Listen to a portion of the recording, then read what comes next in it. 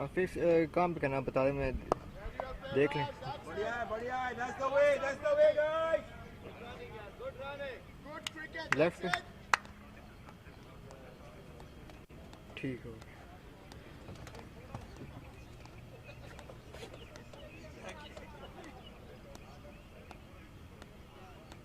ठीक है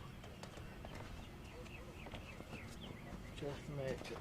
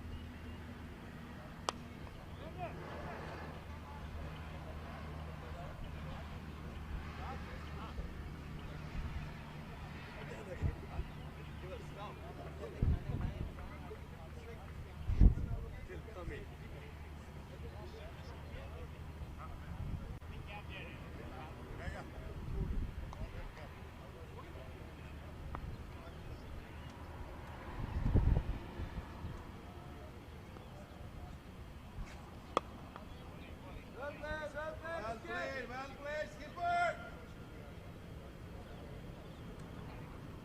Very well played. Guys, come on.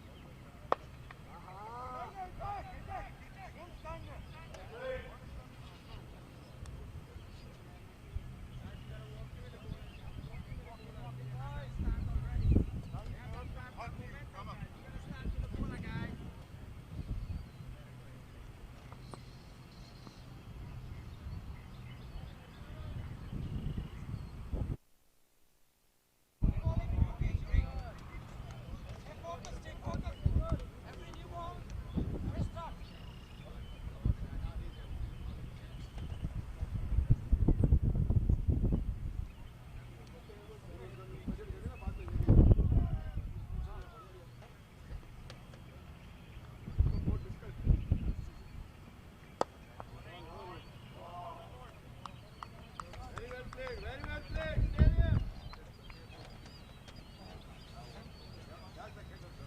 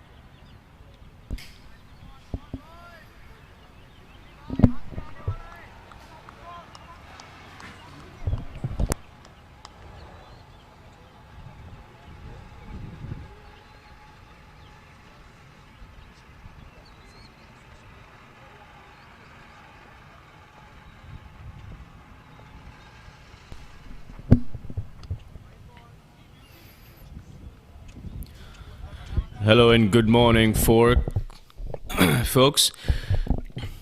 to the live stream of the final match of the Masters Nationals USA between the West Zone and the Central East Zone.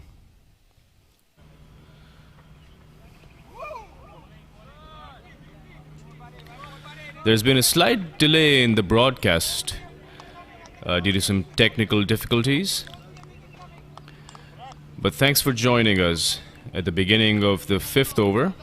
And we see the West Zone are at 16 for the loss of no wickets.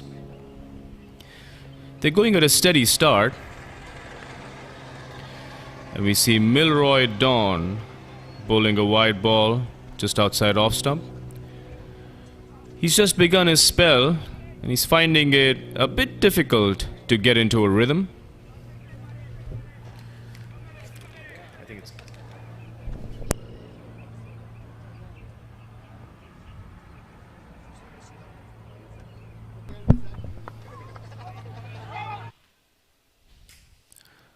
The batsmen steal a single there.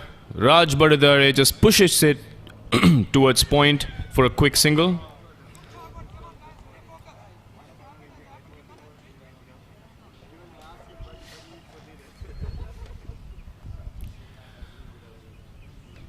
Rajendra Badadare has been the aggressive batsman this morning. As we can see, the West Zone have shuffled their batting order to ensure that all the other batsmen that didn't get a lot of time in the middle to showcase their talent are able to do just that.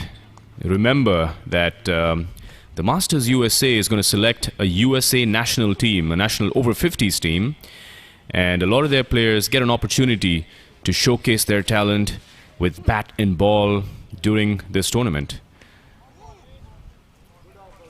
As we see Janak Patel, the captain, getting beaten outside off stump.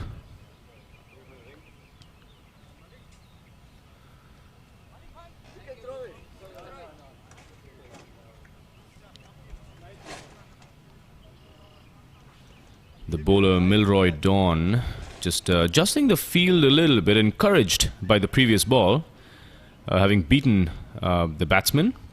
Brings in a short covers fielder, enticing him to drive uppishly. But this time pulls his length back a little bit. And the captain Janak Patel happily on the back foot. And that's something that we've seen with the pitch. The pitch encourages the bowler to pitch the ball up, as there is some sort of unevenness when the bowler pushes the ball up. Fuller. When the bowler bowls it short, it's easier for the batsman to dispatch the balls outside off stump or even pull the ball, because there's a lot of time for the batsman to play his shots on this pitch. It's a slowish deck, as we've seen through the tournament. And the captain Janak Patel goes for a heave and gets LBW there. Milroy Dawn and all the other supporting fielders, encouraged by that wicket, finally breaking this opening partnership.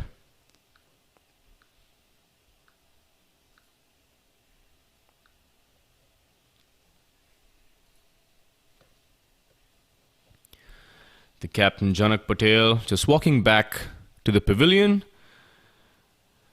Not really troubling the scorers today, having faced 18 balls. He found it difficult to just get going. Didn't seem like he was any sort of batting form whatsoever. Being the captain, he had the responsibility to give batting opportunities to his teammates. So he's been pushing himself down, batting at 10 and 11 in the previous two matches.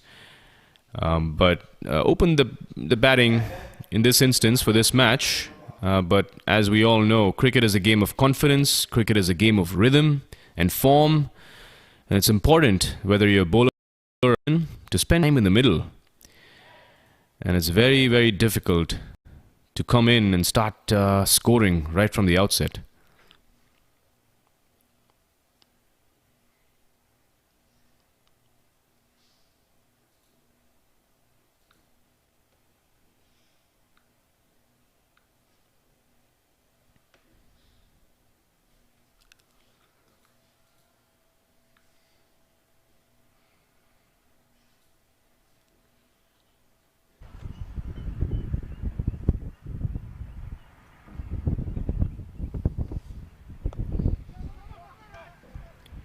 And Shrikant Satya bowling from the pavilion end.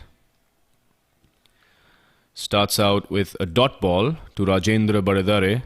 Rajendra has been pretty aggressive, as I mentioned earlier. He's been the aggressive option as far as the opening is concerned.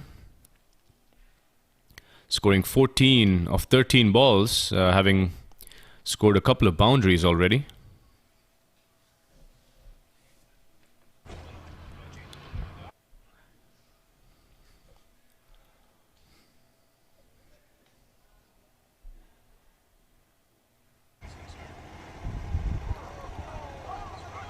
Shrikant drifting down leg in this instance, and the umpire signals a wide.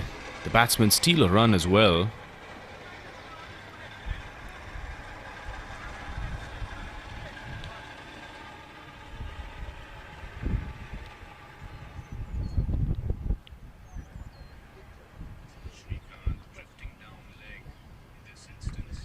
Sohail Khan, the new batsman, faces up to his first ball. Goes for an expansive drive towards long off as the ball heads towards the boundary and hits the ropes. The umpire signals a boundary there. What a great start by Sohail Khan. Facing up his first ball, dispatches it for a boundary.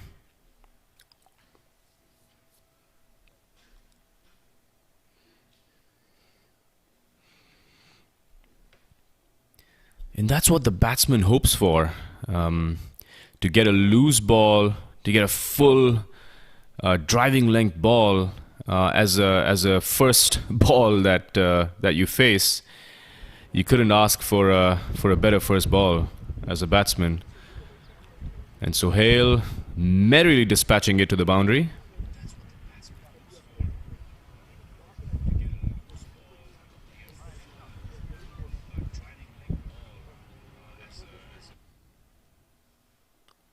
Sohail facing his second ball now from Shrikant, but this time doesn't get any room at all, and Shrikant pulls his length back a little bit, having learnt from the previous ball.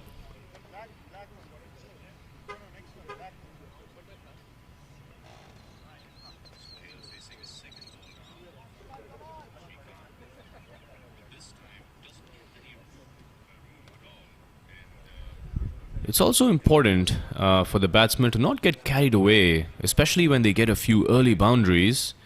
It's important not to get carried away and try and hit every ball. That's exactly what Sohail does. He tries to hit this ball for a boundary, but it bursts through the fingers of the mid-off fielder, who was pulled back a little bit. He is not all the way back at long off, and neither is he inside the 30-yard circle. But one would argue that he was well positioned for that potential catch. So he only has himself to blame there, the fielder at mid-off.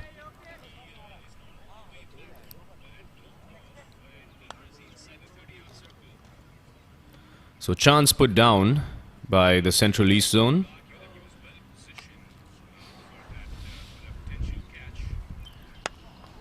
Another good ball by Shrikant. That Sohail has shown some respect there. And it's important, like I said, for Sohail not to get carried away. He's already scored a couple of boundaries. And they've got they've got a wide as well in this over. So they've got the runs for the over. As Shrikant bowls a Yorker, well dug out by Sohail Khan. And the batsmen are going to run 2 runs as the ball drifts down towards fine leg, where there's no fielder placed there.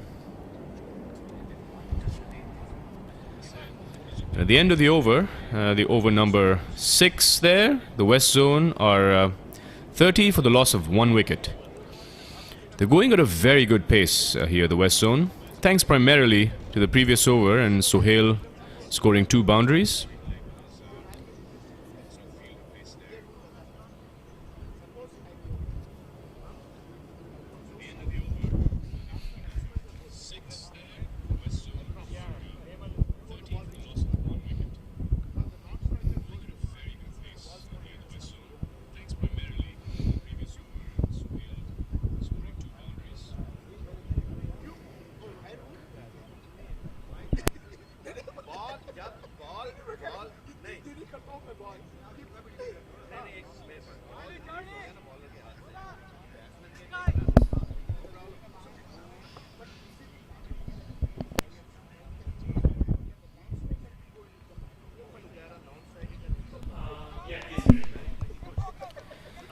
You see Milroy Dawn continuing from the Balkis Stadium end.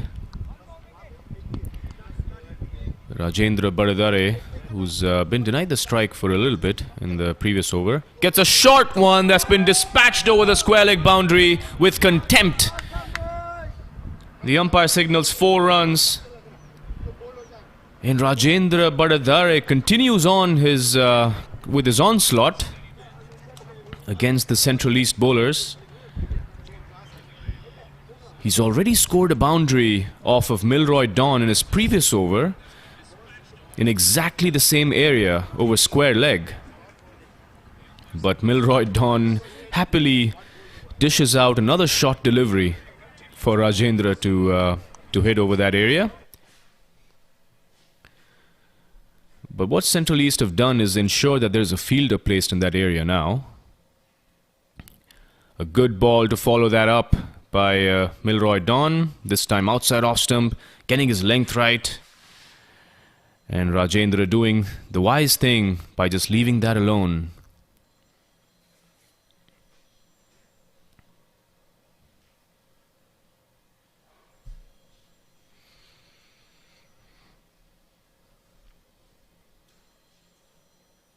Another short ball, again an attempted pull shot, but this time front of the wicket.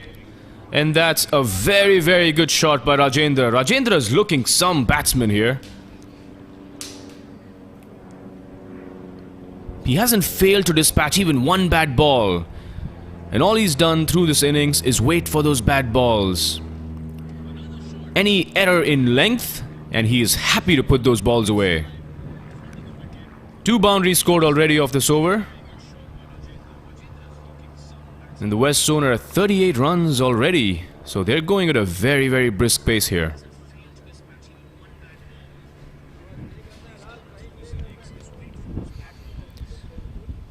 And as we can see, the Central East have put another fielder now. This time front of square leg. So they have 2 deep fielders. One in deep backward square leg and one in front of the square leg. But still on the boundary rope. I think Milroy Dawn would be talking to himself, saying, I'm going to set up a trap. I'm going to give him another of those short balls and let's see if he falls for that trap.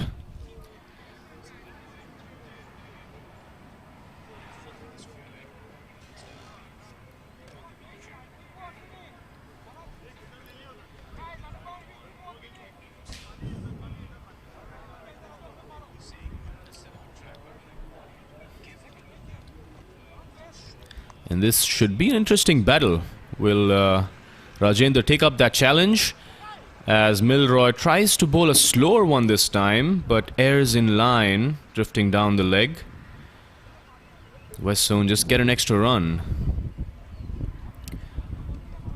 It's important for the bowling team to not get too carried away by plans of dismissing a batsman. Sometimes it's just important to cut down or curtail the run rate.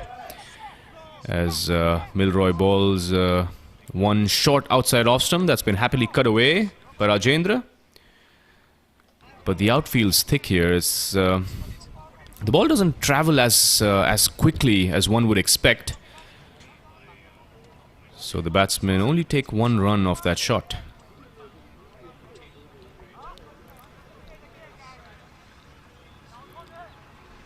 And Milroy bringing in that forward deep short square leg fielder now for Sohail Khan, who takes strike.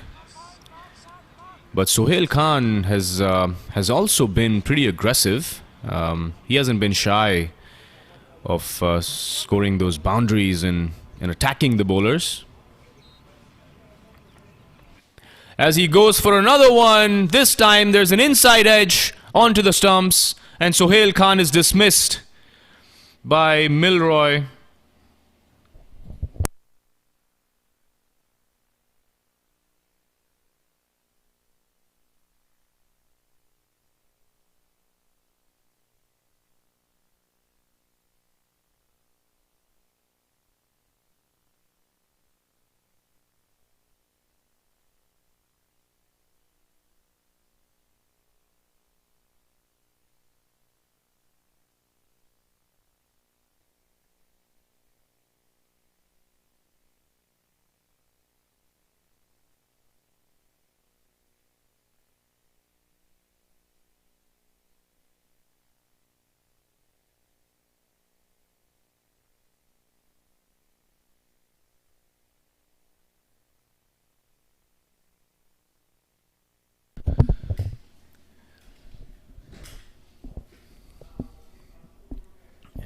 rather show me like this. So I know.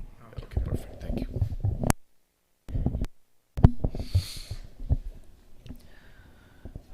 And Milroy Dawn getting a very, very important wicket of Sohail Khan there. He was looking very aggressive. He was looking like he had come with a mission to take on the bowlers. And we see Ozair Nana is the new batsman that's come to face up one final delivery of the over by Milroy. Ozair Nana, as we all know, is a very, very accomplished batsman. He's represented the United States national team back in the 80s and 90s, so very experienced. And the West Zone would want him to get into some sort of rhythm. And he just guides one down to third man for a single, for an easy single to get off strike and keep strike for the next over.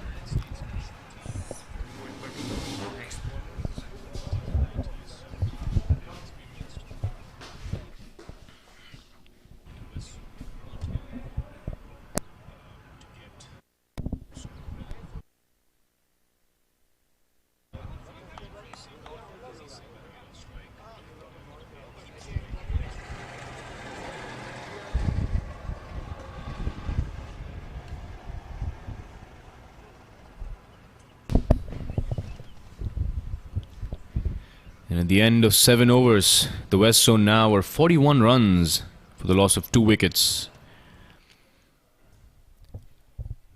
Run rate has not been an issue for the West Zone, but they have lost a couple of wickets. And that's the option that the West Zone have taken throughout this tournament. Even in the first 2 matches, they've gone for the aggressive option as far as opening the batting and the first couple of overs are concerned. As Ozair drives this one, a full toss by the bowler towards extra covers for a boundary. A beautiful shot by Ozair Nana. It's important for Central East to not give them these, give the batsmen these loose balls, especially someone of the caliber of Ozair Nana.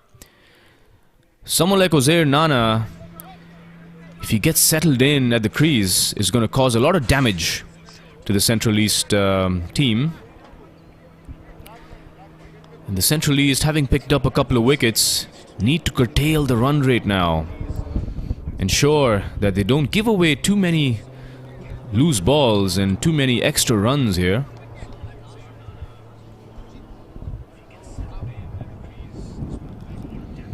The bowler Srikanth drifts it down leg this time. Ozair happily clips it off his pads for at least a couple of runs as the ball stops just in front of the boundary line. And the batsmen run those 2 runs pretty quickly. They're showing a bit of urgency here, the West Zone. It seems to me that this being the last game of the tournament, they want to end this on a high. They want to end this confidently.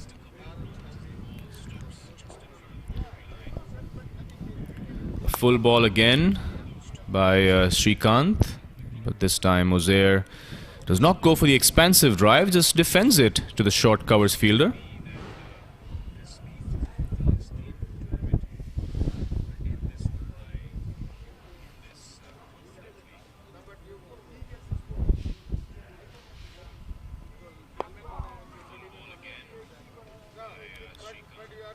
Another foolish ball by Srikanth Satya.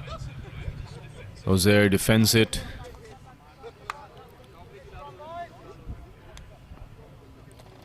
And that's a trait that we see with good batsmen, is they respect the good balls, but ensure that the bad balls don't get left alone. They ensure that the bad balls are dispatched because those are scoring opportunities. But the good balls, you want to minimize your modes of dismissal. And that's exactly what Ozair Nana is doing.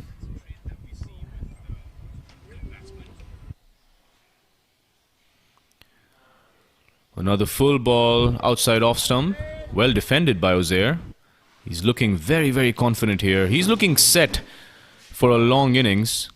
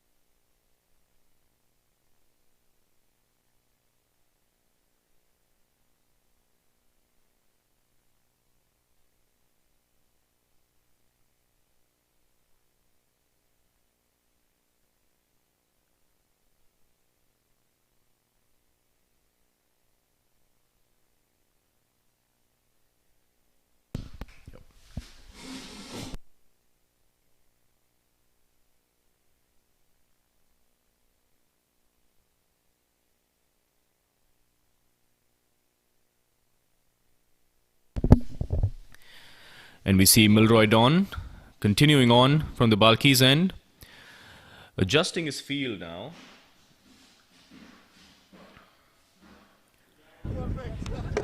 Rajendra Baradare, the same batsman that hit him for a couple of boundaries in the previous over, square leg. So let's see what Milroy does. Milroy doesn't trap him, doesn't go for the short option.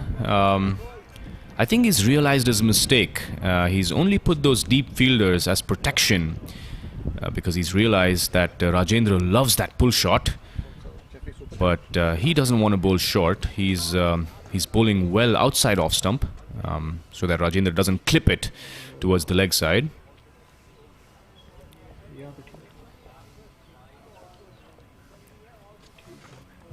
A full ball outside off stump, but driven to the short covers fielder by Rajendra.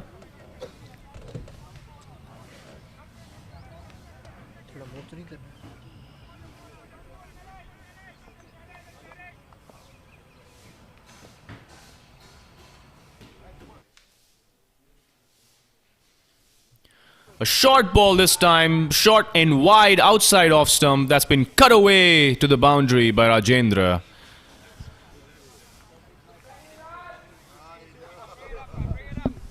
And just when I was saying that Milroy is learning from his mistakes from the previous over, he repeats the same mistake, perhaps overcompensating for the line from the previous over.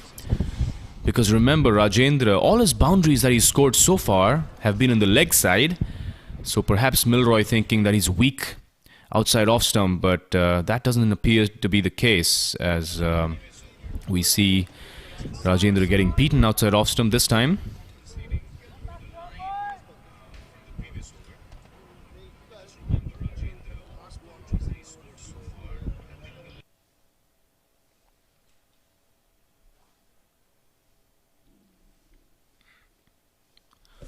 Shot outside off stump again, but cuts straight to the point fielder.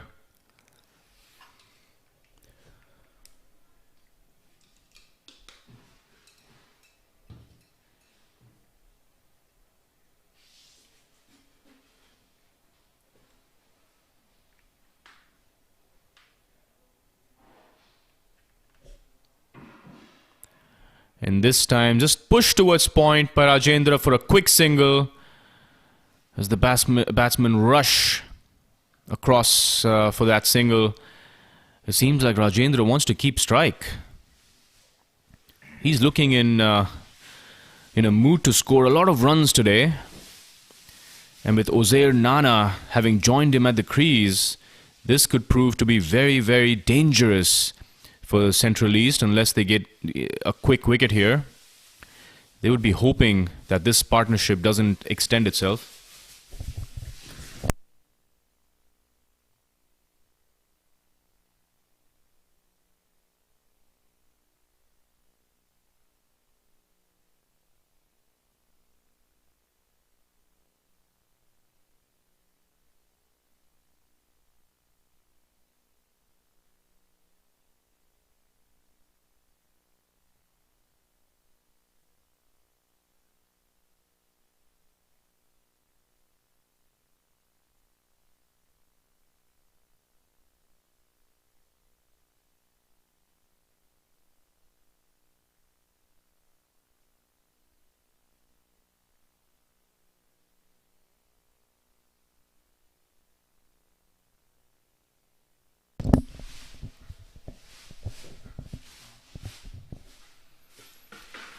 And Shrikant Satya is continuing on from the pavilion end.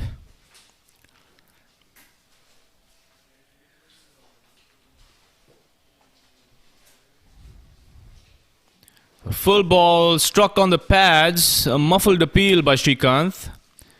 Just as he was appealing, he realized that the ball was probably drifting down leg. And Rajendra ruining that missed opportunity. He wanted to clip that off his pads because he sees a vacant fine leg and square leg area. So he could have really dispatched that from another boundary. Another full ball and hit towards the bowler, back over his head for a boundary. Rajendra is dealing in boundaries now.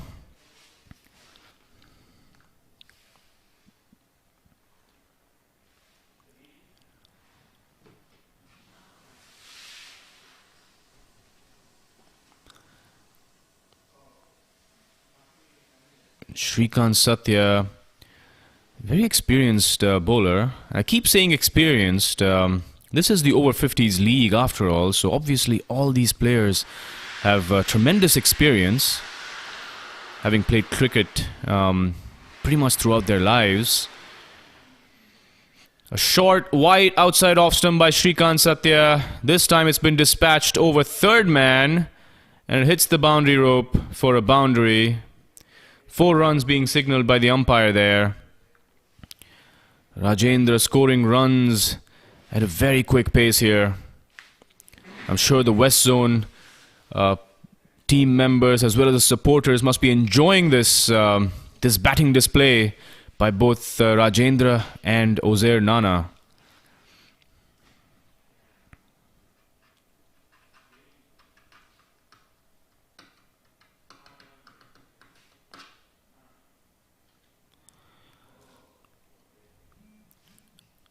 Shrikant bowling another full ball, but this time just defended back to the bowler by Rajendra. Beautiful batting by Rajendra. Just a bit more about Rajendra. So he has played for the Maharashtra under-16 team, as well as for Pune University, and he keeps himself busy. He's been coaching the youth players in the US. He coaches or has coached the USA under-15 team in the past. And he absolutely loves that. He is a cricket nut, as you would call it, and loves coaching kids and imparting his wisdom onto the kids. Full ball driven towards the long off fielder for a single by Rajendra. And the score is 61 for 2 at the end of 10 overs. And I think Shrikant is probably done with his opening spell.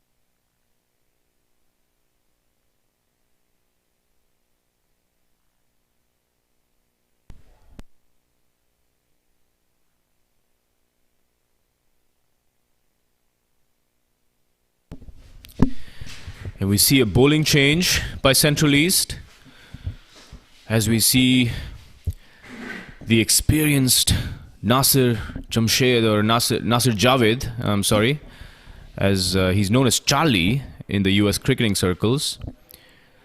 Another cricketer with international experience and pedigree. He's played for the USA team for a long time.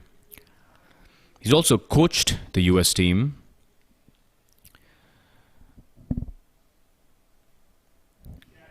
So the Central East are going to rely on the experience of Charlie to get a breakthrough here. They clearly see the West Zone running away with the game, and they want their best bowler getting a breakthrough here. A short one to start off that's been cut away by Rajendra for a single. as Ozair Nana gets some strike for a long time. So it's two US international cricketers facing off now. Charlie versus Ozair Nana.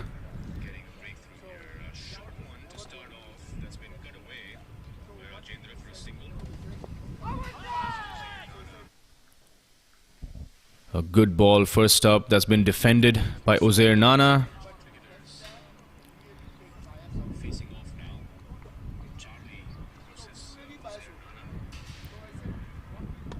Another one short and wide outside off stump, but this time didn't get a lot of bounce on that one. So Ozair just tapped it towards the point fielder who's positioned just on the 30-yard line, and they scamper for a single.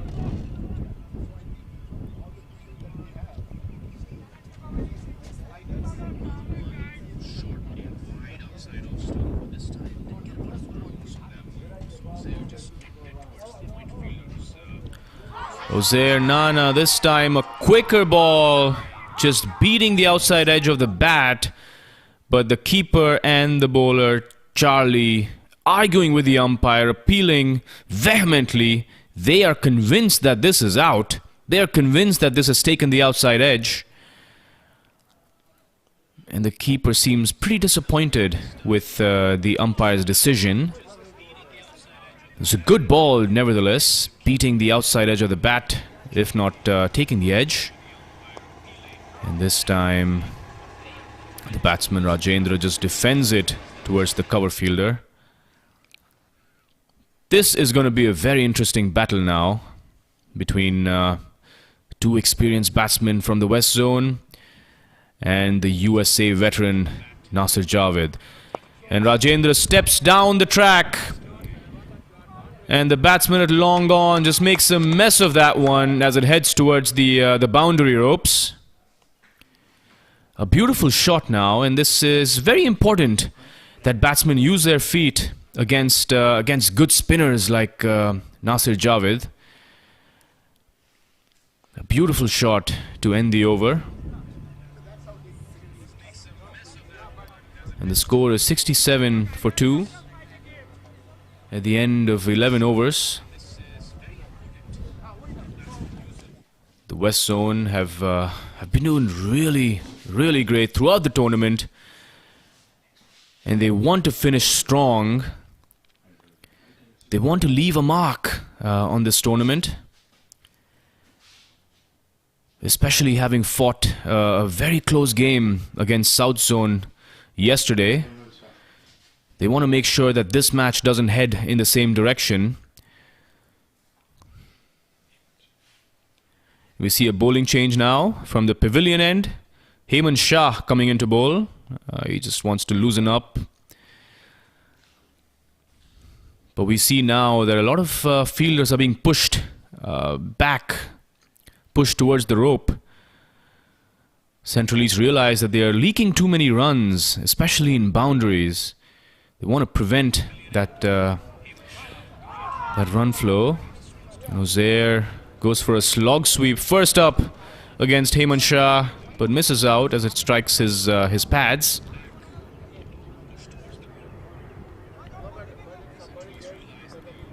We see the fielder at mid-wicket being pushed back as well. I think they're wary of both these batsmen. Both are aggressive batsmen, so they're wary of them taking the attacking option and taking the aerial route even on a lot of occasions. You want to make sure that they place the fielders 5 or 10 steps back to ensure that there is a possibility of a catch. A fuller ball this time, driven to the fielder at covers, who comes in, prevents it to go towards the long off fielder, but doesn't prevent the single there. And both these batsmen are good between the wickets as well, as far as running is concerned. It's important for batsmen to ensure that not only are they putting away the bad balls and scoring those boundaries, but also running well between wickets. We see that is pretty consistent, especially in today's cricket, among good batsmen. And we see Rajendra sweep that ball that was heading down leg towards square leg for a couple of runs. The outfield, especially on the leg side from the pavilion end, seems to be slower as compared to the offside. We see a lot of balls getting stuck up towards as they approach towards the boundary line. That would indicate maybe the grass is a little higher, closer to the boundary. Another full ball, this time hit towards extra covers, but the deep extra cover fielder cuts it off, prevents it from hitting the boundary rope. The batsman still managed to get 2 runs. So runs freely flowing for the West Zone.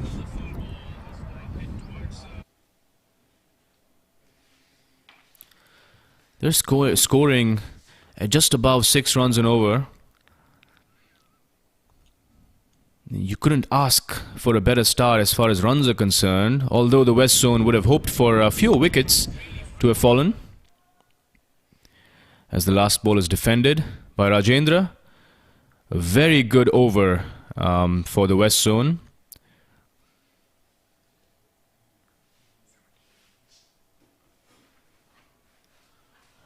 Scored 5 runs off that over. But more importantly, they're allowing both their batsmen, 2 good batsmen, might I add, Ozair and Rajendra, allowing them to spend more time at the crease. Remember, we are playing a 45 over game, so there is a lot of time at hand for the batsmen here to spend at the crease to ensure that they get a big score. We've already seen 2 of West Zone batsmen scoring 50s, and if I'm not wrong, they were probably the only 2 batsmen to have scored 50s through this tournament. As Charlie continues on, bowling a good ball, cramping Ozair Nana for room. And Ozair, even though it was a good ball, no room really to play with, tried to manufacture something, tried to push Rajendra for a quick single, but that single was not on.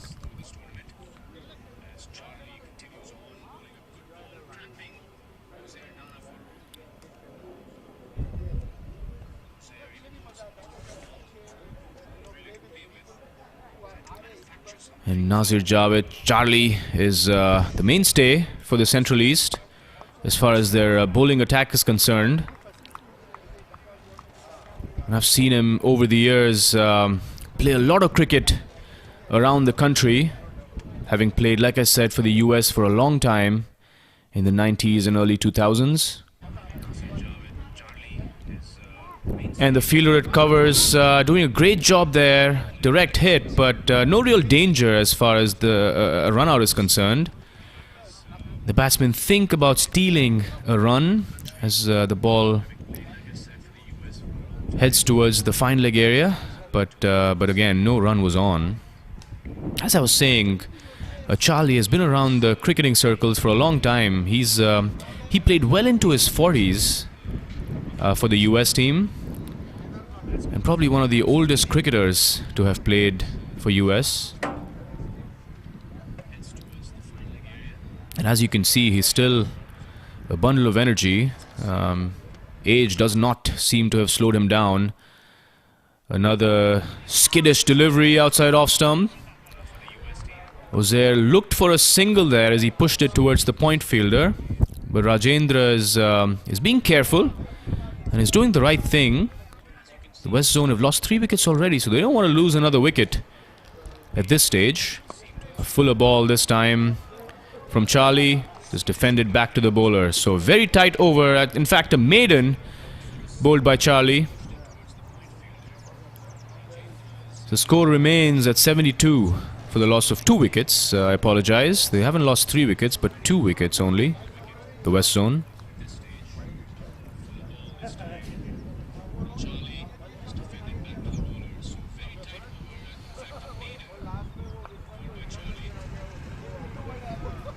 So great start by the West Zone batsmen, and they want to ensure that they continue on and take this momentum forward for the rest of the innings as well. If these two batsmen don't lose their wicket, the West Zone, I'm sure, will get to a very, very good score. And the commentators yesterday and the day before were discussing what a par score is. We've seen both days teams scoring less than 200, way below par. And will we see finally a score above 200 today, with the West Zone getting a chance to bat first? We saw an inside edge there of Rajendra's bat, but no danger of getting dismissed. The team Central East was interested, was excited, but no opportunity there. So will we see an above par score scored by West Zone? They've been batting very well. A lofted drive towards extra covers, heading towards the boundary as the ball hits the rope for 4 runs as the umpire signals one there. Rajendra just brings up his half century there. What a beautiful knock. Great knock by Rajendra. Third 50 for the West Zone, following Sanjeeva and Parak. So we see that one batsman every match has taken the responsibility for the West Zone, leading their batting, taking charge. Rajendra is the man to do it today as he drives another one towards the mid-off fielder. Really exciting batting by Rajendra. He's scored a lot of boundaries. A lot of runs have come off of boundaries. And like I mentioned earlier, he's one batsman that has ensured that every single bad ball gets dispatched for the maximum possible outcome. And he defends this one towards the point fielder.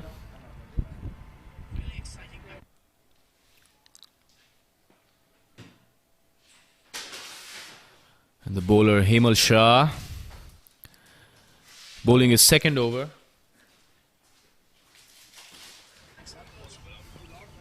He's been leaking some runs. He's been bowling a few bad balls every over. He'd want to ensure that he keeps check on scoring. And 14 overs are up and the score is 76. So even though Rajendra scored a boundary in that over, he's still scoring at about 4 or 5 runs an over here.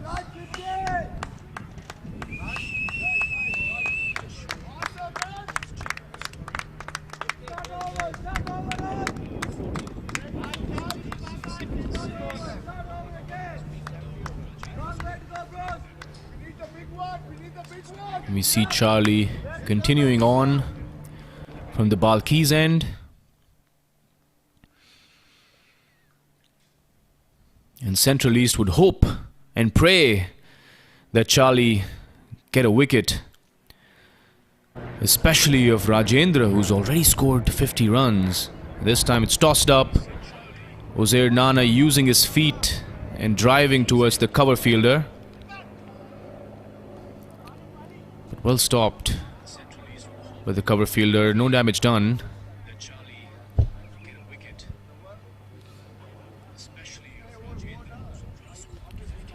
Short and wide this time by Charlie. But Charlie isn't your conventional leg spinner. He's someone who mixes it up. Is not predictable as a bowler. So it's very tough to line him up as he bowls a full one, in fact a full toss that's been driven towards the mid-off fielder. For a single, Uzair gets off strike. So I was saying, Charlie is very deceptive. He mixes up his deliveries, mixes his space, line and length. Is not very predictable. As we see this one with a flatter trajectory, not giving any room to the batsman.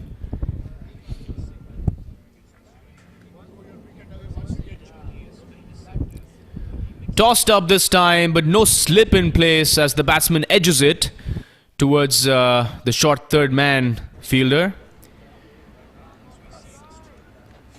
And that's something that Central East have to do, is attack more. The only way they restrict the run scoring of the West Zone is by getting wickets. And Charlie being their best option as far as getting a wicket is concerned, they would be well advised to have a slip in place.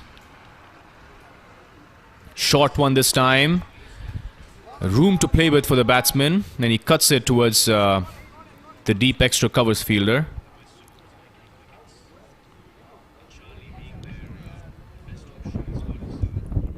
And the over comes to an end. And the players come off the ground for a break. And just to summarize proceedings for the just before the drink session, at the end of 15 overs, the score for the West Zone is 79 for the loss of 2 wickets. So good going for the West Zone, and we'll meet you in about 5 minutes as we head into a drinks break.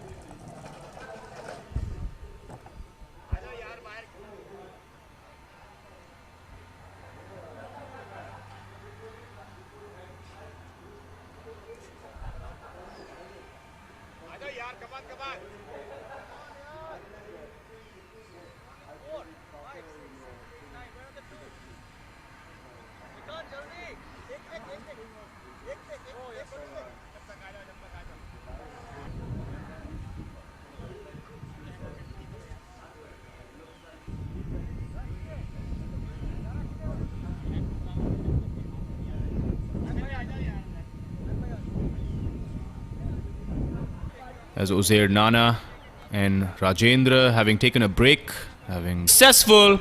Uzair Nana is dismissed. Leg before wicket by Heyman.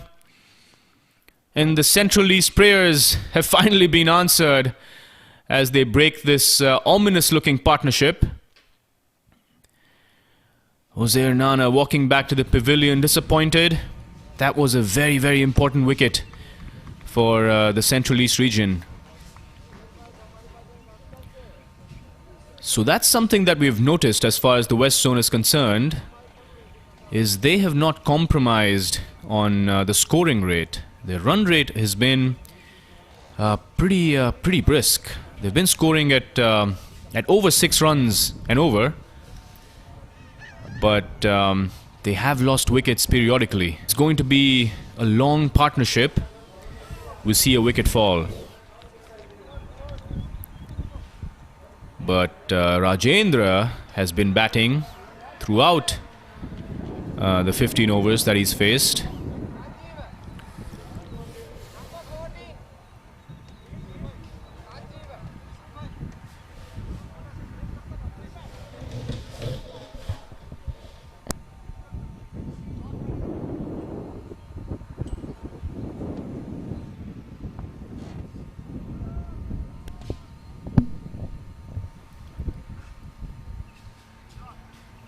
And we see Sanjeeva walking into the crease, joining Rajendra. Rajendra and Sanjeeva just having a quick chat, discussing their plans, discussing what needs to be done, what their approach should be, heading into the middle overs. Rajendra probably imparting some wisdom and knowledge as far as the conditions are concerned, how the pitch has been behaving, how the bowler Heyman is bowling. And will we see Central East attack a little bit more now, especially having gotten a wicket? And we see a slip in place, which is a good sign.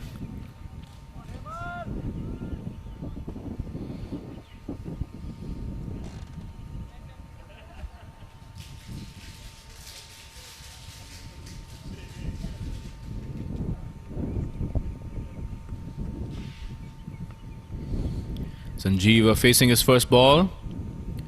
A good length ball outside off stump. Sanjeeva looking for a single. Rajendra hesitated a little bit, but he does respond to the call for a single by Sanjeeva.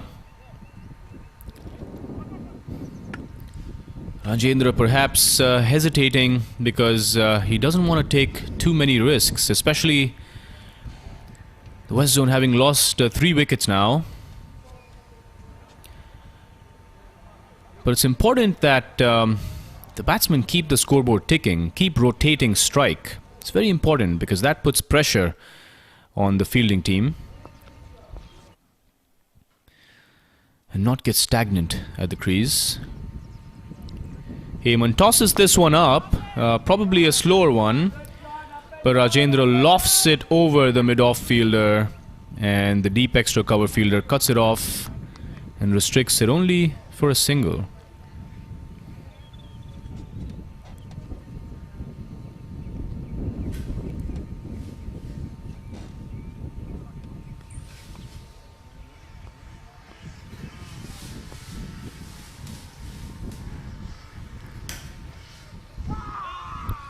Beaten outside off stump.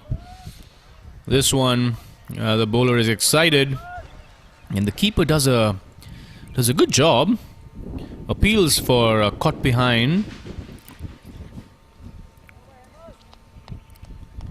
but no damage done for the West Zone. And both Sanjeeva and Rajendra just having having another conversation. Rajendra probably providing some sort of composure to Sanjeeva, ensuring that he doesn't do anything rash.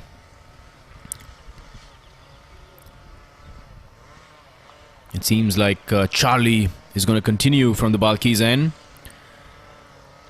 Charlie's probably going to bowl a long spell now, because like I said earlier, he is Central East's best hope as far as taking wickets are concerned.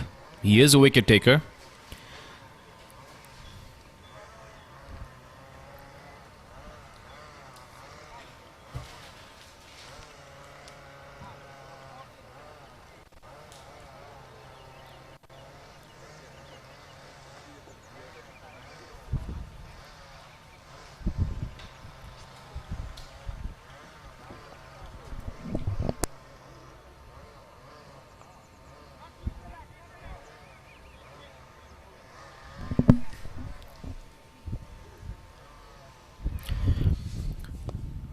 Just wide outside off stump, but defended by Rajendra. And Charlie has made some adjustments to the field. Tossed up this time, but defended again. It seems to me that both these batsmen have decided to respect and play out Charlie. They know that they have other bowlers that they can target. A full toss this time. That's been driven towards the long on fielder. Slight misfield, but only a single taken. A great throw by the long on fielder, kind of compensating for that misfield.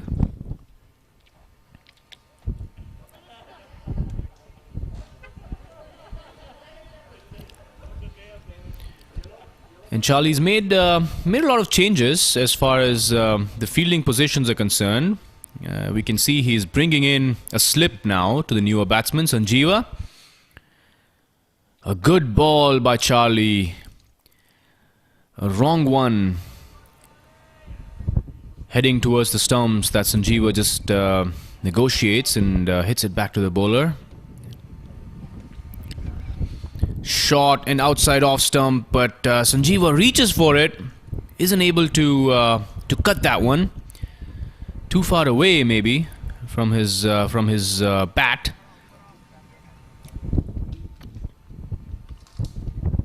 Well flighted this time, enticing the batsman to drive uppishly, but Sanjeeva does not want anything to do with that ball. So very, very tight over by Charlie. Just one run coming off that one. And the score is 82 now of 17 overs.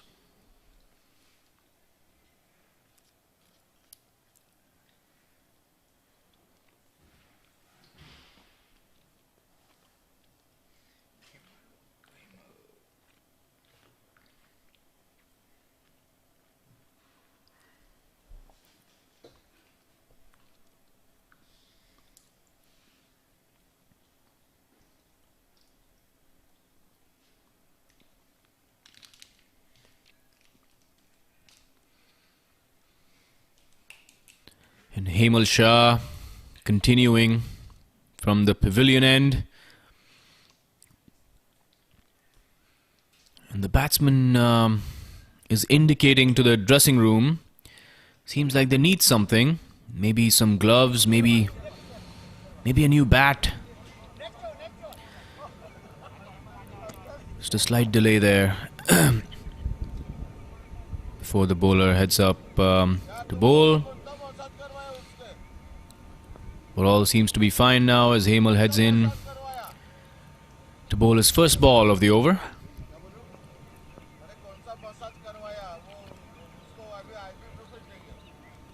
Tossed up. And this is his 10th boundary.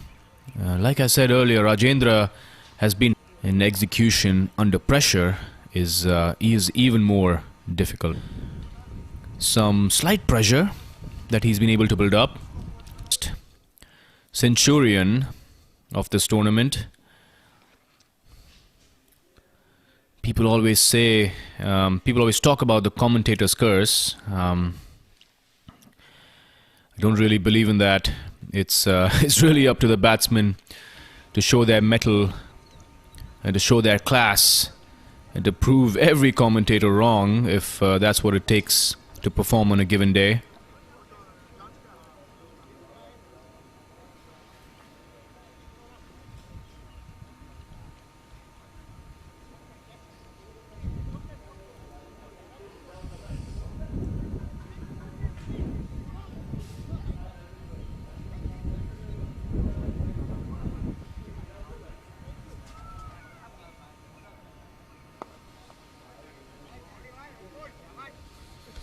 We see Charlie continuing from the Balkis end.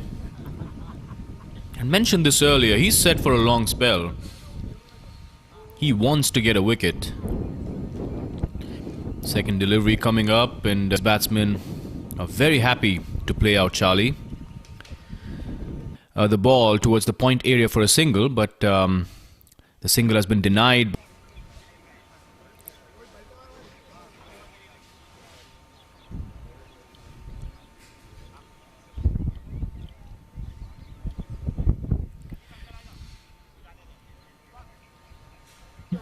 Balls at an awkward length as well. Another dot ball. The batsmen steal a quick single there towards cover. Another bounce. In just the way the West Zone wanted to end that over. It was a quiet one until the last ball. And that's what Rajendra has been really good at. Is making sure that there is a boundary scored of pretty much every over that he has faced.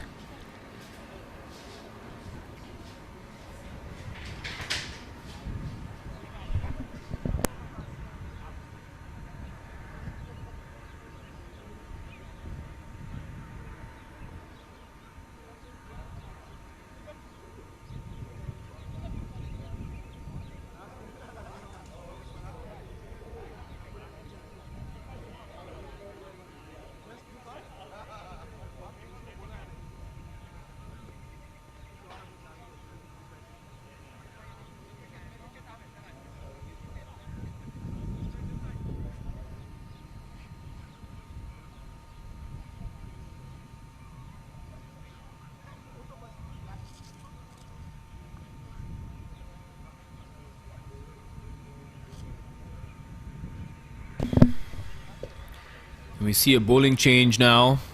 Shankar Jairam replaces Charlie from the Balkis end. So another spinner coming into the attack and replacing a spinner.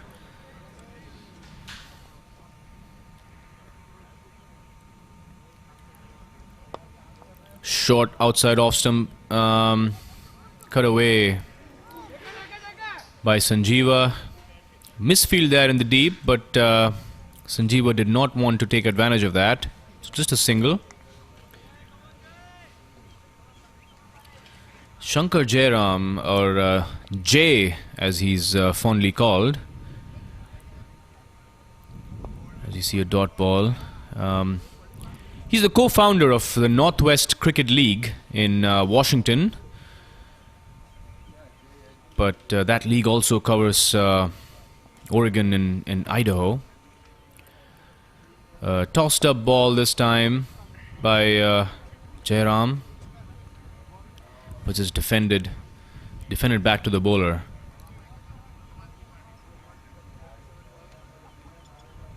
And he's actually a professor at Washington State University.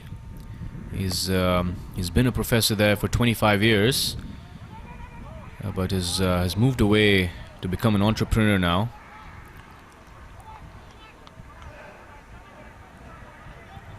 And co-founding or founding a cricket league in the US is not an easy task. So he's someone that's probably put in a lot of efforts to get that going. Another tight delivery, but Sanjeeva makes some room and manufactures a single out of that delivery.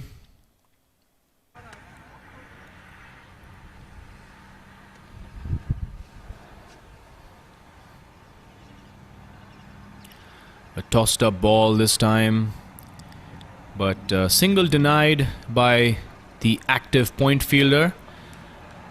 So Jairam seems to be someone who is who's very slow in the air. It's not going to be easy for the batsman to generate any sort of pace on the balls. So they'll have to use their feet. They'll have to perhaps sweep the ball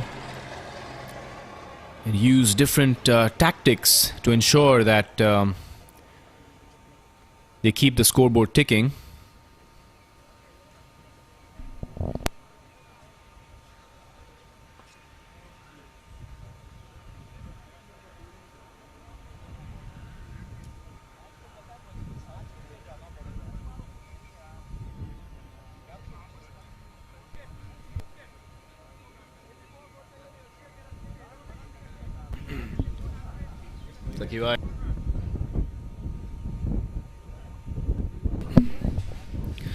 See Rizwan continue on.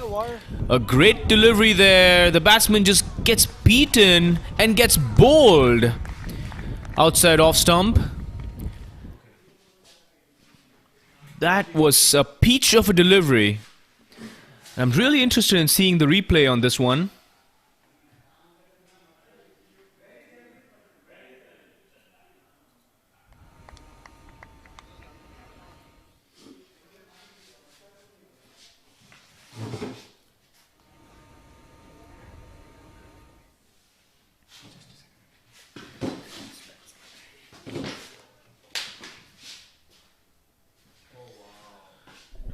Yes, as you can see on the replay, the ball beats the bat, the outside edge of the bat, and clips the top of off stump.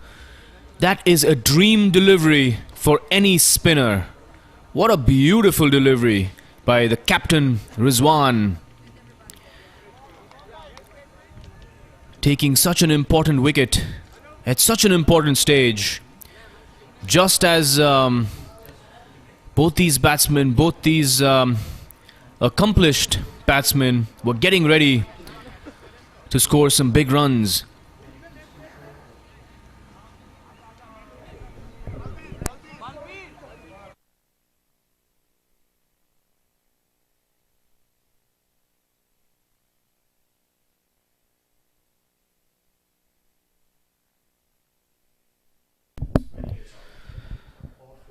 And we see Balbir Singh Sodhi coming into the crease as the new batsman. And we've seen Balbir opening the innings for the West Zone in the first two matches. And we're familiar with his aggressive batting style. So let's see how he faces up to Rizwan. As Rizwan tosses this one up. And Balbir just pushing it back to the bowler himself. He wants to get set there, Balbir. He does not want to be aggressive right up front. A quicker ball by Rizwan this time. And Balbir just defends that.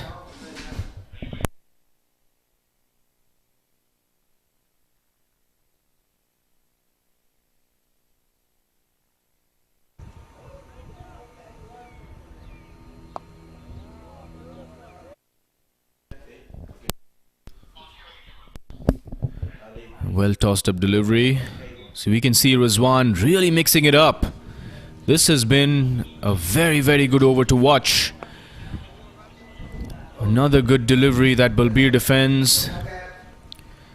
Like I said earlier, Rizwan isn't the most easy bowler to face. You can't really line him up. Just like Charlie, he mixes his balls up. Another quick one, but this time drifts down the leg side. And Balbir just flicks it off his pads for a single and gets off strike. That's exactly what Balbir would have been hoping for, is to get off strike as early as possible. It's never a comforting feeling when the batsman is stuck on zero for a long time. So every batsman that walks into the crease, the first thing on his mind is to get off strike as quickly as possible. A very successful over for the Central East. They've managed to pick up a key wicket in that over.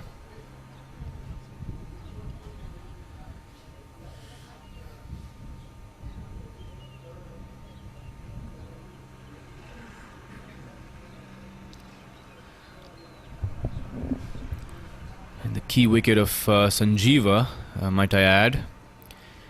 Sanjeeva, who scored a 50 in the first game of the tournament. We see Balbir keeping strike in this over, facing the first delivery by Shankar Jayaraman. Short and wide outside off stump. That Balbir cuts it towards the deep extra cover fielder for a single. And Central East have reached 100 runs.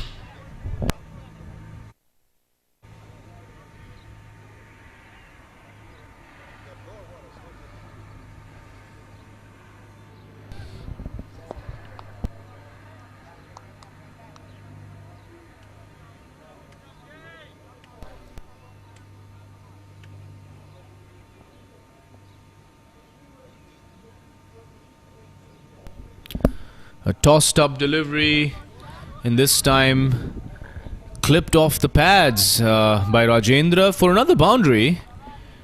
There is a big gap in that cow corner deep mid wicket region.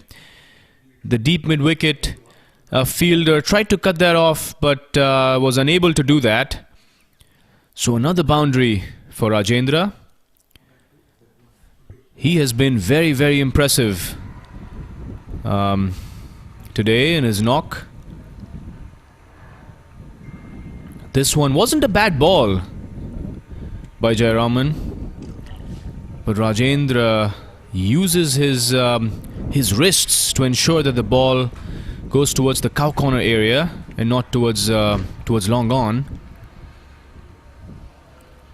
A flatter ball this time, but doesn't bounce as much as the batsman would have anticipated. Getting beaten below the bat.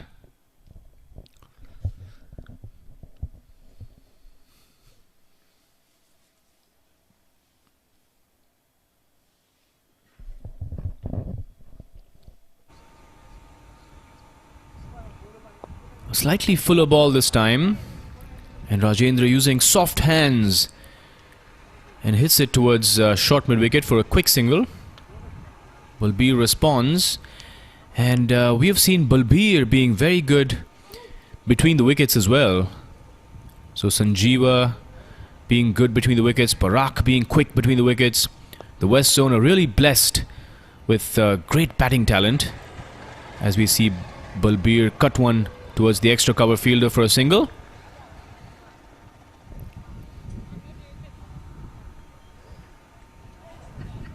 And at the end of the 23rd over, the score is 106 for the loss of 4 wickets. The run rate has been brought down by Central East. Losing wickets has not helped the West Zone. So they were scoring at a run rate of over 6 runs and over for the first 15-16 overs. But now they've been pushed back a little bit. The run rate's brought down to under 5. But the West Zone would not mind that. Run rate is not really an issue as far as they are concerned. But the fact that they've lost 4 wickets is cause for concern. And they'd be wise not to lose any further wickets. At least in this stage. Almost at the halfway mark. Taking the outside edge of Balbir's bat, straight to slips. We can see the slip fielder being positioned for the newer batsman. That's been a tactic that most bowlers have employed, is to get a slip fielder in for a new batsman. Tossed up this time by Rizwan, driven down towards the extra cover fielder for a couple of runs. And Balbir is someone who does not require a second invitation to drive the ball. He loves taking that option, especially against the slower bowlers. We've seen that in the first couple of innings. He's opened the innings twice for the West Zone, like I mentioned earlier. This time heaved across the line, straight towards the deep mid-wicket fielder. Just takes a couple of steps to field that ball.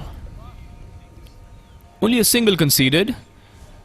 The deep square leg fielder, in fact, has gone to the boundary. Is wandering around about 45 yards in. This time hit or lofted over the mid-on fielder for a single by Rajendra. They're doing the smart thing against Rizwan.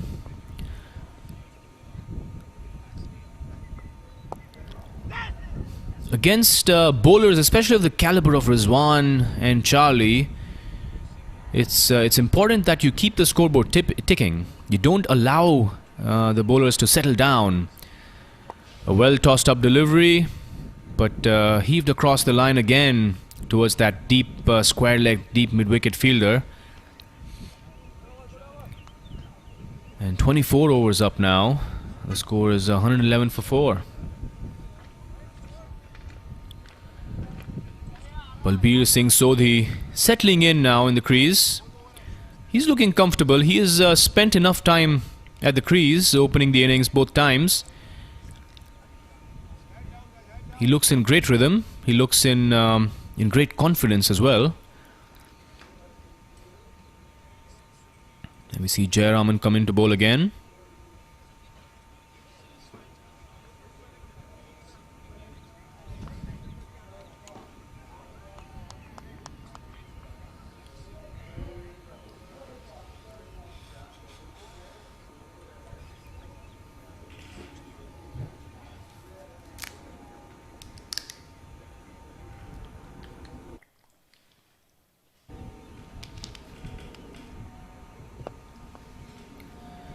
Outside off stump this time, but pushed straight to the short covers fielder.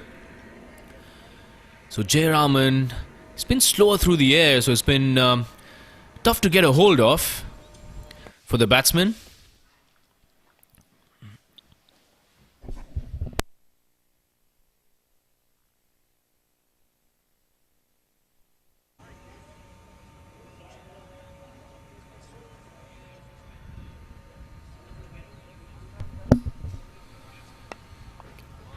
Short and wide again by Jayaraman. But Balbir not wanting to take any additional risks at this stage. Just pushes it instead of taking the aerial route. Tossed up again by Jayaraman, but this time driven down the ground towards the long on fielder for a single. That's exactly what I was talking about. It's important, especially when a bowler is slower through the air. It's important to use your feet to employ the sweep shot better, because there is no pace to work with. So you have to generate some sort of pace with your bat speed, with your momentum that you generate by going down the track. This time attacking the stumps, but Rajendra this time just pushing it back to the bowler. So quiet over for the West Zone. Just one run coming off that over.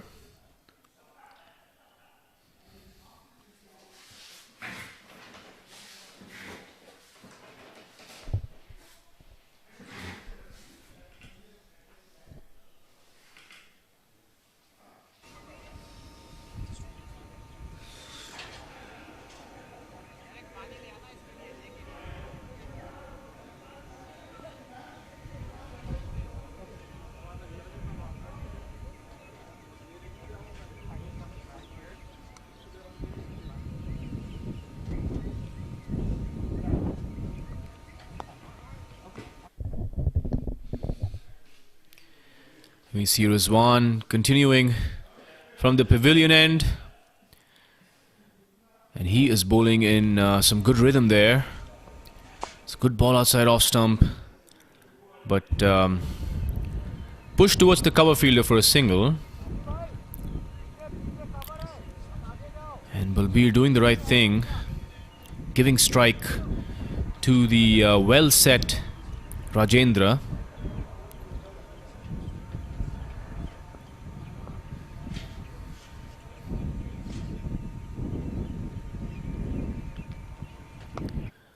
Again push towards that fielder. They're challenging that area between point and short covers. They've been taking singles in that area off of the bowling of Rizwan. They did the same thing in the previous over. They're realizing that Rizwan isn't giving too many loose deliveries, so it's important to keep the scoreboard ticking. Good delivery, but push back to the bowler. Yes, Rizwan isn't giving too many loose deliveries, so it's important to keep maneuvering the ball, to keep milking Rizwan for singles and 2 runs whenever possible, as that's exactly what they do in this instance. Balbir drives towards extra covers for 2 runs. And we see Rizwan making some adjustments, especially in the infield. Asking the point fielder to come up by a couple of steps. See Balbir sweep the ball, but that deep square leg fielder is very active there, and he has positioned himself in a very good place, ensuring that he's not on the boundary line, so he does not allow a boundary being scored, and he does not allow even 2 runs being taken. At the end of 26 overs, the score is 117 for 4.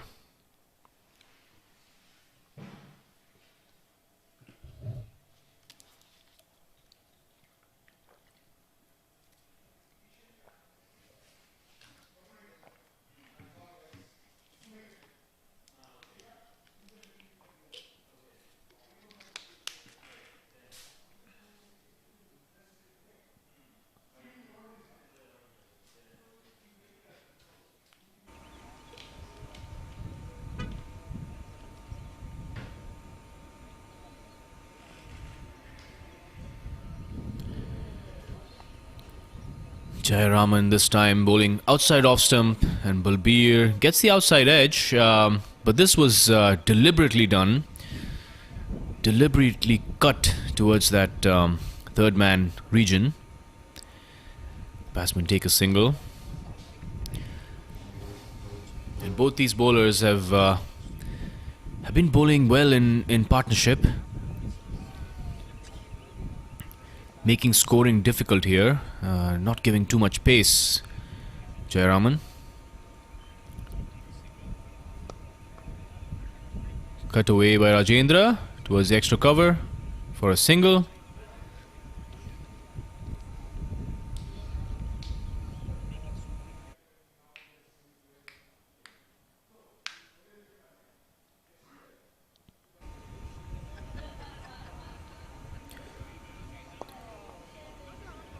Tossed up this time, and Balbir looks for a single that's been denied by Rajendra. Perhaps rightly so, that would have been a risky single.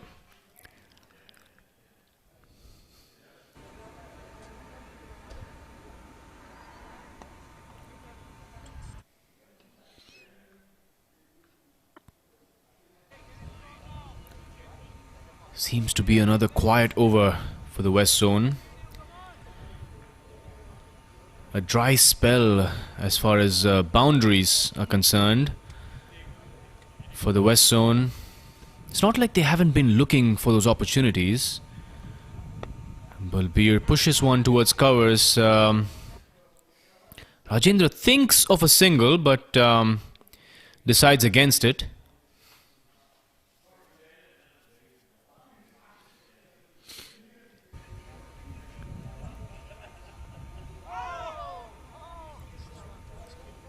Beaten outside off stump to end the over.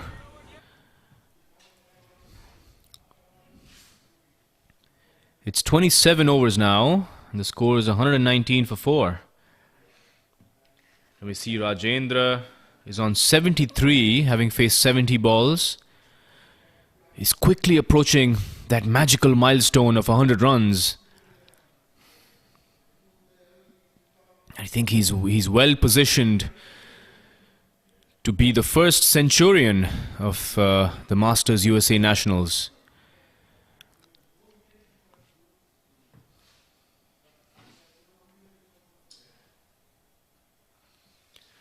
And Rizwan again.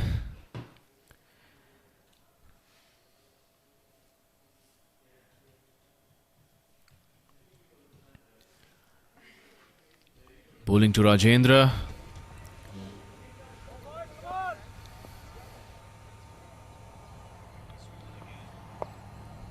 Tossed up.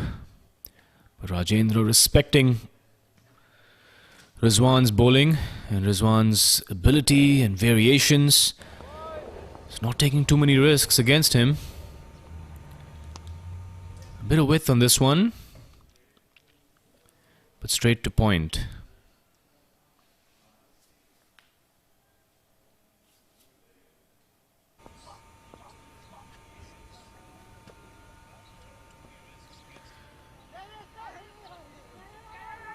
Rajendra flicks that one off of his pads towards the square leg fielder.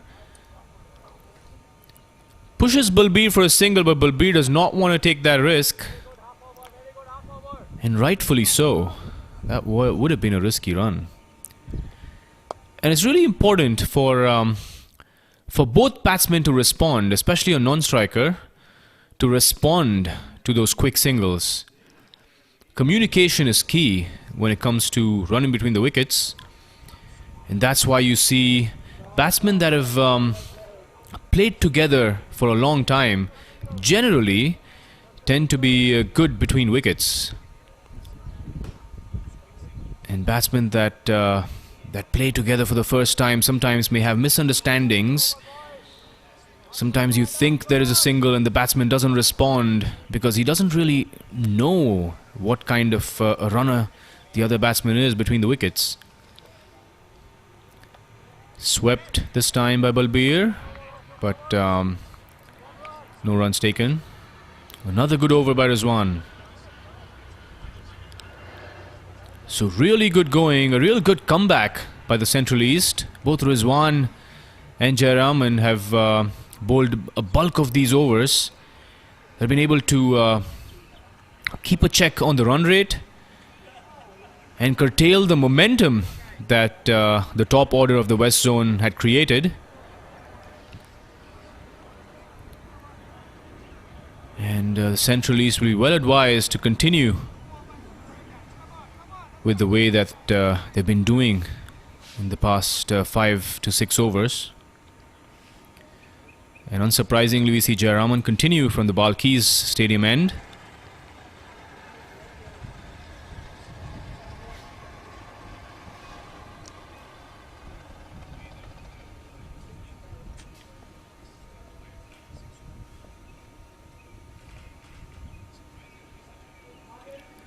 A bit of width on this one.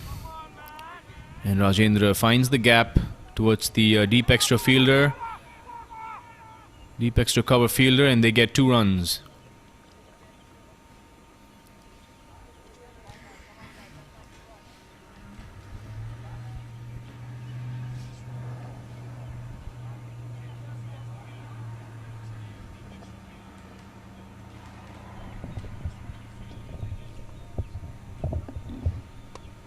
Again some width, but straight to the point fielder.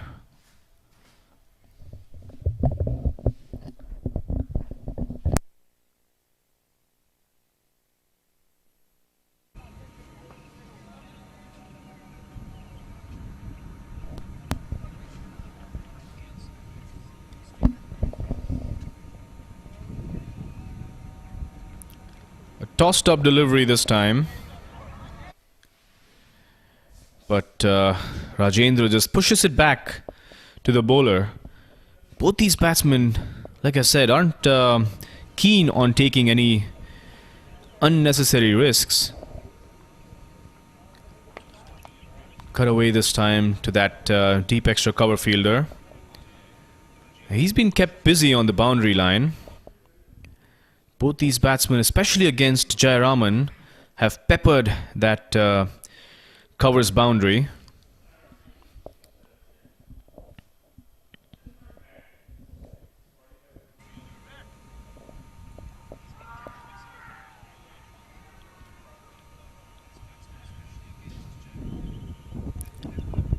Tossed up again. But no real room for the batsman to work with.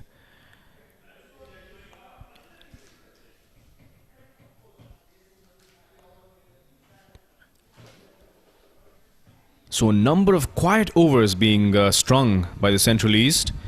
Some width on this one, and Balbir ensures that he gets a little more of an edge on that one to ensure that this one goes towards square third man.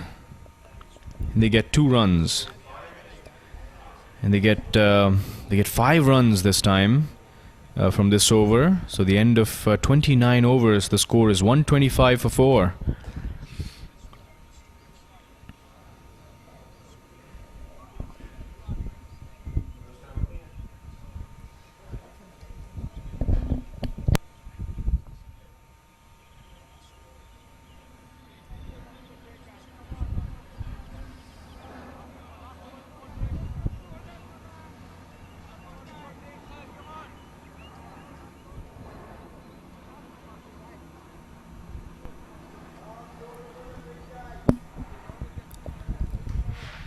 The captain Rizwan continuing on from the pavilion end.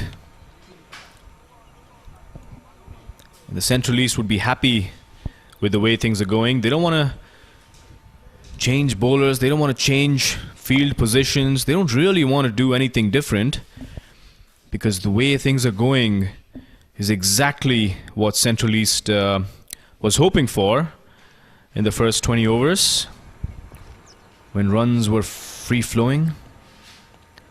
Again, a good ball by Rizwan.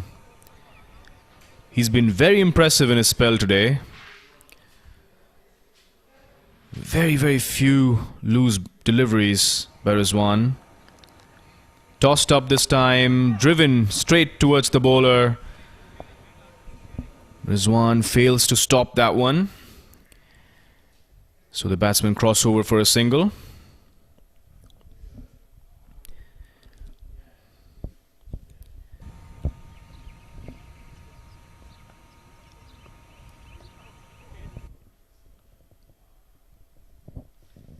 Dot delivery again.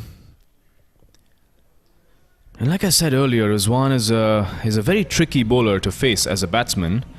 You don't know what's coming out of his hand. He has a number of variations up his sleeve. And his action is pretty awkward as well. If you were a batsman, you would expect him to be a wrist spinner, the way he delivers the ball. But he in fact delivers from the outside part of his hand, like a finger spinner would. He's very unconventional in his action. And 30 overs are up, and we head towards the second drinks break. A good session for Central East. And we'll meet you back for the post-drinks session of the first innings. Stay tuned, and we'll see you after a couple of minutes.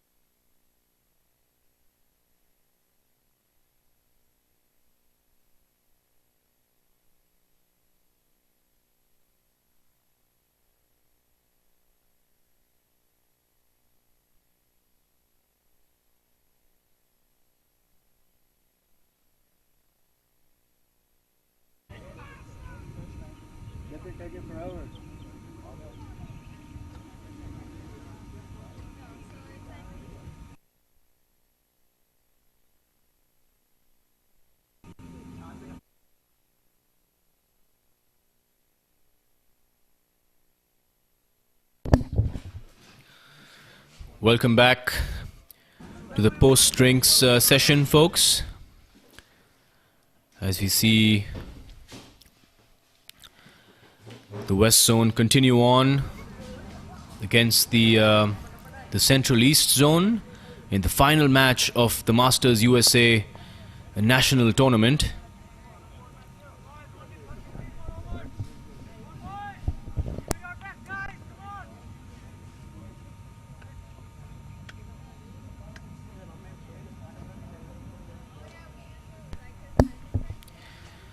In the Central East have actually changed bowlers as Matthew Verghese comes into bowl.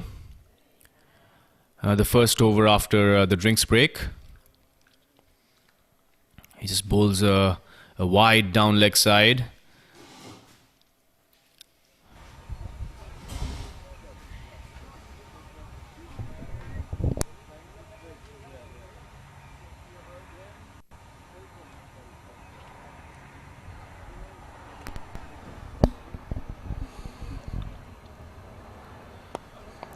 A fuller ball this time.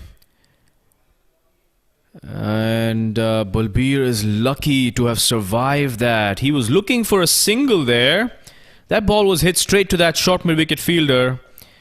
And if that fielder had hit the stumps, that would have been a goner.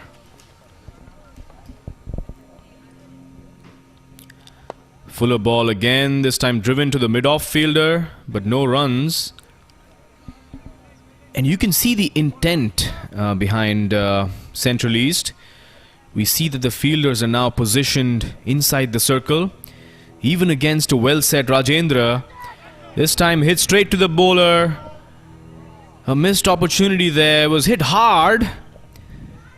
And the bowler Matthew extends his hands to the right side, but is unable to grab onto that one. A tough chance, in my opinion. But to dismiss a batsman of the caliber of Rajendra, you got to take those catches. Down the leg side again. But no damage done.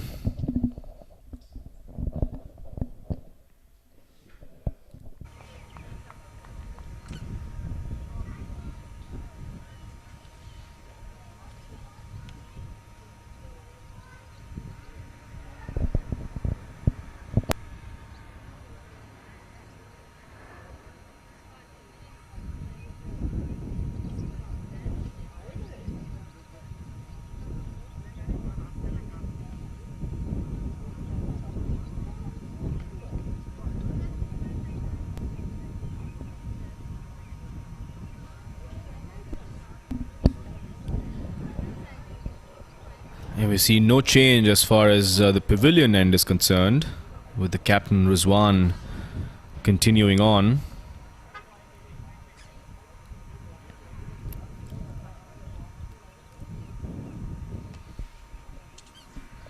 Bowling to Rajendra.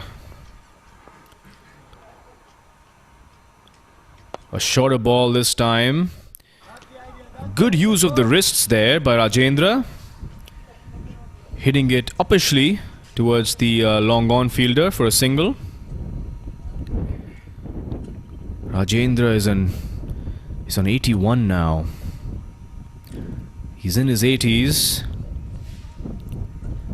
81 of 85 deliveries. A very, very well compiled innings. As Balbir defends this ball from Rizwan.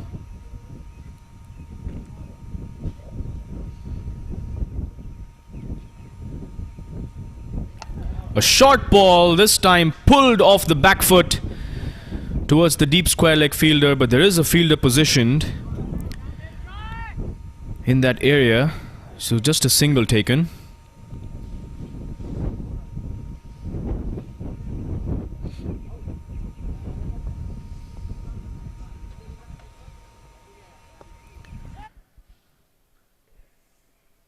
Rajendra looking for a single there, having glanced the ball towards the square leg area, but no real pace on that delivery. So Balbir denying that single.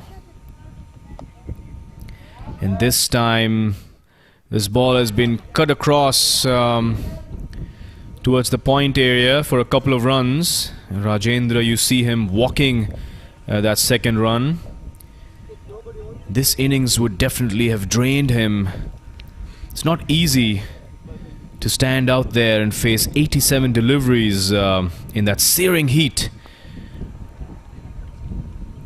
And today has been pretty hot. The sun has been out, a beautiful day, but definitely a hot day.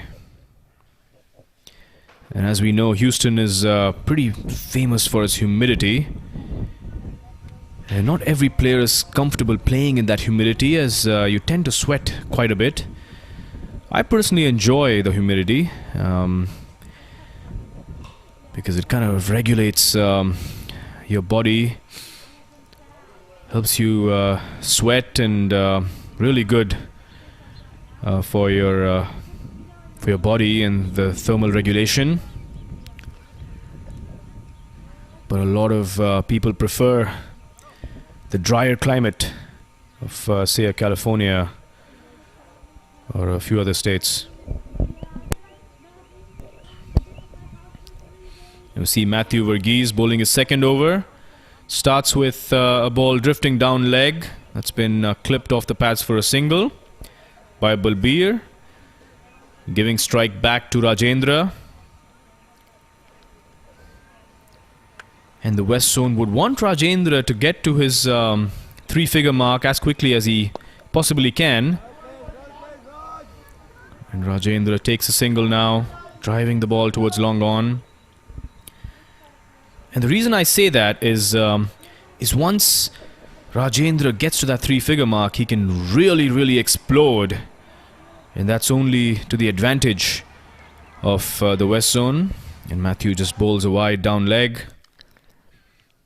That's the last thing the Central East wants to do, is give some extra runs to the West Zone. They're already at 136, and I've been talking about what a par score is. And is 180 or 200 the par score? And it seems to me, given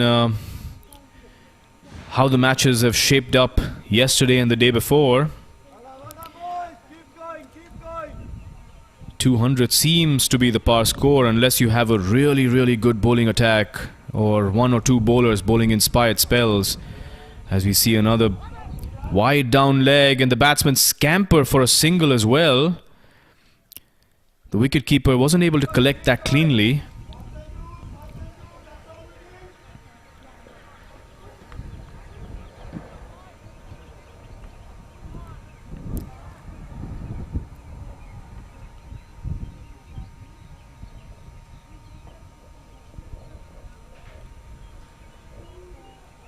And something seems to be the problem for the wicketkeeper. He must have hurt himself. The ball seems to have clipped his shoulder or chest. So he's taking some time to just gather his breath back.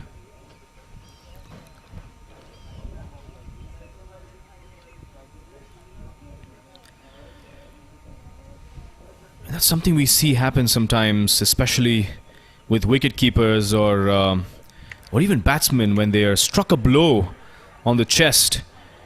It takes the wind out of you, so it's important to take some time to recover. A fuller ball this time. Matthew appeals strongly, and gets a positive response from the umpire.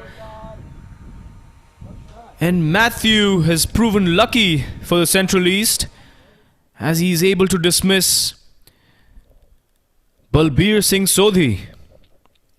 Balbir was looking very good.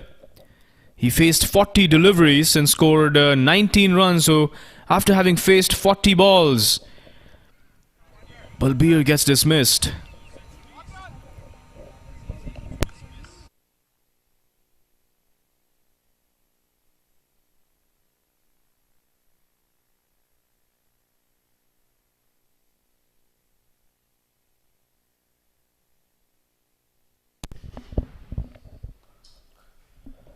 And a good knock by Balbir, even though he got out in an unopportune time. He formed a very, very crucial partnership with Rajendra, the well-set batsman.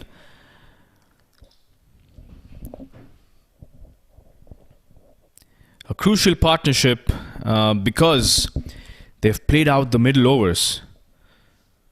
So now they only have 12 overs to go before the end of the 45th over.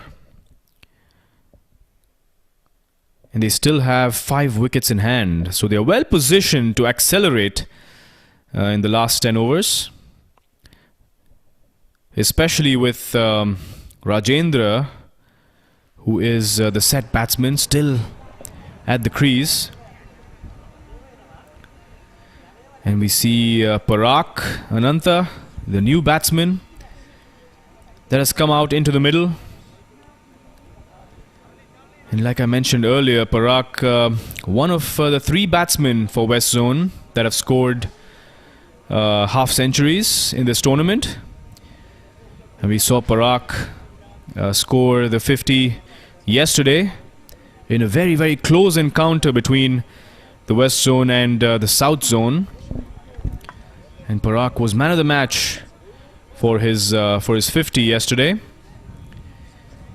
He did get out at a very inconvenient time, putting the West Zone in some trouble, as inspired bowling by Vikram Raman and the left armer Asif, taking about 8 wickets, pulled West Zone back and made the game interesting. As we see Parag getting beaten off his first ball, facing his first ball of actually the second ball of Matthew. But Matthew finishes his successful over by taking the important wicket of Balbir, only conceding 6 runs off that over. And the score stands at 139 for 5 at the end of 33 overs.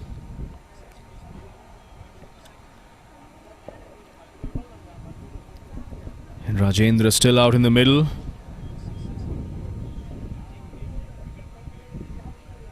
And as I mentioned earlier, it's very, very important for the West Zone's sake to have Rajendra play through and stay till the end. And now with Parag, fresh legs, and really in prime form, having scored a 50, the West Zone would want Parag to be the aggressor, to up the ante a little bit. Maybe first taking a few balls to get set, get into some sort of rhythm, to regain the confidence from yesterday. As we see Rizwan continue and start off with a loose ball that hasn't been dispatched by Rajendra.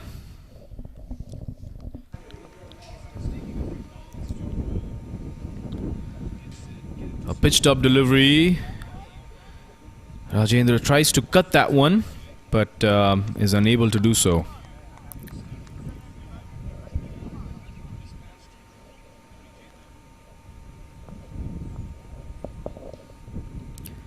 Tossed up this time, driven uppishly towards the wide long off area, but the long off fielder is able to cut off the ball before it heads to the boundary rope.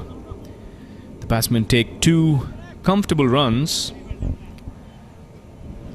In fact, Parag just walking that second run, just showing how fit he is, even at the age of 55. Well defended by Rajendra to the short extra covers fielder. So that's one thing that I've seen with Rizwan. He has been very economical throughout this tournament. A short delivery outside leg stump this time. That's been pulled towards the fine leg area. But the batsman only take 1 run. As the deep fielder does a great job. Great return throw. to the keeper.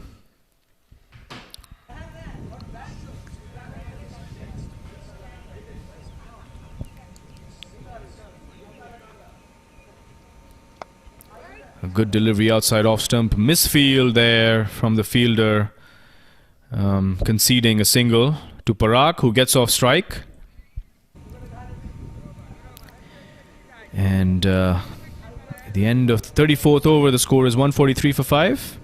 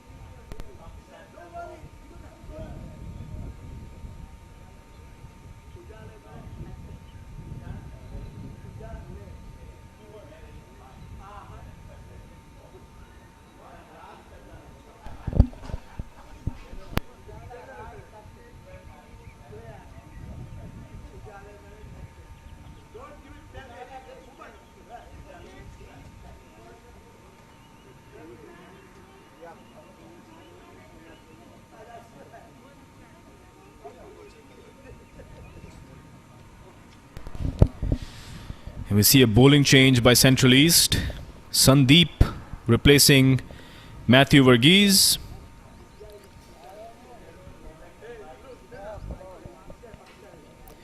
Matthew did pick up the key wicket of Balbir, but he had bowled about three to four overs, so it was the end of his spell. So you see a short ball, and Parag Ananta just dispatching that ball for a boundary. It was one of his favorite shots, the pull shot for Parag.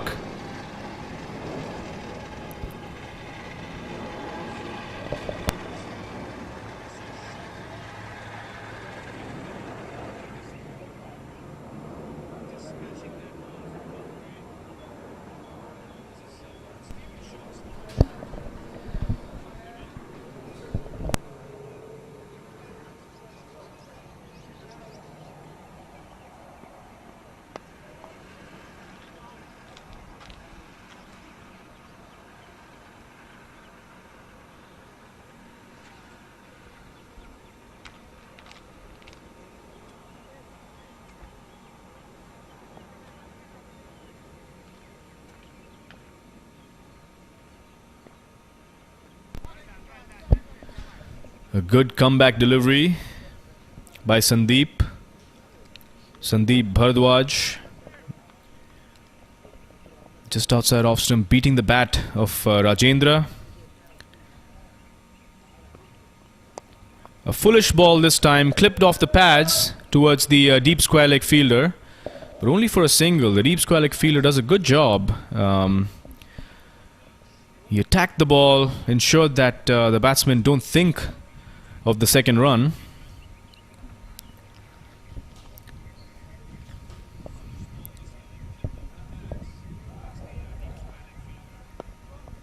And Parag just pushes that one towards the short mid-wicket area for a single.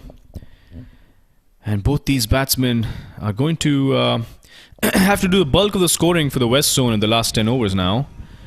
Rajendra, the well-set batsman, and Parag, having recently scored a 50 just yesterday. A top edge there, but the short mid-wicket fielder says the sun got into his eyes. He couldn't really judge that ball. That was an opportunity, a missed opportunity for Central East, for sure. And it was off Rajendra. Will this prove costly? How costly, if so, will this prove to be for Central East?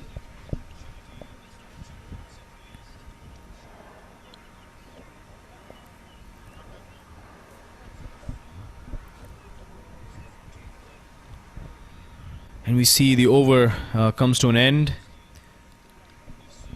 25 overs up now, so 35 overs up. Apologies. So they only have 10 remaining overs. Does the West Zone. But there is one continuing on. Looks to me that he's going to bowl all his 9 overs here. And he bowls one on the leg side that Rajendra happily clips to the deep square leg fielder for a single, which brings Parag back on strike.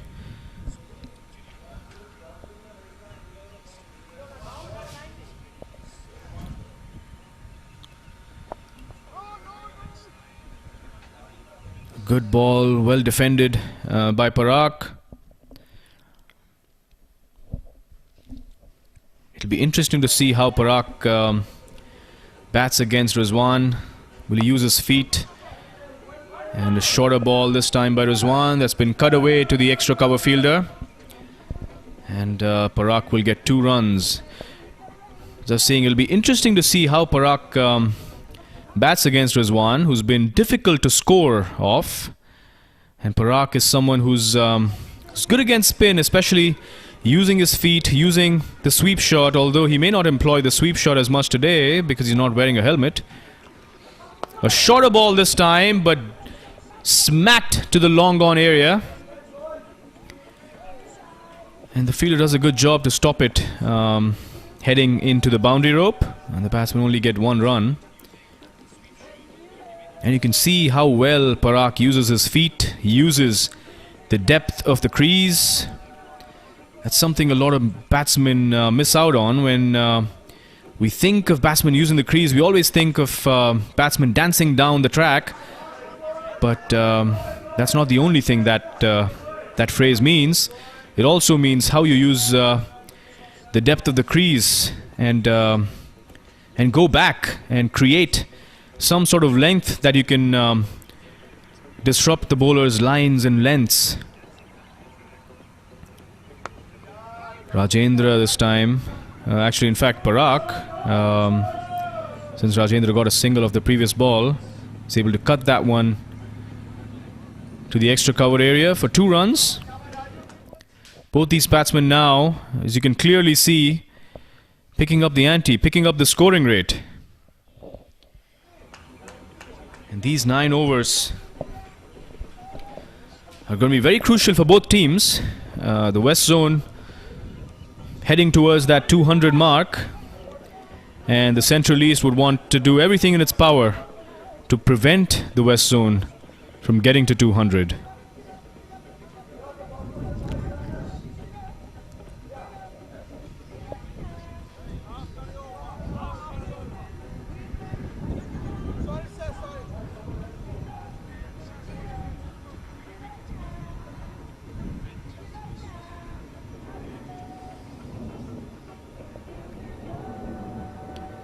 We see Sandeep continuing, bowling his second over from the Balkis end. Short ball, cut away to the vacant third man area. Is it going to head to the boundary? It just stops just before the boundary rope, and the batsmen take 2 runs. Not only has Rajendra been very good on the leg side, especially with the pull shot of the short deliveries and clipping through his pads and over the mid-wicket area, but he's also been very good at dispatching the balls that have some width. Full toss this time, but beaten all ends up. It beats the keeper as well as it heads to the boundary and just touches the rope. The umpire signals a wide as well, so that's 5 runs that the Central East have given away to the West Zone. That's the last thing that the Central East would want to do, especially given the situation, given that they are trying to control the run rate, and given that 2 really good batsmen are at the crease.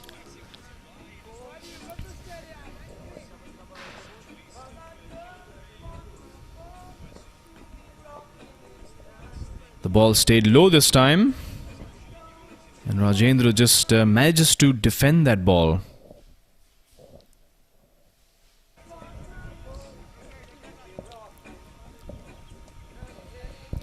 Rajendra in his 90s now. He's on 93. He only needs 7 more runs to get to his century. As he cuts that one to extra covers. The fielder does a really good job to stop that ball from heading to the boundary. But Rajendra still manages to scamper across for 2 runs.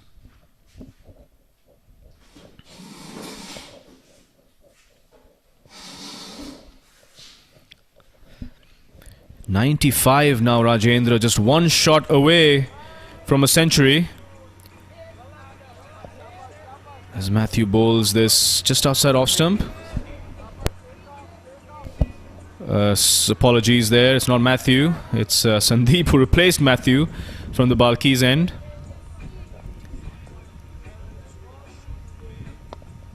This time attacking the stumps, Sandeep. And Rajendra just respecting that delivery. He's done a great job respecting the good deliveries, has Rajendra, but has not shied away from putting away the bad balls. He scored 12 boundaries, in fact, has Rajendra.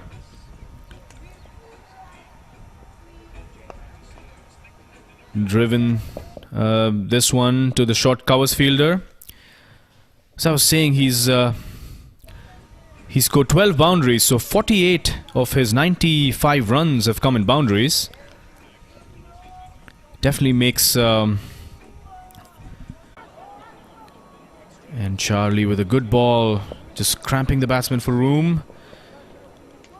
And as a wrist spinner, it's really important at this stage of the innings to mix up your deliveries, mix up the pace of your deliveries, the lines and lengths, to ensure you're watching the batsman until the end to see what the batsman is up to. The batsman's going to look to be aggressive, especially in the death overs. It's important to be as alert as you possibly can. Any sign from the batsman of using your feet, any sign from the batsman of slogging across the line, anything, any cue at all, that you can pick up from the bat swing, from the feet. Very important to keep an eye on that. See another ball by Charlie. A good one this time, slower through the air. Any young budding leg spinners, please pay attention to the experienced wily Charlie, to all the variations that he employs. And we see one just outside off stump, cut away to the deep point area for a single. Rajendra is on 96. He's slowly but surely approaching that magical 3-figure mark. Parag using his feet again. Driving it down to long off for a single. And Parag needs to be careful using his feet against a leg spinner. That is the way he got dismissed yesterday. Stepping out to a left arm spinner and getting stumped. And that's something that I have noticed, especially among batsmen that don't play a lot on turf pitches, where they're used to playing on AstroTurf pitches where the ball comes onto the bat.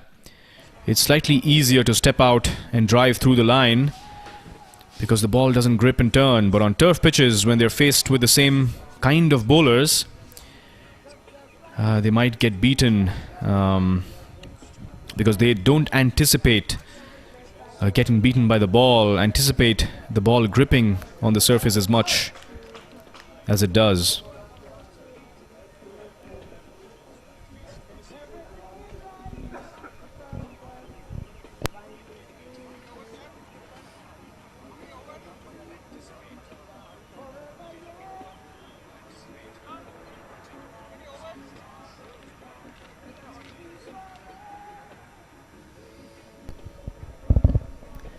And we see another bowling change, this time from the Balki's end. We see Srikanth, the opening bowler for Central East, coming back into the attack.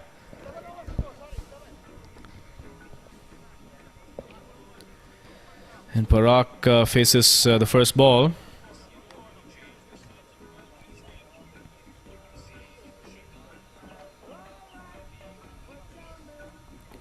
A good delivery by Srikanth. And that was a close call. It is, in fact, an LBW. The umpire's given him out. It looked pretty straightforward. Perhaps hit him on the back foot as we see the replay on screen. Let's see how close that one was. In fact, it seems pretty straightforward. Parag perhaps knew it in the back of his mind, just waiting for the umpire to raise his finger. So good breakthrough, a good bowling change as well by Central East, by the captain Rizwan, bringing his opening bowler Srikanth into the attack. And he responds well by picking a wicket of the first ball.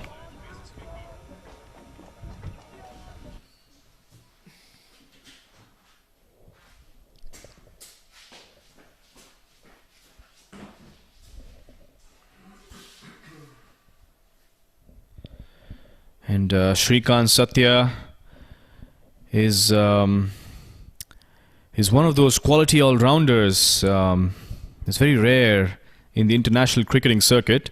He opens the bowling as well as the batting for his teams. Not quite sure if he's going to open the batting today for Central East, but he did open the bowling. He's been playing cricket at the Northern California Cricket Association for the last 25 years. In fact, has also represented India for the over 50s World Cup that happened in South Africa last year. As he bowls one.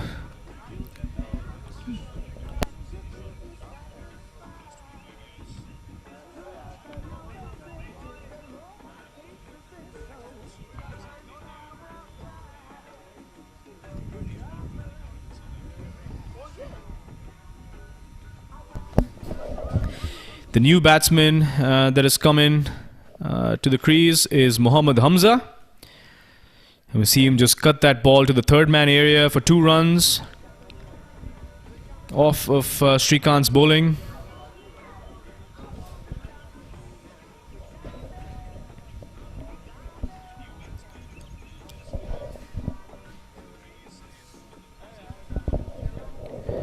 And the West Zone at 171 now. In fact, 173 after the 2 runs that they just scored. Good delivery by Srikanth. Just really bowling tight lines here, Srikanth, not giving any room to the batsman. It's really important, especially in the death overs, to ensure that the batsmen don't get any room as well as any length to get under the ball. And this is going to be especially useful against power hitters. Another one straight onto the stumps that's been blocked by Hamza.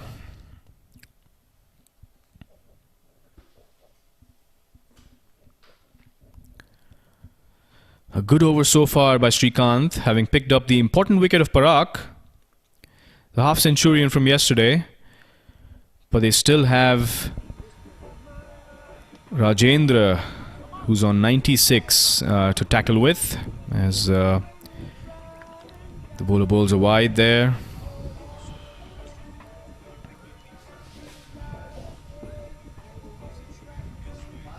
Just last ball of the over. Didn't really want that wide. It's very uncharacteristic of Srikanth, who loves to bring the ball in, especially with the new ball, to bowl a wide outside the off stump. But all is well. He finishes it strong. Still a very good over for Central East, just having conceded just 3 runs off that over. But more importantly, picking up the important wicket of Parag. At the end of 39 overs, the score is 174 for 6. So the West Zone has 6 overs remaining. Like I said, they would want to get to that 200 as quickly as possible. Anything over 200 seems to me like it's only going to help the West Zone. It's going to be a bonus for them and for their bowlers to give them more of a buffer to defend that score.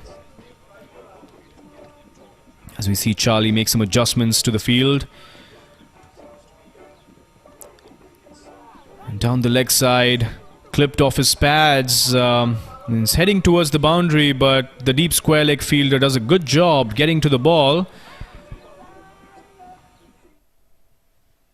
And just conceding 2 runs there, the Central East.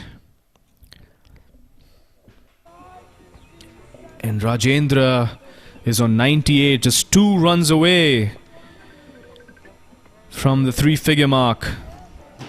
And this will be quite an accomplishment when he does get there. And defends this time. He actually gets beaten and hits him on the pads. And the umpire raises his finger. What a tragedy there. Charlie dismisses Rajendra for 98, just 2 runs shy of the century. Just as I was saying, what a magical landmark and what a beautiful innings it would have been had Rajendra reached 100 runs. But he tragically gets out for 98. And we see sportsman spirit being shown by the Central East fielders as every single one of them congratulates Rajendra for an extraordinary innings, the highest score of the Masters USA Nationals tournament. What a magnificent knock by Rajendra. And everyone, every single person in the Central East team, as well as the spectators watching and the West Zone, applaud a great innings by Rajendra as he heads into the dressing room.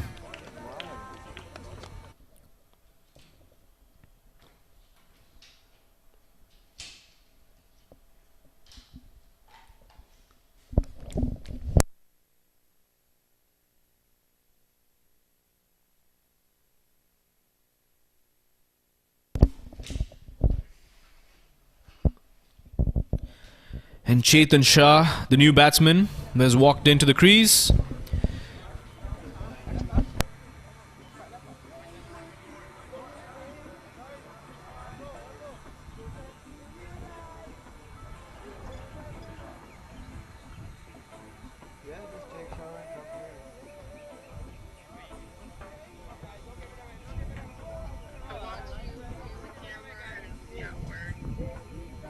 Look, the half time is already almost done. It's almost half.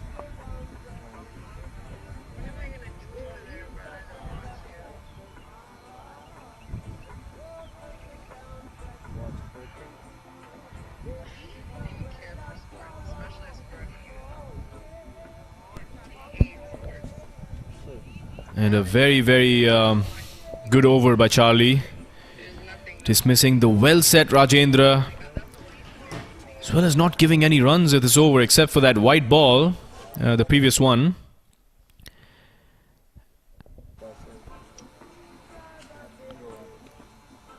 Tossed up delivery again, inviting the batsman to drive. But this is a new batsman at the crease, Chetan Shah, so he's going to take some time to get set, to understand the pitch and the conditions, and he's facing a tricky bowler in Charlie. First up, a flat delivery this time, almost beat the inside edge of the bat. But Chetan Shah does a good job just blocking that ball.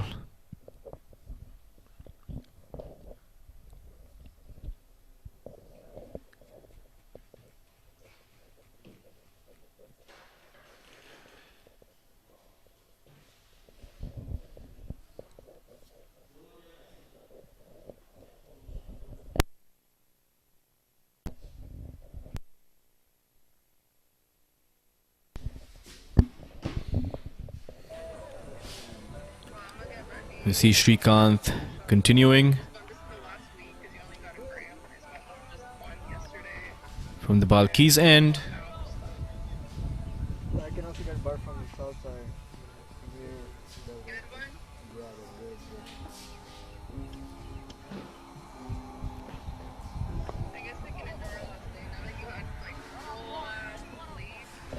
That's what I was telling you. Mohammad Hamza, That's what I was who we saying. saw yesterday, is an aggressive batsman. He's not going to shy away from And then the taking aggressive scoring options. He's looking to hit that over extra covers, but just couldn't make contact.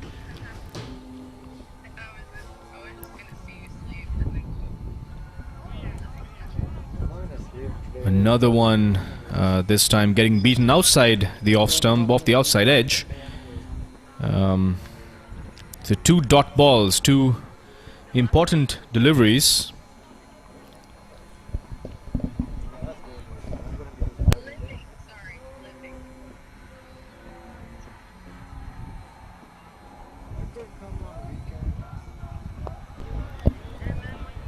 And 3 dot balls in a row by Srikanth. He's doing a very good job.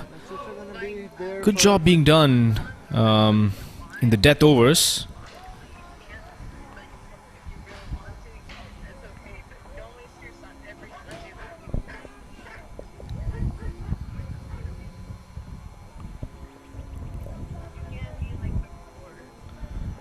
Some width and the short delivery outside off stump, but Hamza just not able to get that away. 4 dot balls. He's unable to really get going here, Hamza. He's faced 9 deliveries, scoring 2 runs. Remember, the West Zone only have 5 overs to go. Another short and wide delivery, but this time just defended to point. I think Hamza...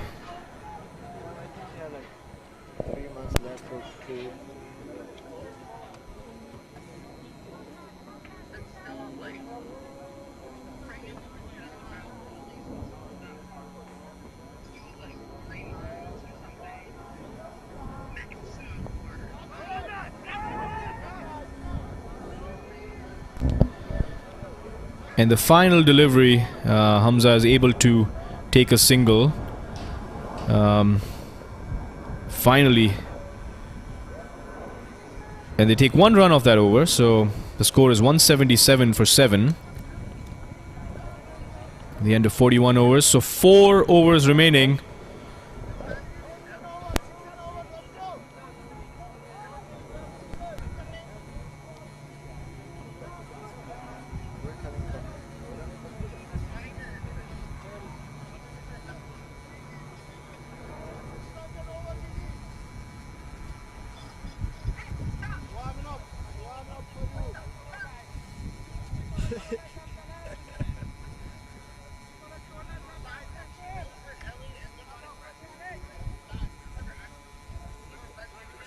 Poor Tiger.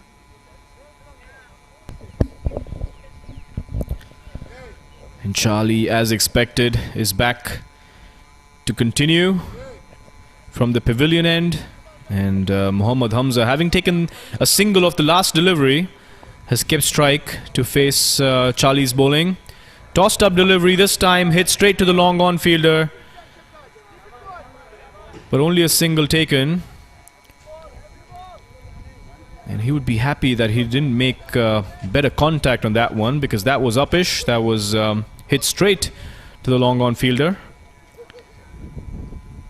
And this time clipped to the leg side by Chetan Shah for a single. So they're showing some urgency and making better contact this over. And 179. And it seems like they'll get to 200. But like I was saying, anything above 200 would be bonus. Charlie bowls a wide. Outside off stump. Perhaps anticipating the bowler, the batsman, to use his feet. Tossed up delivery, slogged across the line towards the square leg boundary. Just waiting for the umpire to see if that was a 4 or a 6, and the umpire signals a boundary. So 4 runs. Powerful shot by Hamza.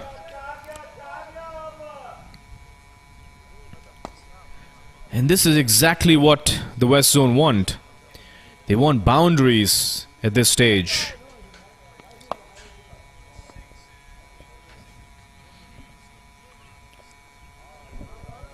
This time he tries to guide that towards the third man area.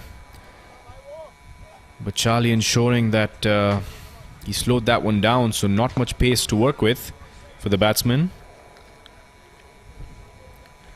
And another hoik across the line towards long on this time, but only for a single.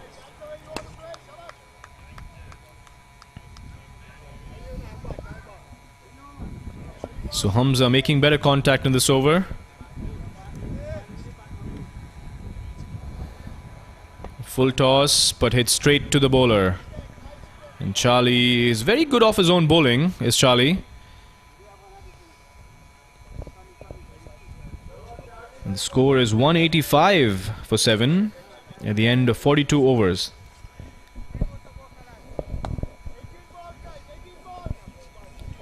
At one point, the West Zone was looking set for a score in excess of 240 with Rajendra and Sanjeeva and Balbir going strong. But now they'll be happy to get to 200. The thing that affected the West Zone was the loss of wickets periodically.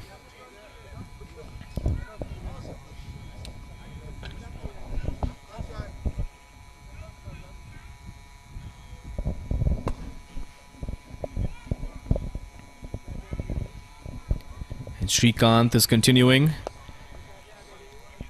from the other end. Dot ball to start off with.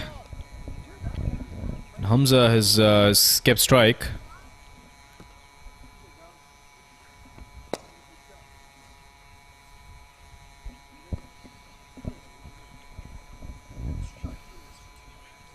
A short delivery this time.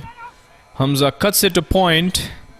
Chetan wants a single, but denied by Hamza. Hamza wants to keep strike since he scored that boundary in the previous over.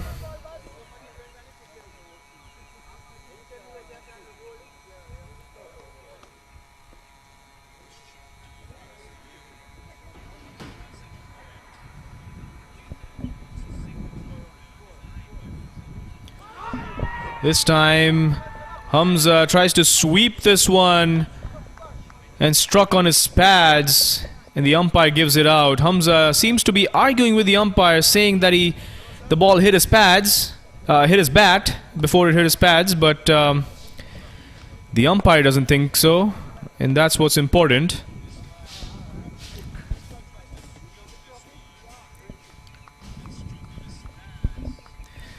As we see another wicket fall for the West Zone.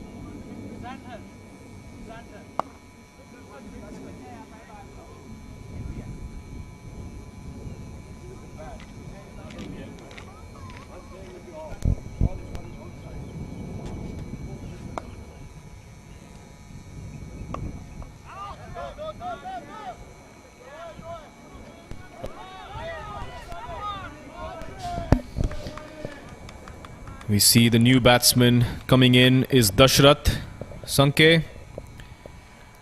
And the first ball he faces, he cuts it to the extra cover fielder for 2 runs.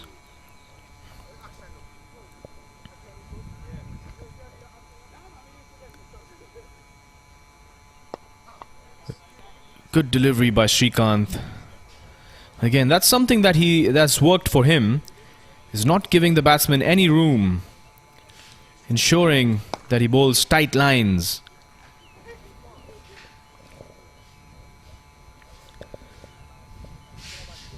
Srikanth coming into bowl again, and this time some width provided, and Dashrath lofts it over mid-off, but thankfully for him he doesn't make as much contact as he wanted to. And they only get 1 run. Dashrath would keep strike now for the next over.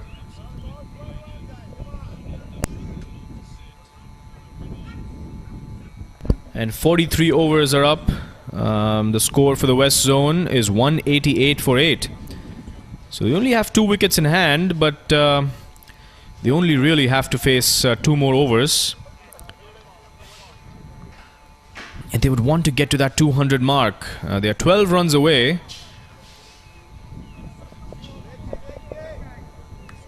And both these batsmen are going to try their best to get to that 200 mark.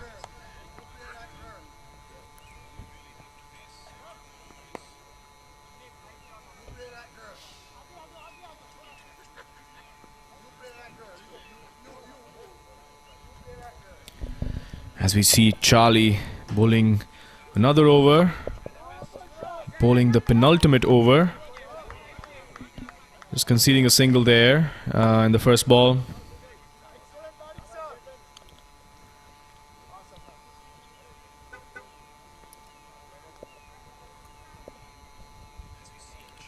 Shot outside off stump. Just push towards the fielder for a single, but the non-striker refuses that run, resulting in a run out. Another wicket gone for the West Zone. They're 9 down now. Some misunderstanding with the batsman. I was just making a point about communication between batsmen being key when it comes to running between the wickets. And this is an example of what can go wrong if the communication is off between the batsmen.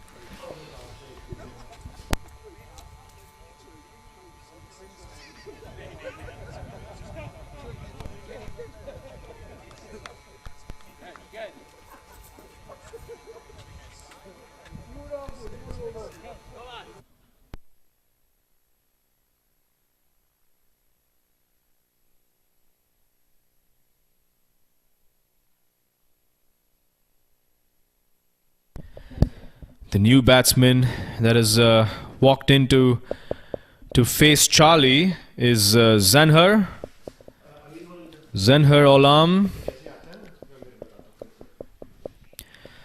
He seems to be a left-handed batsman. It's always refreshing to see left-handed batsmen bat.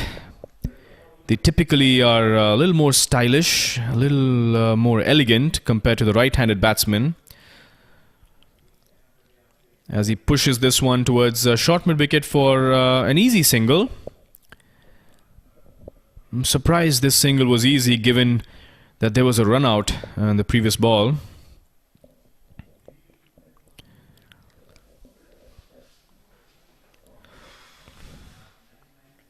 Straight to the stumps does bowls Charlie. Charlie wants to finish this over off quickly.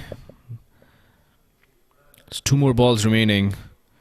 And this time it's hit towards the mid-wicket region. But the long-on fielder comes across and stops that. And only giving away 1 run there. The West Zone are at 191. 9 runs away from 200. Will they get to 200? That is the big question. And another run conceded. The batsman hesitated just a little bit. But having learned his lesson from the run out, Chetan Shah responds.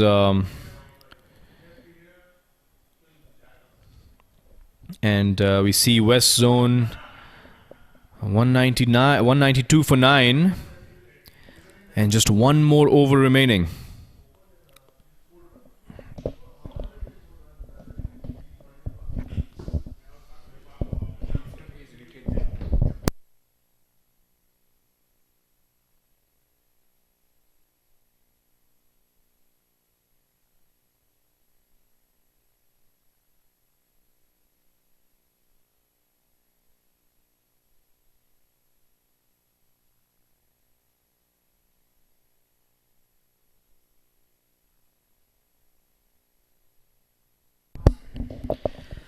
Srikanth Satya to bowl the last over of the innings, and Zanher is on strike.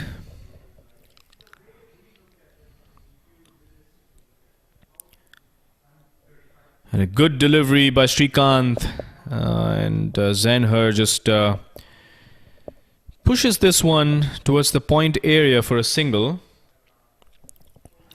giving strike to Dashrath. Dashrath is an attacking batsman. We saw that in the last two games. So it's important that he faces these remaining 5 deliveries. And this one is hit towards the mid-wicket region. Only for a single though. Good fielding by the deep mid-wicket fielder.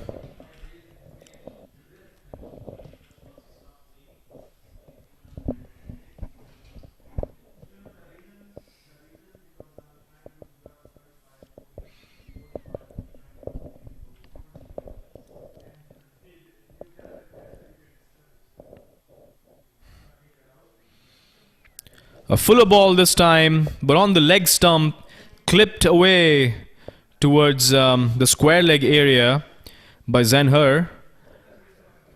But only 1 run taken. The fielding by Central East has been pretty good. They haven't really, I don't remember them dropping any catches or any significant misfields. A good Yorker there, but well dug out by Dashrath. They're able to get a single off that one. But a good ball nevertheless. This is exactly what Central East needs to be doing at this stage. Just 2 more deliveries remaining for the end of the innings. There are 196. Again, the big question is, can they get to the 200 mark?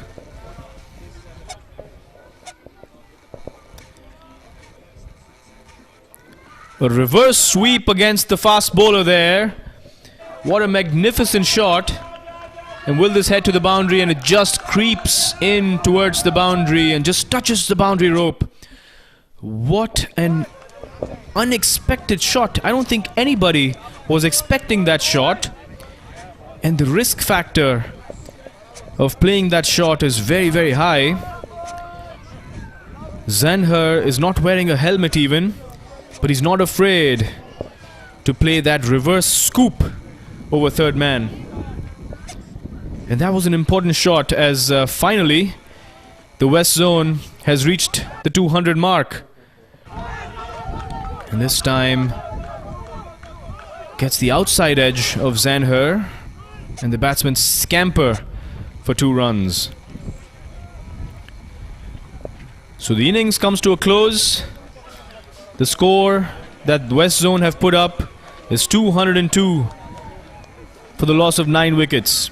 So one would think that they just got about par, but given that West Zone also has a very good bowling lineup, you would expect them to defend the score. But let's see what we have at store and how the Central East team chases down this total and what sort of resistance the West Zone puts up.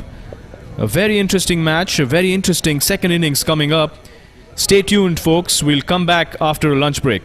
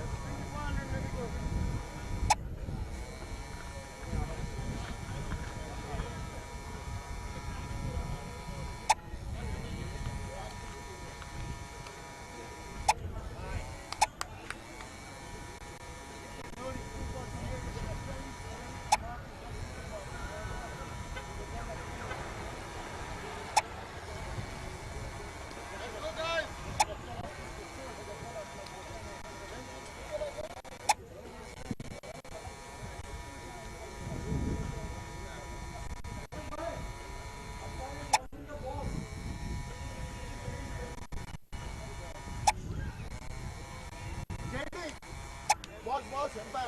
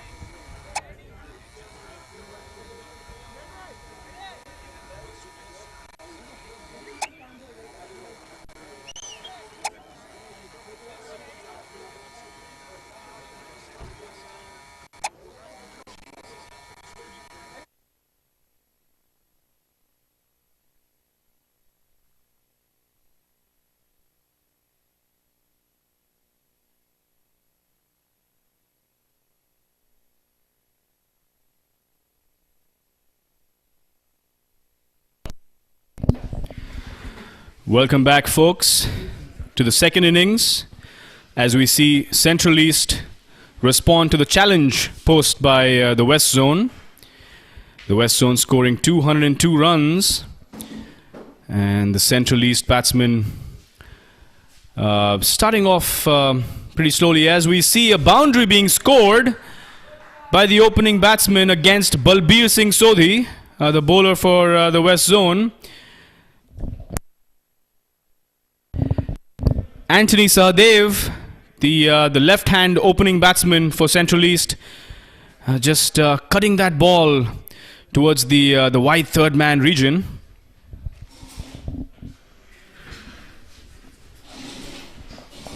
And this is exactly what the Central East would be hoping for, is an aggressive, a brisk start by their openers. As we see another one by Anthony, clipped off his pads over the deep mid-wicket fielder. And 2 runs being scored. And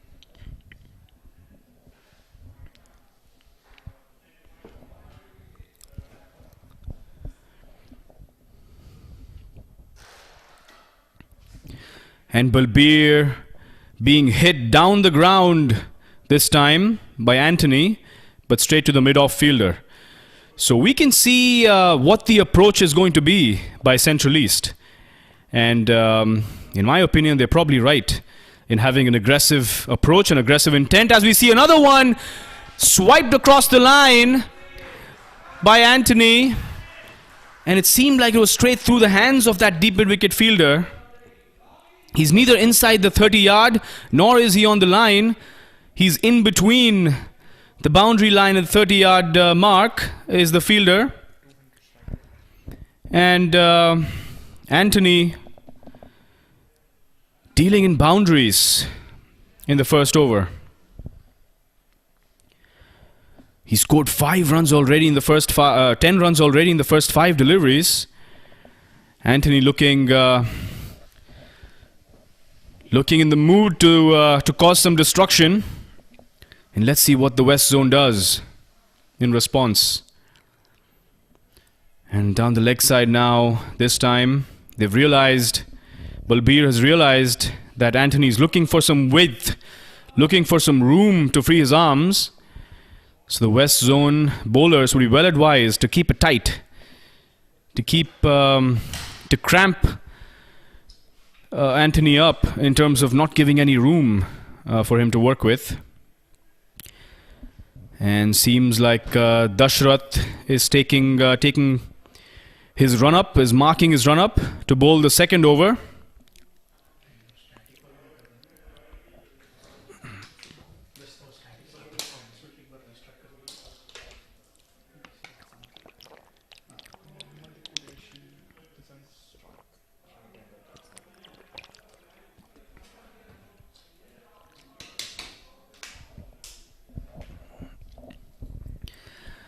And Dashrath bowling his first ball right into Mohammad Qureshi as he takes strike, facing his first ball. And now his second ball. Mohammad Qureshi, Mac, as he is affectionately called, is a very popular man in cricketing circles. And I wouldn't be far-fetched in describing him as a legend of cricket in the United States. He's been instrumental in developing the Central Boward Regional Park Stadium in Lauderhill, Florida. And many cricketers over the years have played a number of matches at the stadium. Not just in the United States, but also international cricketers, as the stadium has hosted many international games as well. So Mohammad Qureshi is going to be someone to watch out for. He's a very aggressive batsman. He's not afraid to use his feet. He's not afraid to hoik across the line, even against pacers, against quick bowlers, as Anthony takes another quick single towards point against Dashrath.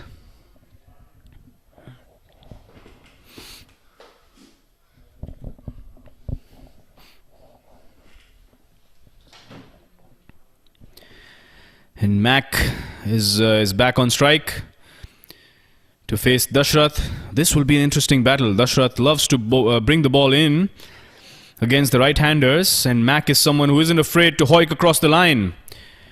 So will Dashrath succeed in dislodging the stumps, or will Mac hit it over the bowler's head or over mid-wicket? Mac actually employs the defensive approach as he defends the ball, just pushes it towards the mid-wicket region for a single.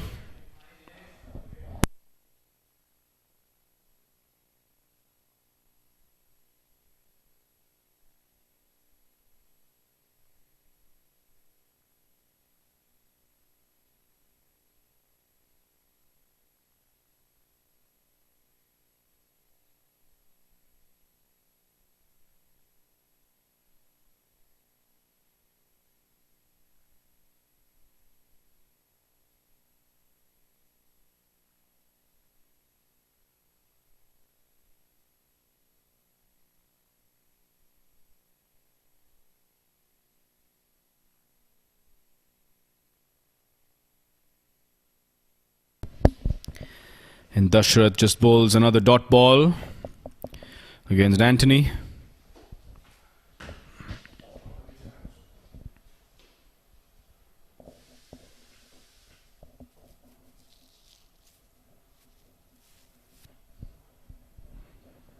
It's the last delivery of the over. Another good delivery by Dashrath. Just defended, pushed it back to the bowler, in fact, by Anthony. Doesn't really want to take any risks against a good bowler like Dashrath, bowling well and bowling in rhythm.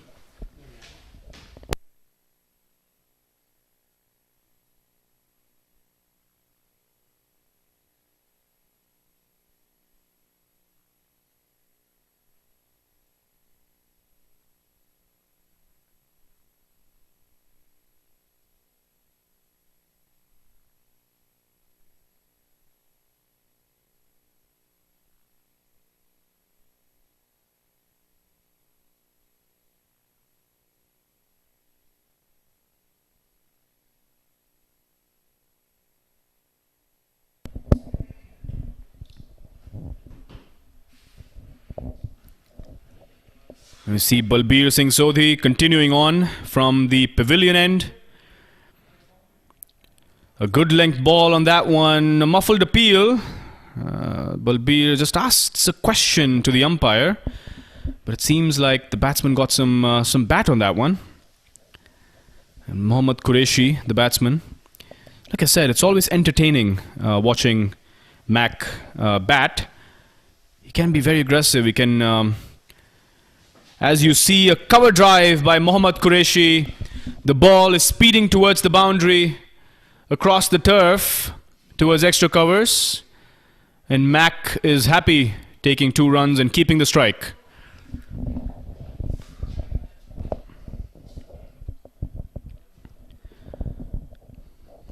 Mac is looking very positive, is looking very composed there as well.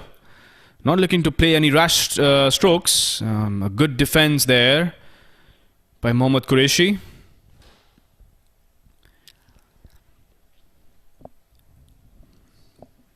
Typically associate Mac to destroy bowling attacks, to hit it over in the air. And he just does exactly that as Mac hits it over the mid-off fielder to the boundary for 4 runs. And this is what you expect from Mohammad Qureshi.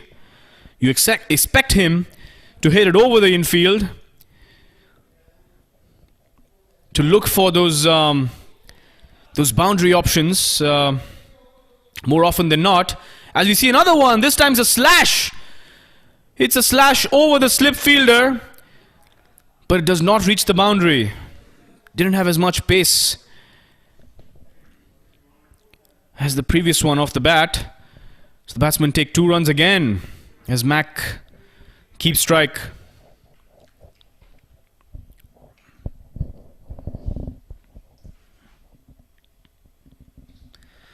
Mohammad Qureshi is has scored 10 runs of 7 deliveries, and now 8 since it's a dot ball.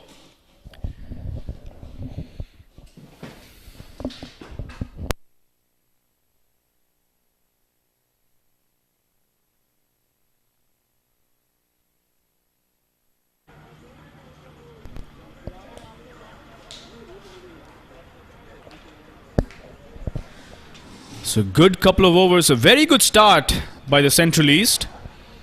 They've begun very, very strongly. 20 runs of the first 2 overs. 21, correction. Very aggressive start. Going at 10 runs an over. This is exactly what the Central East would have hoped for a brisk start to get them going, chasing 202. We see Dashrath bowling one, and it seems like it beat the keeper and hits the boundary ropes, and it's a bye. And Dashrath looks on very, very frustrated, disappointed with the keeper, in fact. I think seems to suggest the keeper could have done a better job. But also remember that Parak, the keeper, is exceptional behind the stumps, but he's standing up to the stumps. Not easy standing up to the stumps, especially when the new ball is on, because the ball can seam and swing in different directions.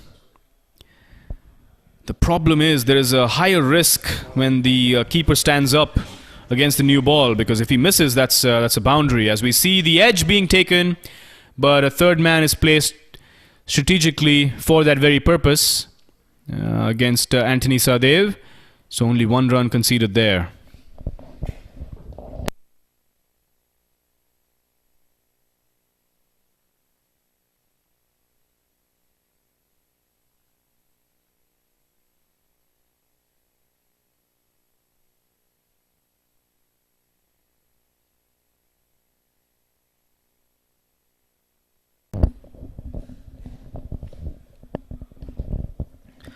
A dot ball by Dashrath to Mohammad Qureshi.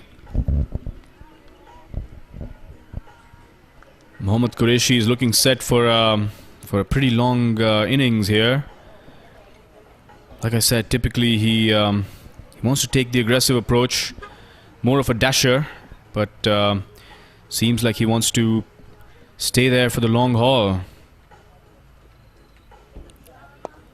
Good length delivery by Dashrath, well dealt by Mac, just pushing it towards the mid-on fielder. He's only picking the bad deliveries, only the deliveries that he can dispatch is he putting them away. But the good balls he's also respecting, which is important. Another swipe, a hoik across the line by Mac, and they only get a single there. Pretty lucky there, Mohammad Qureshi.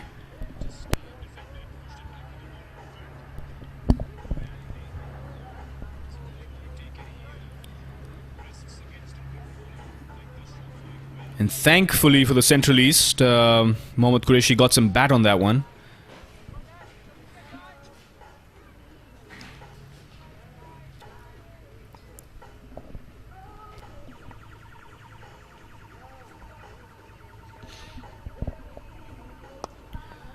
Driven towards the short extra covers fielder by Anthony, and that signals the end of the over. And Anthony is signaling towards the change room for something. Seems like he's looking for some pads or gloves or perhaps a new bat.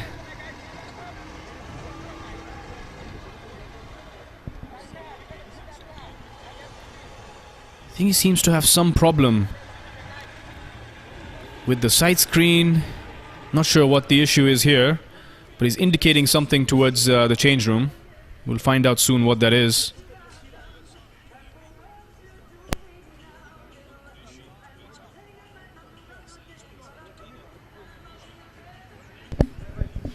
Perhaps he's getting the glare of some vehicle that's parked outside.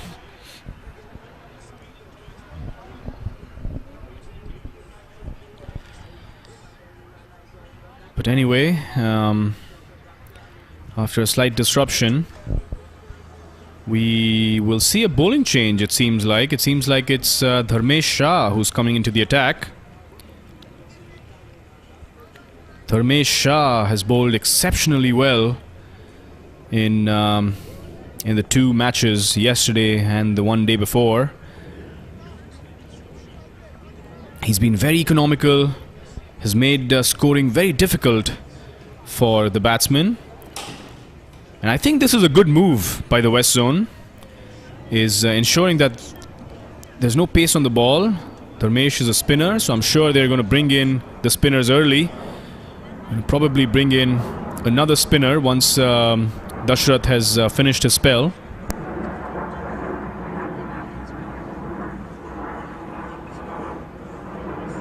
And we see Max sweep the ball there. The ball is heading towards the fine leg boundary, and it is a 4.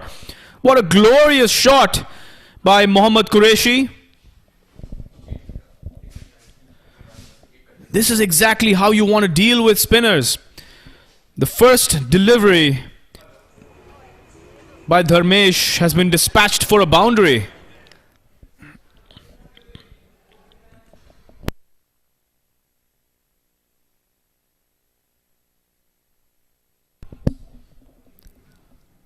Dharmesh would not have expected that. Very few batsmen have been brave enough to employ the sweep shot against him. He's quicker, a bit quicker through the air. This time he slows it down though. And Mohammad Qureshi hits it towards the long on area. And the fielder stops it. And they prevent any additional runs besides the one run that's been taken.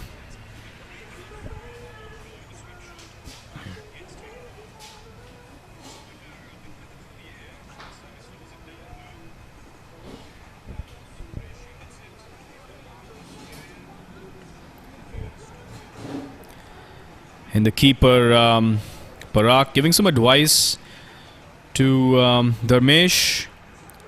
Well tossed up delivery. But a good ball that was just defended by Anthony. This will be a good matchup. Anthony, the left-handed batsman, against Dharmesh, the left-handed bowler. Is he going to take him on? And yes, he does.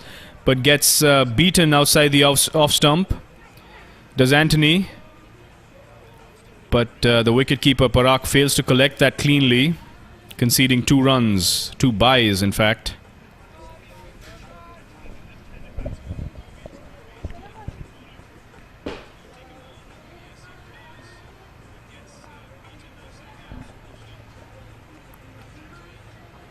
Another good delivery by Dharmesh. And Anthony respecting the good balls, respecting Dharmesh, who's been the form bowler of the tournament. He's bowled exceptionally well yesterday, like I mentioned earlier. He wants to continue on with his good form, as Anthony clips one on his pads for a single.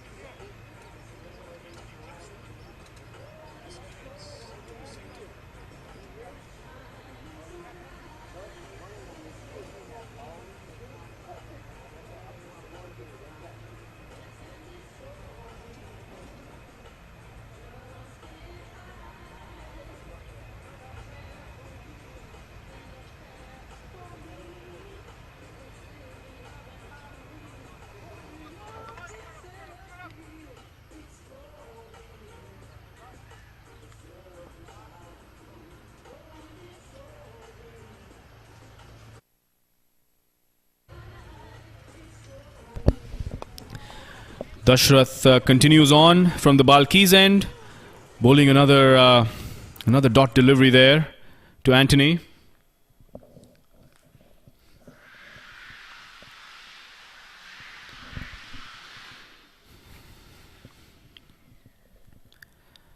And it's unusual to see a left-handed bowler bowling around the stumps to a left-handed batsman. We don't normally see that.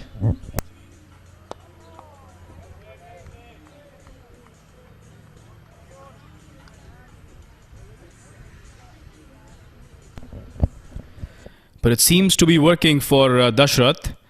He seems to enjoy the angle that that generates, whether it's to the lefty or the righty, as far as batting is concerned.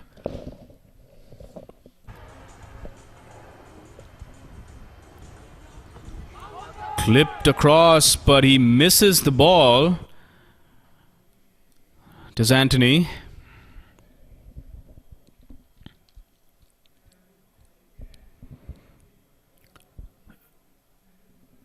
A good strategy by Anthony. In fact, moving across towards the off stump and tries to flick the ball over square leg. And he sees that there is a gap.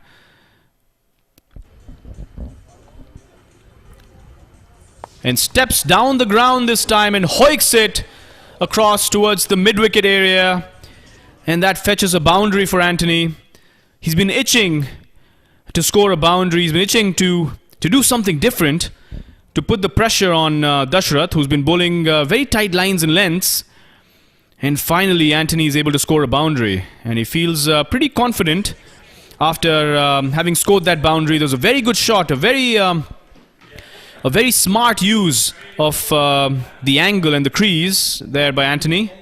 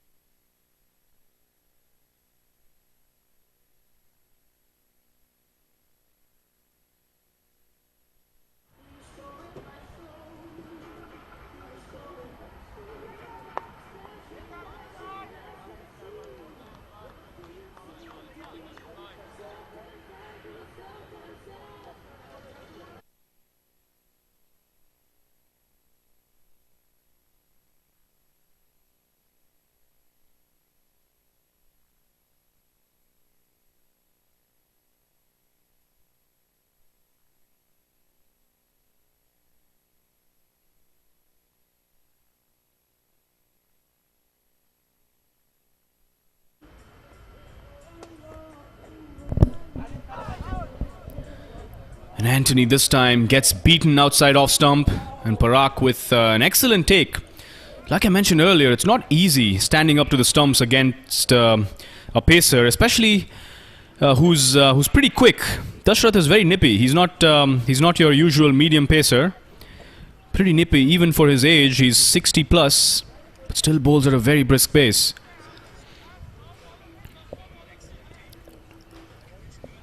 And even though West Zone have conceded a boundary in that over, they would think that that was a decent over, because they've generated some opportunities. Anthony going for the high-risk options instead of just maneuvering the ball around for singles and doubles. Dharmesh continues on from the pavilion end. And bowling to Mohammad Qureshi. Shorter ball this time, pulled towards the square leg boundary. Will it reach the boundary or will it get pulled up? The fielder chases the ball as the ball does not reach the boundary. Like I mentioned in the first innings, that leg side boundary, just the area before the boundary rope, seems to have a little more grass than inside the 30. It's tough to score boundaries on the leg side. But the batsmen do get 2 runs. Dharmesh hasn't been able to settle into his rhythm yet. This is a better ball, but Mac hits it straight towards the long on fielder. And a beautiful catch by Balbir. Again, the combination of Dharmesh and Balbir Singh Sodhi, just like yesterday, have been able to cause some damage. That's a golden combination.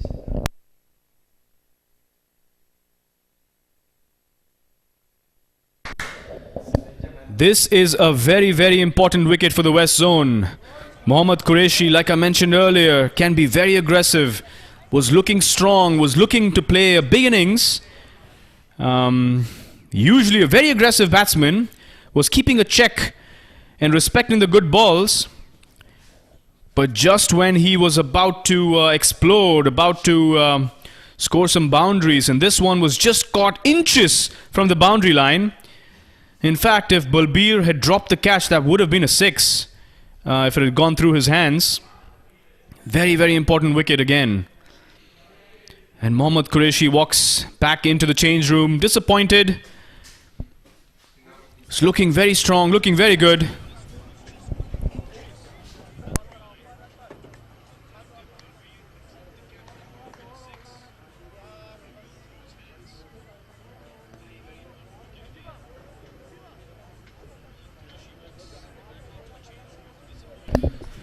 The new batsman walking into the crease is Naveed Ahmed.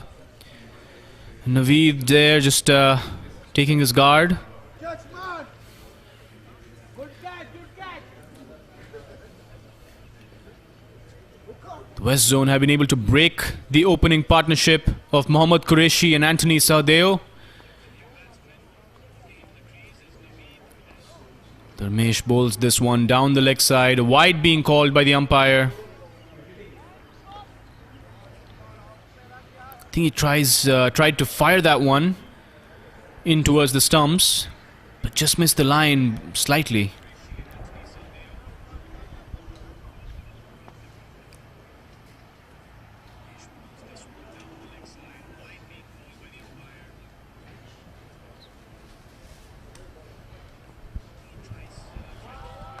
Good delivery there by Dharmesh, compensating for that wide.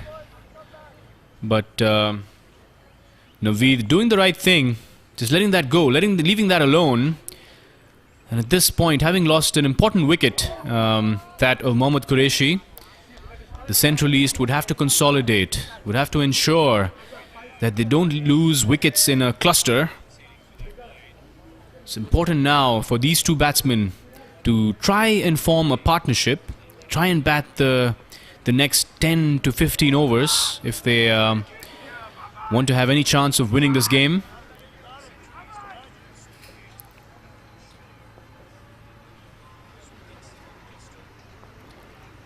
A shorter ball outside off stump this time. Dharmesh does bowl, and it's been called a wide. So wide down the leg side, wide outside off stump. Dharmesh is struggling for rhythm a little bit, normally very accurate, as he gets back with a good delivery to finish the over. And at the end of 7 overs, the score is 44 for 1. So just like the West Zone, scoring and run rate is has not been an issue for the Central East. They're off to a great start, but what they have to ensure is that they don't lose further wickets. They have a long partnership. These two ideally should be playing the next 10 to 15 overs. And on the flip side, what West Zone would be hoping for is to get wickets, especially from their prime bowlers, especially from Dashrath and Dharmesh, who were among the wicket takers yesterday. And both these bowlers, in fact, Dashrath getting a 3-wicket haul in the first match of the tournament. So both of them form bowlers in the tournament for the West Zone. And a good delivery, pulling back the length on that one, Dashrath. He knows that Anthony just dispatched a short ball over the square leg area. So does not want to repeat the same mistake, and does not want to give any sort of room for Anthony to play with. And a wide delivery by Dashrath this time.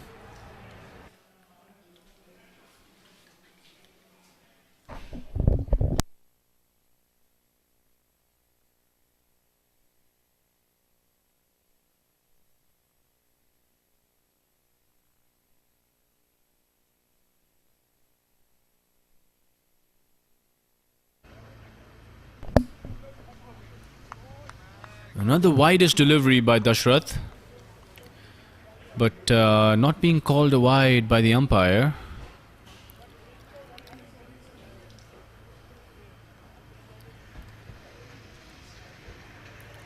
And Dashrath, we saw how tightly he bowls. In fact, in the first match, he was very impressive. In the second match, he struggled a little bit with the newer ball. But today has been pretty accurate up until this point.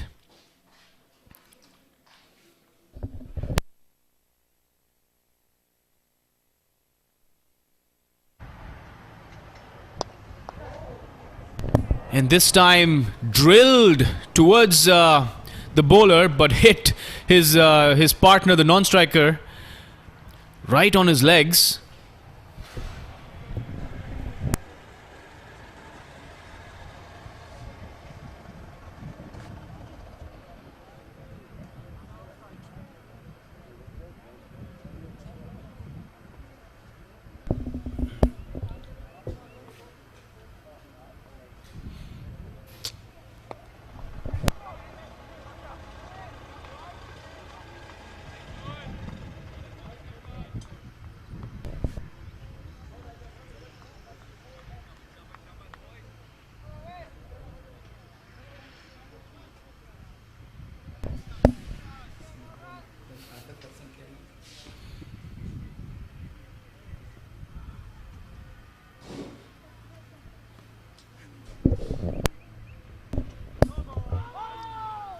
And an appeal there by the wicketkeeper, but it seems to be a no ball.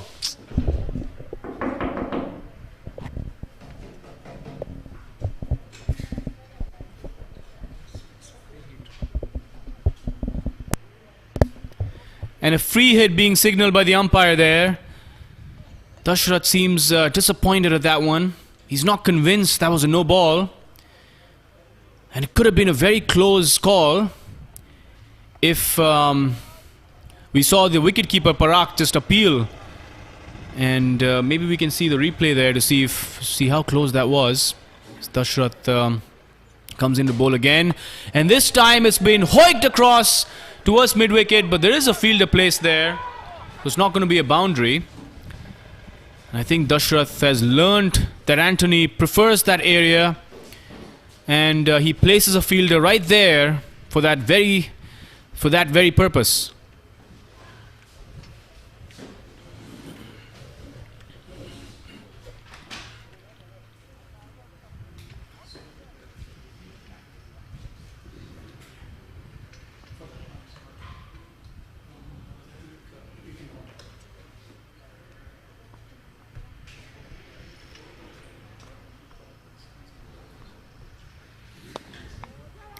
Driven down the ground towards mid-off. And the batsmen scamper for a single. And Anthony Saudeo looking pretty busy there now. He realizes the loss of an important wicket like Mohammad Qureshi is a setback for the Central East, and it's important for him, the set batsman, the senior batsman, and as the opener needs to carry his bat or try to carry his bat through the innings.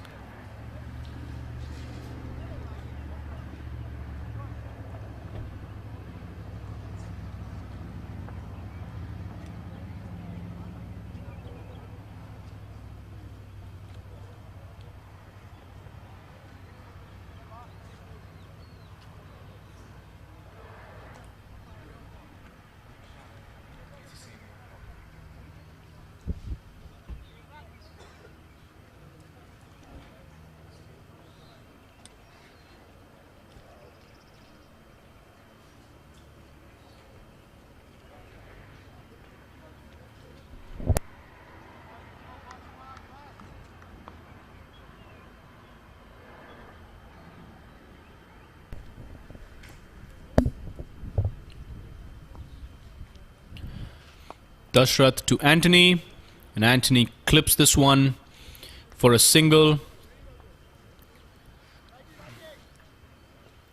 I think I mentioned this earlier. It's a good matchup when you have a left arm spinner bowling against a left-handed batsman. This is something most captains tend to avoid. But the left arm was also bowling against a right-handed batsman, so As long as the left-handed batsman is off strike, it works to the bowling team's advantage. We've also seen Anthony is not shy in hitting the ball across the line, as Dharmesh bowls a good delivery outside off stump to Naveed Ahmed. Naveed tries to flick that one to fine leg, but doesn't make proper contact. Naveed seems to be someone who's a lot more composed and is looking very very mature in his innings building. You see Dharmesh just bowl another wide down the leg side.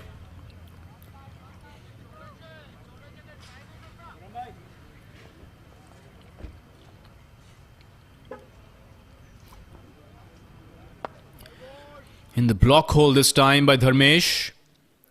And a misfield. And the West Zone concede a single there where there shouldn't have been any run. Misfield by the captain, Janak Patel. Something that the West Zone have to be mindful of is they have 200 runs on the board, and 200 is the most number of runs that have been scored for the first innings in this tournament. So they do have an advantage, having runs on board. But they want to make sure that they use that to their advantage by fielding well and bowling tight lines.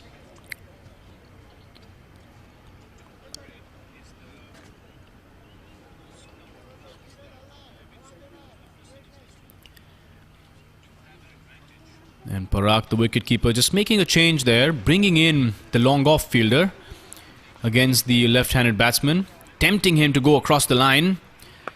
And he just hits it towards the cover area, straight through the short covers fielder.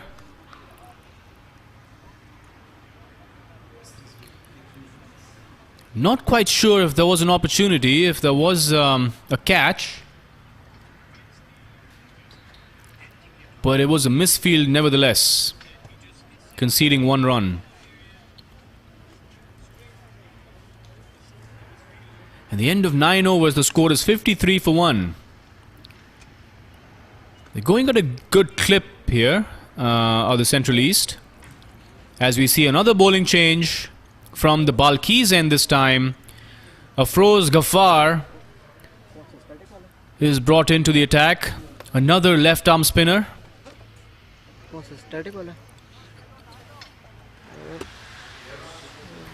A three-pronged left arm spin attack is soon to be employed by the West Zone.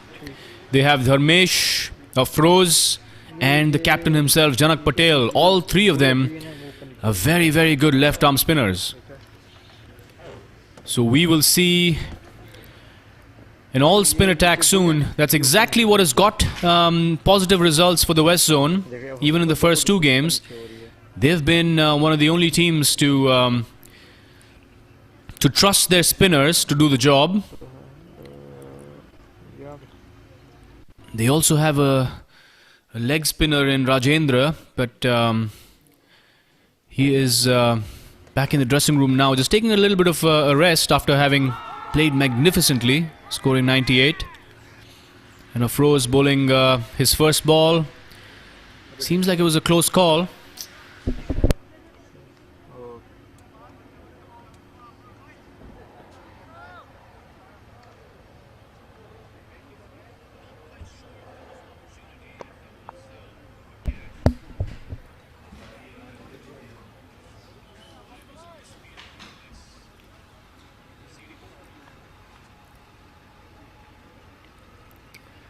Afroz tossing this one up. Another appeal. Another appeal. He's begging the umpire this time, pleading with him, down on his knees. But it seems like the umpire doesn't think that was out. Just walking away from that. But the ball gets dislodged to the square leg. The umpire doesn't signal a leg by, so it probably indicates that it hit the bat.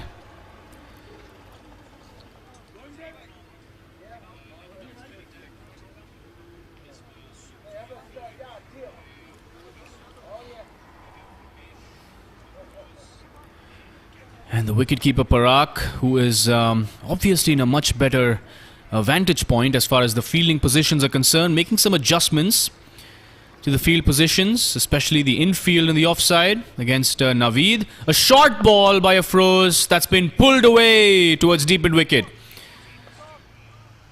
And it's running towards the mid-wicket boundary, but just stopped short of the boundary line. The batsmen take 3 runs. Some sloppy fielding there. That should have been 2. And the West Zone now ensure that that fielder is now placed in the deep as opposed to inside the 30 yards. But they realize that it's a left-hander on strike, so they bring the same fielder in.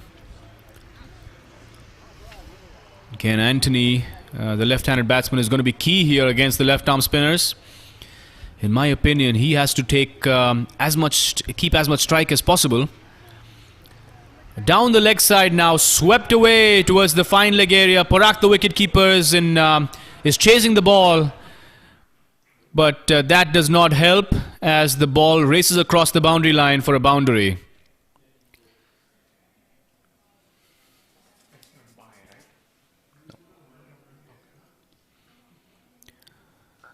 And Afroz, who's been struggling to get rhythm throughout this tournament. Normally a very accurate bowler.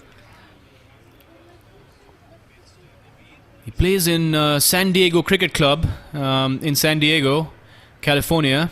And he plays in the CCA League. He's been playing for a number of years, right since the early 90s, and is known for his accuracy, known for his disciplined approach when it comes to bowling. Not used to bowling wides and giving freebies to batsmen. Very uncharacteristic of him.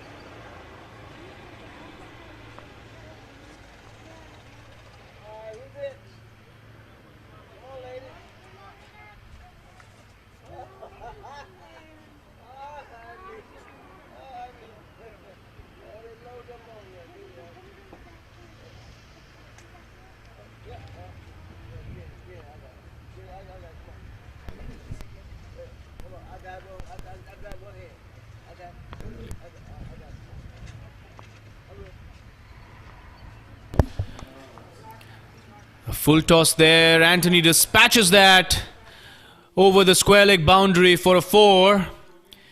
And a bowling change by the West Zone as Sanjeeva comes in to bowl. He seems like he's an off spinner, but he starts with a very, very loose ball there. Just a full toss, a gift really to the batsman, a set batsman like Anthony. Not going to miss out on that.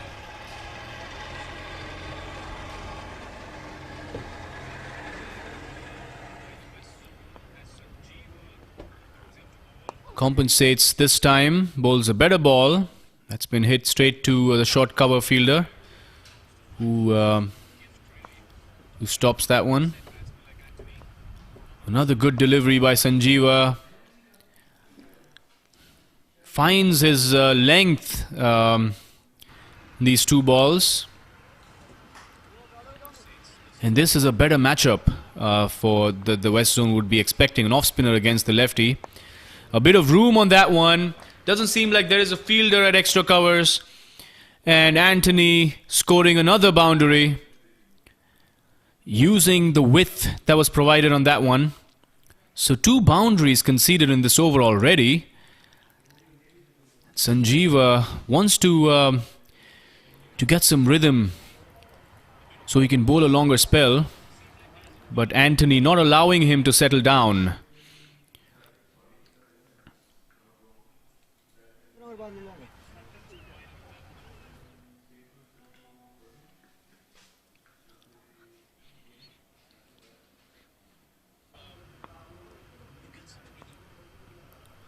A tossed up delivery converted into a full toss that was driven but well fielded by Uzair Nana at point.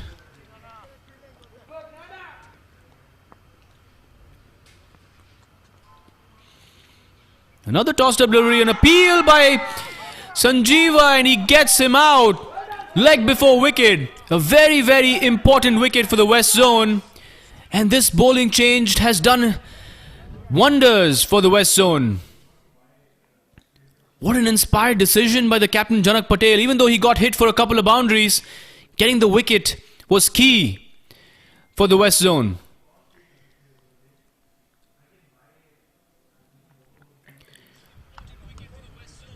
And Anthony Sahadeo scoring 35 runs of 41 balls. A very good inning, a very good knock by Anthony, getting his team off to a flyer.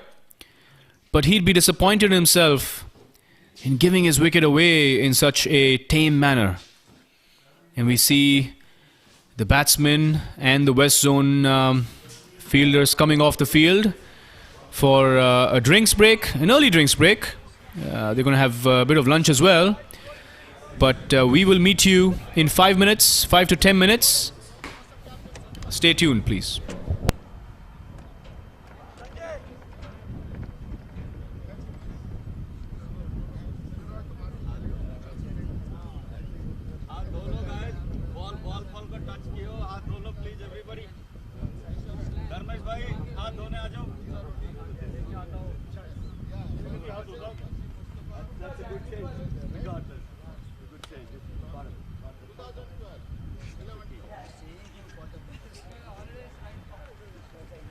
Surprise package.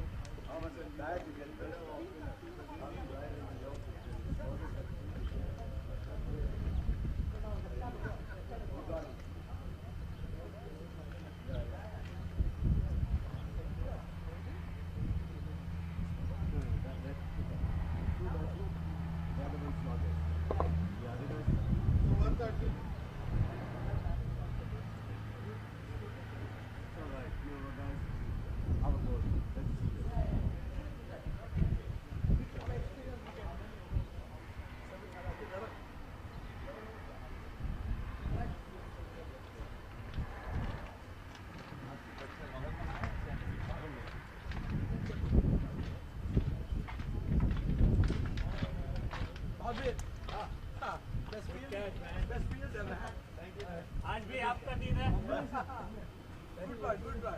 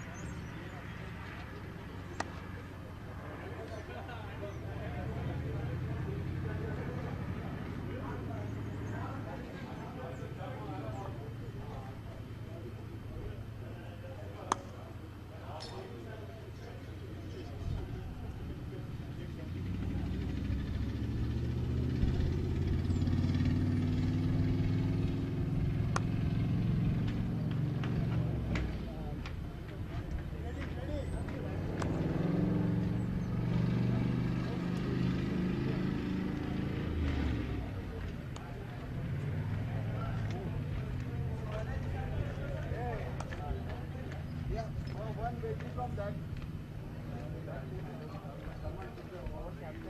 Yeah. Yeah, come on. Somebody has to. No, no, now we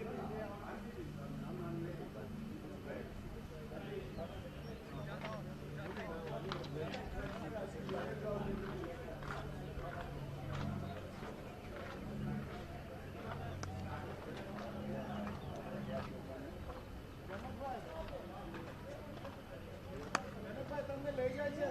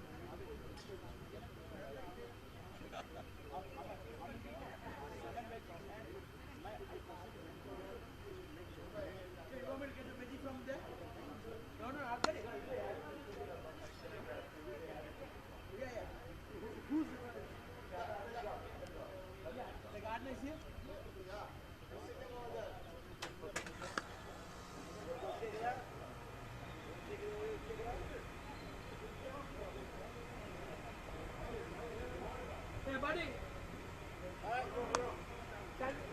I think we need one veggie over there.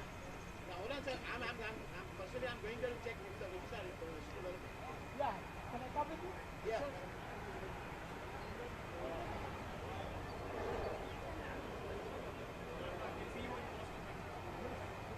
Can I buy it?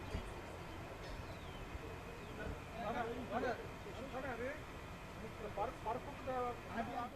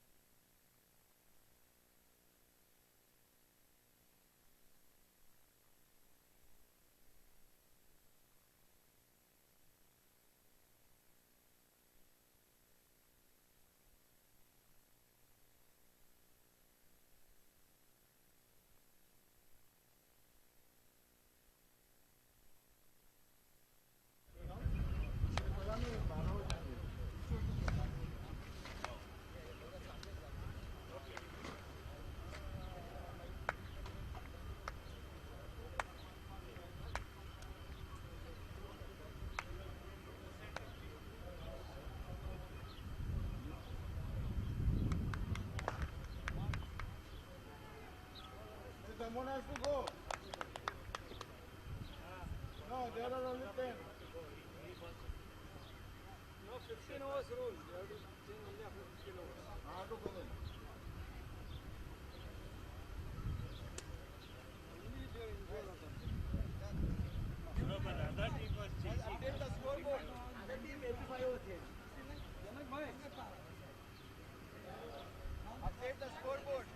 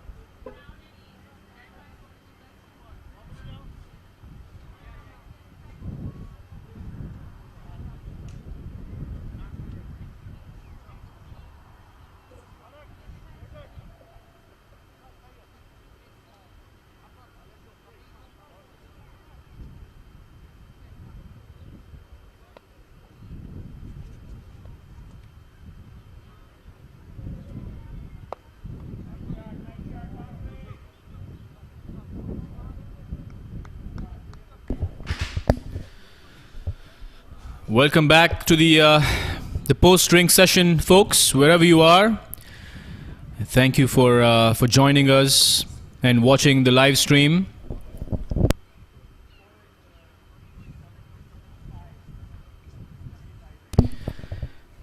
We see Afroz Ghaffar continuing from the Balkis Stadium end. The first ball of his over being dispatched over the mid-wicket boundary. And this time tossing the ball up a little bit.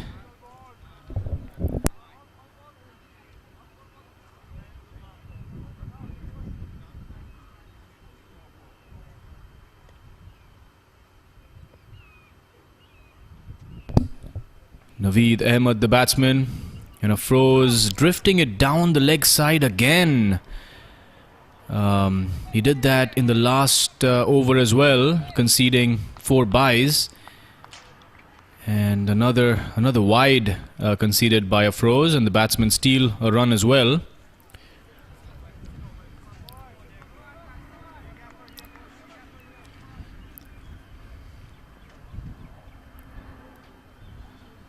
And pitched up this time, driven straight to the short covers fielder Ozair Nana.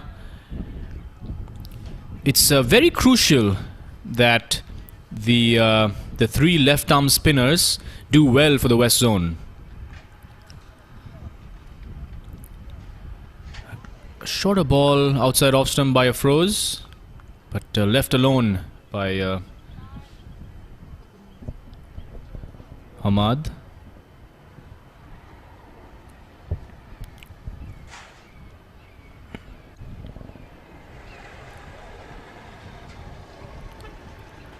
Good delivery there by Afroz to end the over.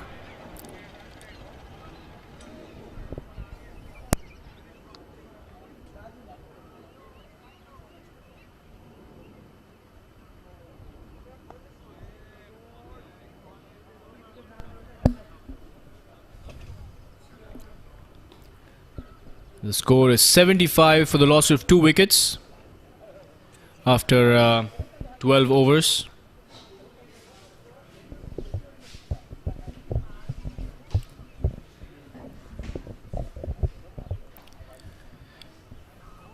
And is that a bowling change that's coming up? I believe it is. I think the captain, Janak Patel, seems to be coming on into the attack to bowl from the pavilion end. We saw Janak Patel bowling from the other end in the previous 2 games. So he wants to change ends to see if he fares any better than he did in the last 2 games.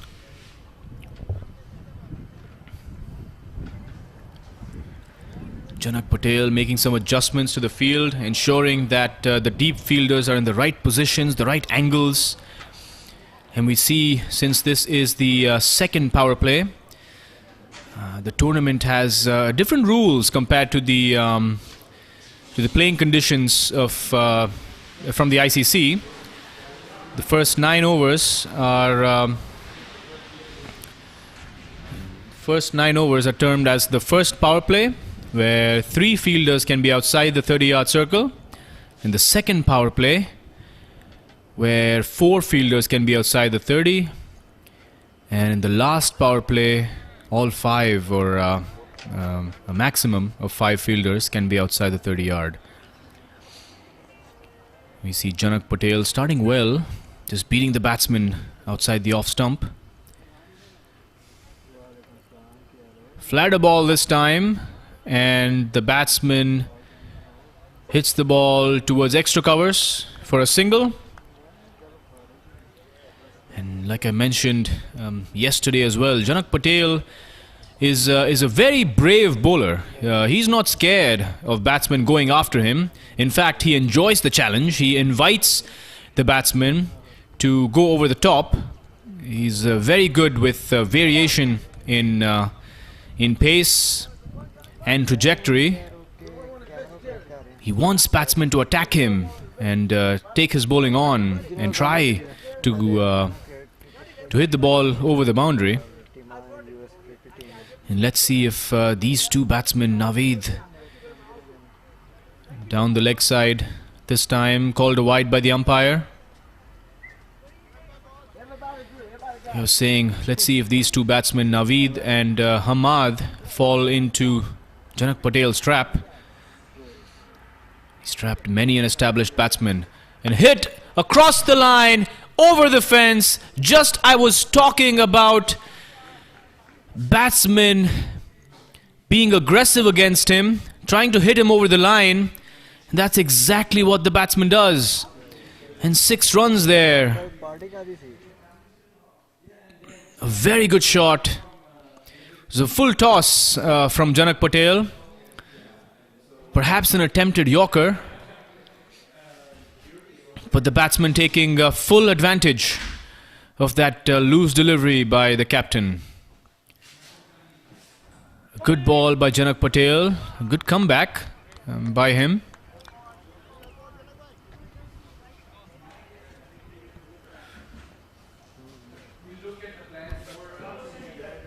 A tossed up delivery outside off stump.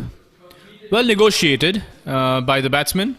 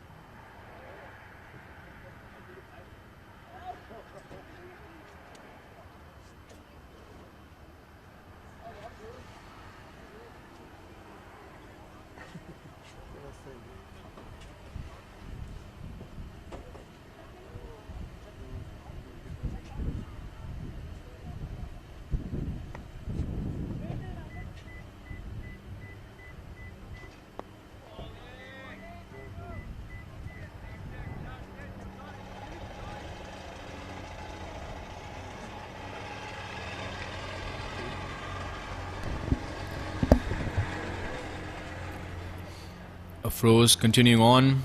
Bowls a good first ball. Tossed up delivery. Very close. Very good ball by Afroz. Trying to beat the inside edge of the bat. And most of the wickets that have fallen, whether it's at the MUSA Stadium or the Balkis Stadium, have fallen through LBWs. And that's exactly what the spinners here are targeting as well. They're targeting the legs, the pads of the batsmen.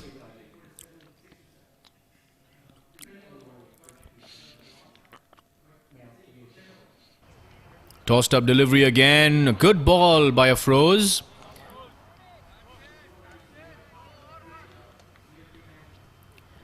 And Afroz is looking like his usual self. This is how he bowls in California. And the players from California playing for the West Zone are very used to bowling on turf pitches. Playing all their cricket on the Woodley Park and other turf pitches in Southern California.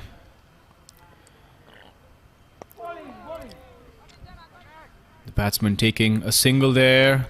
The ball stayed low on this one, but well negotiated by the batsman Hamad. So I was saying, Afroz is from the San Diego Cricket Club. The San Diego Cricket Club recently constructed a turf pitch in San Diego. That was one thing that was missing. And we see the batsman just hit one through the line towards extra covers for a boundary. A very, very good shot, an expansive shot by Naveed.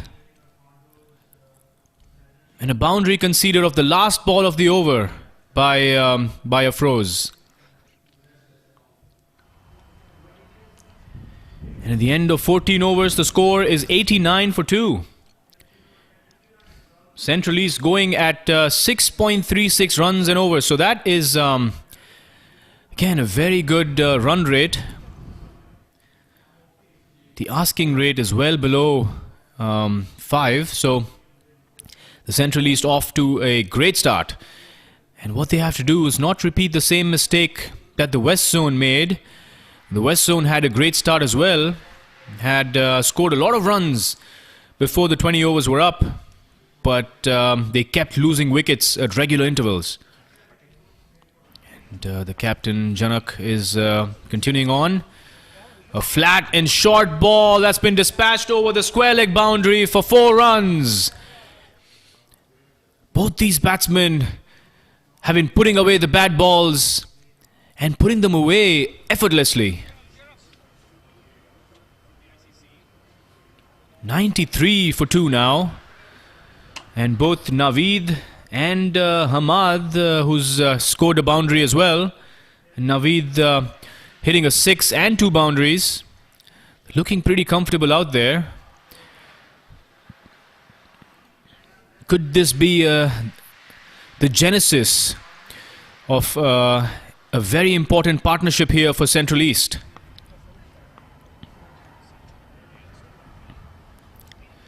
A tossed up delivery, and the batsman Hamad using his feet and taking 2 runs.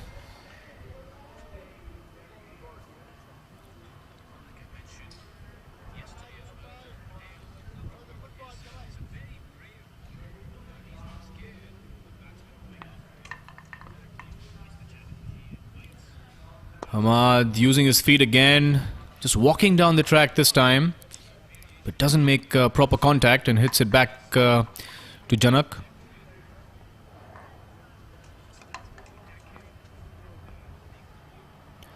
Tossed up. Batsman Hamad converts this into a full toss, but doesn't make great contact. And Janak Patel would be desperate for a wicket. Being the captain of his side, he wants to lead from the front and take a wicket here. It's very crucial for the West Zone that they keep breaking partnerships every time Central East threaten to form one.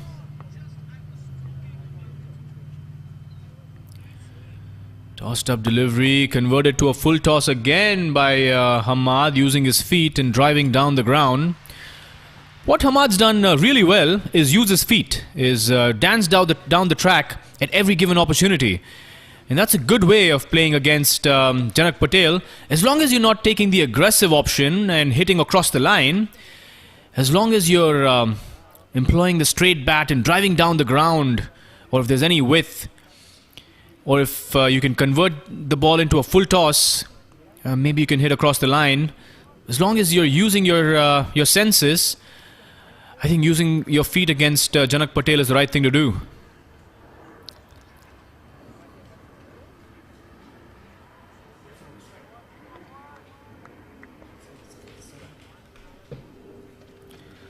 Afroz is continuing on. Good delivery there. Almost cramping him for room. The batsman, Naveed.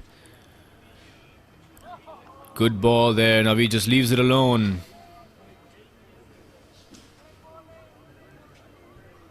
In fact, it's Hamad on strike.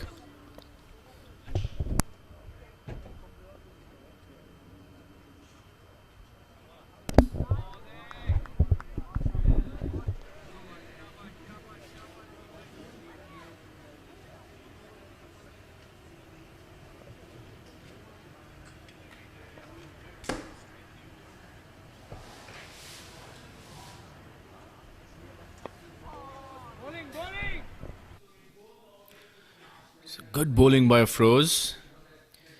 This is an important spell for Afroz. He's bowling well, but has been giving away boundaries every now and then. A good delivery by Afroz, an inside edge of the bat. The non-striker was quick to call the batsman for a single as the ball went behind towards the short fine leg area.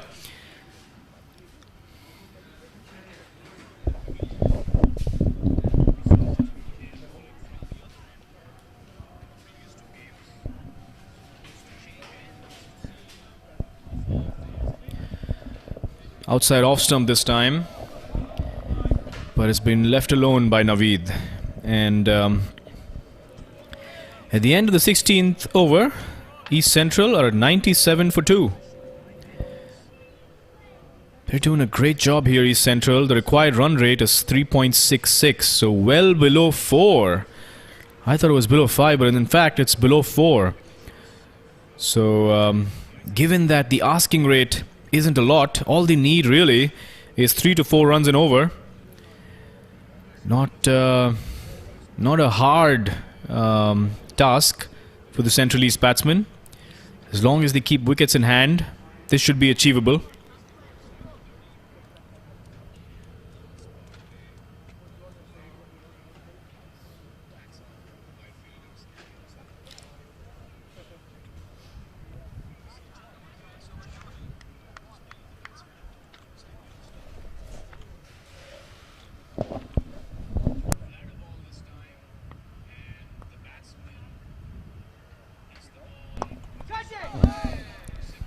Hamad dances down the track again of the first ball of Janak Patel, but hits it straight to long off for a single.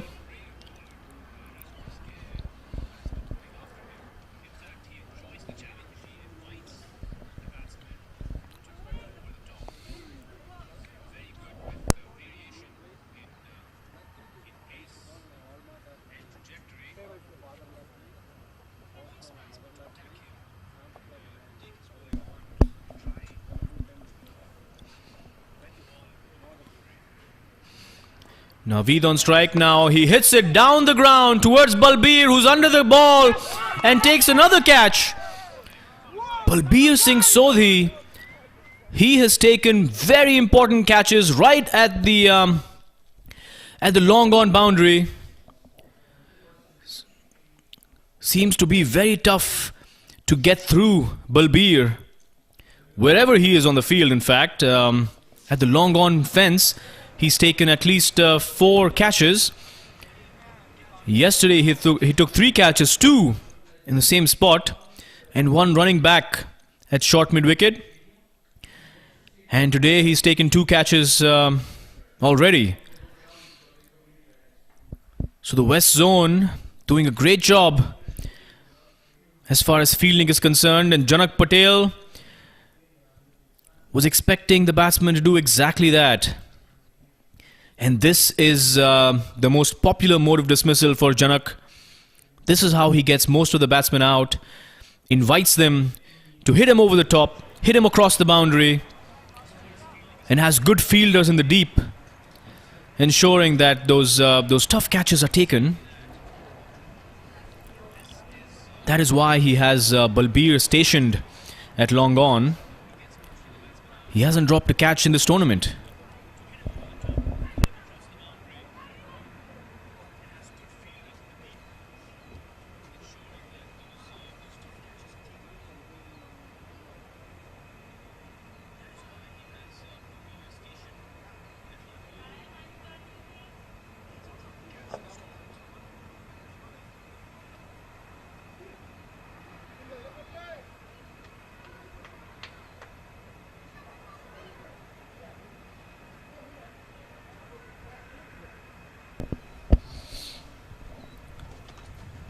Raj Kosgi, the new batsman, walking into the crease, taking guard, facing Janak Patel.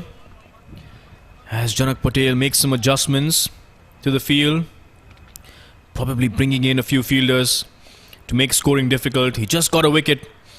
The West Zone need to feel on top here, need to have the confidence that they're going to win this match.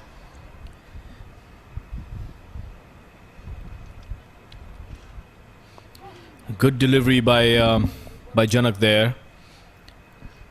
The batsman Raj just playing it towards the short covers area.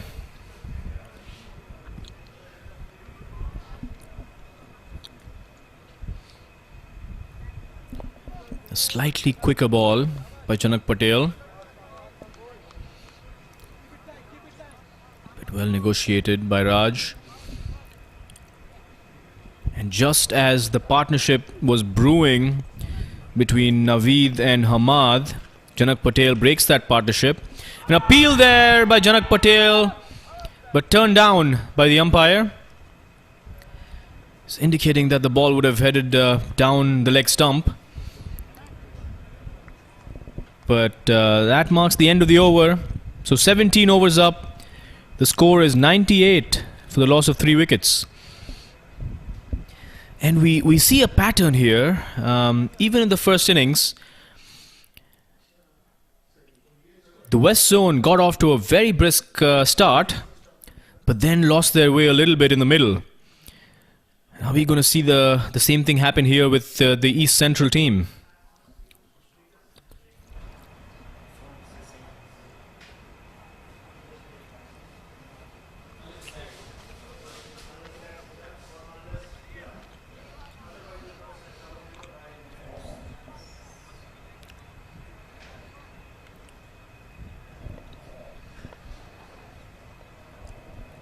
Froze to Hamad. Hamad steps down the track again. This time to a froze. Drives it down towards long off for a single.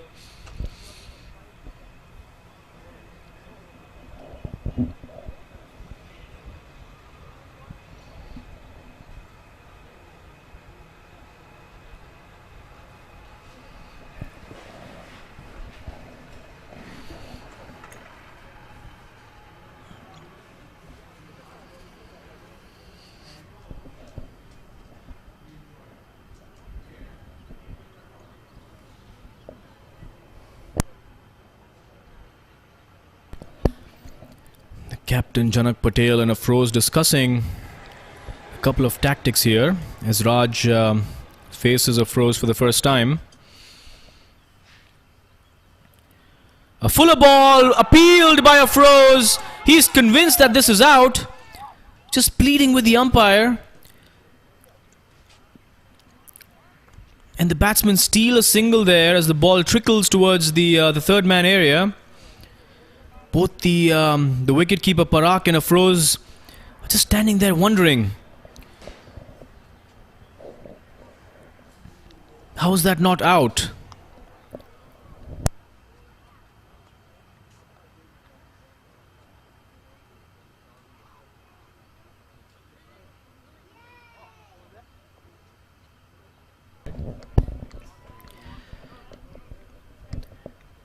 In fact, they did not cross over there.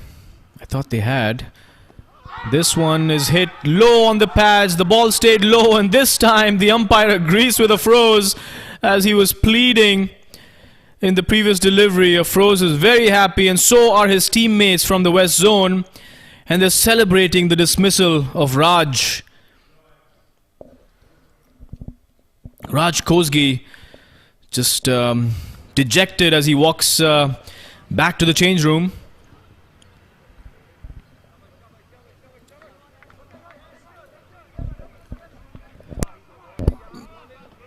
Another very important wicket for the West Zone.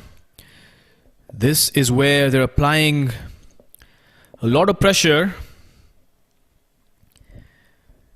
And the best way to do that is to take wickets.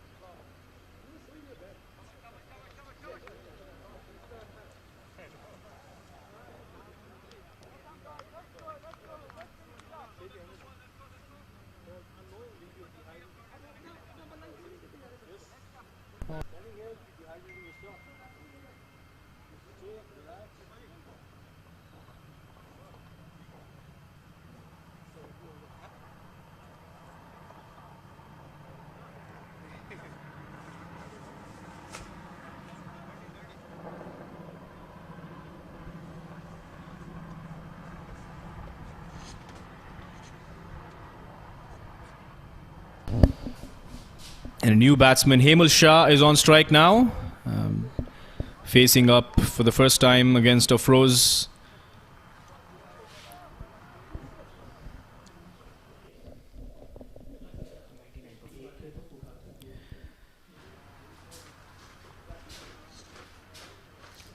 And a good delivery by Afroz. He's looking like his usual self. Like I mentioned earlier, he's a bowler that's known for his accuracy, known for bowling really on a dime. He's got a lot of control over his variations as well. Another good ball. This time, the new batsman, Hemal Shah, tried to cut that one, but hit it straight to the short cover fielder. So end of a successful over by Afroz, only giving one run and, more importantly, picking up a wicket. And 18 overs are up. The score is 99 for 4. So Central East 1 run away from the 100-run mark. And that really marks almost a halfway stage as far as the run chase is concerned. Central East need 203 runs to win. So the problem for the Central East, though, is they've been losing wickets, especially in the middle overs.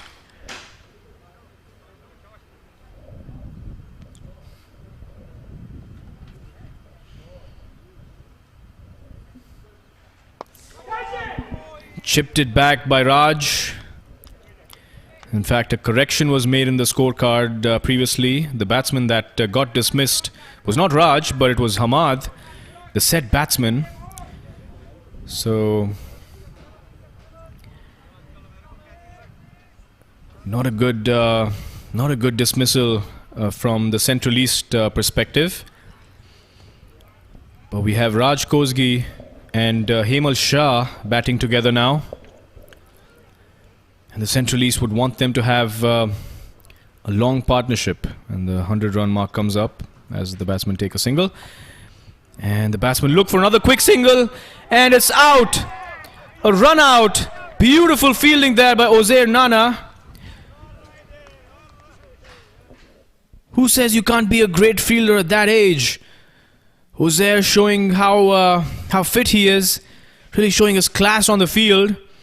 A great throw, a great pickup to get Raj dismissed.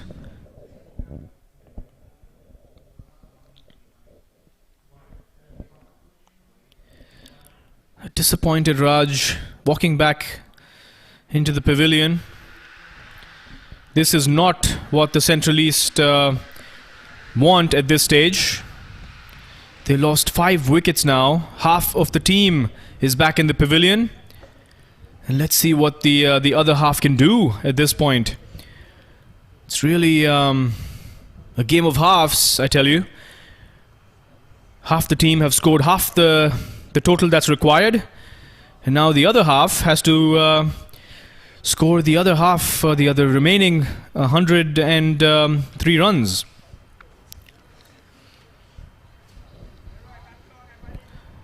We see the new batsman come in to join Hemal Shah is Milroy Dawn. And the hopes of Central East will be on these two batsmen, will be on Milroy Dawn and Hemal Shah. Both are new to the crease. Hemal Shah only having faced 3 balls, and Milroy Dawn just coming in, yet to face a ball. So great pressure being created by both Janak Patel and Afroz Ghaffar. Both these left-armers, as well as Dharmesh Shah, have been crucial to the West Zone.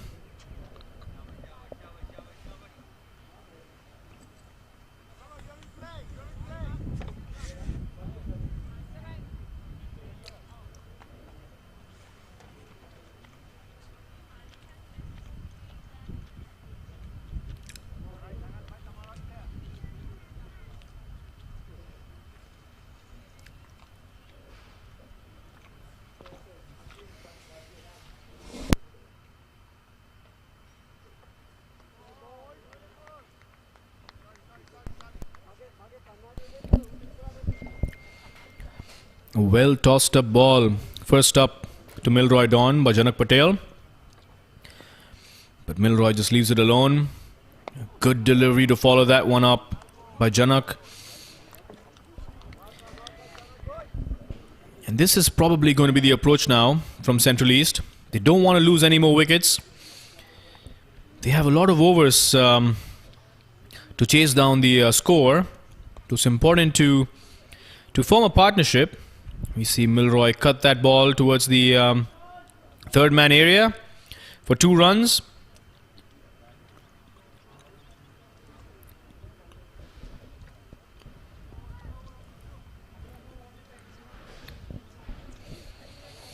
And that marks the end of this over.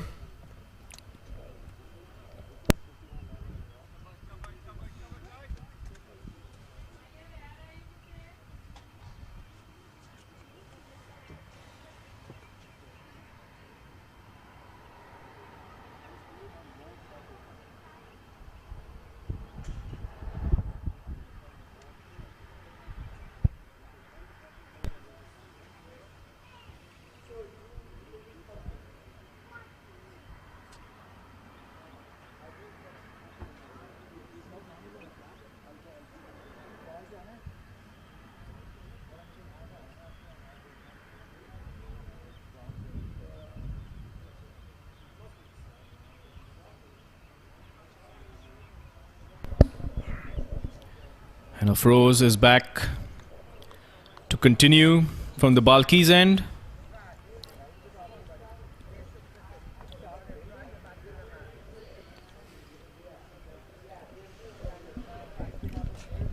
He's bowling very well, Afroz, and tossing this one up. The batsman Hemal Shah just thought about that one, just thought about driving that one over covers, but we decided against it.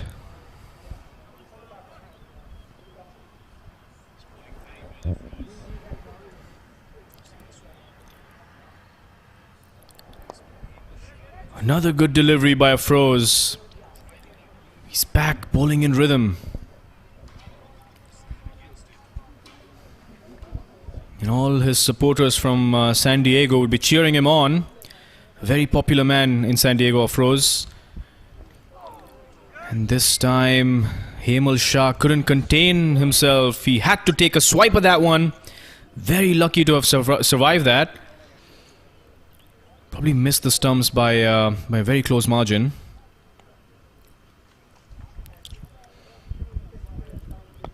Another good delivery outside off stump. Afroz has been applying pressure here from this end.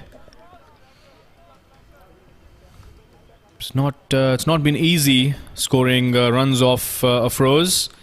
Another good delivery. This time hit over the top towards the long on fielder, but drops short. And the batsman cross over for 1 run. And that's what pressure can do. Hemal Shah went for the release shot there, trying to release the pressure.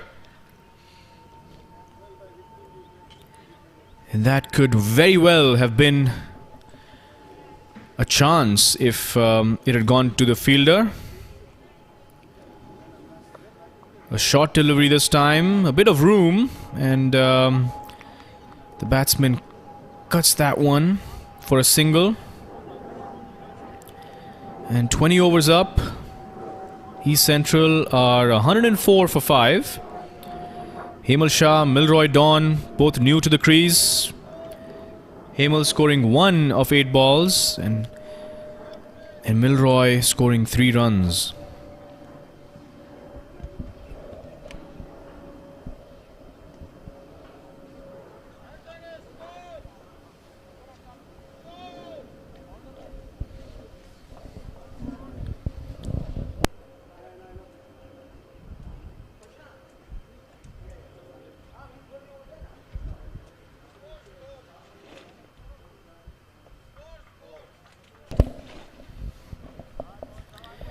And the captain, Janak Patel, continues on from the pavilion end.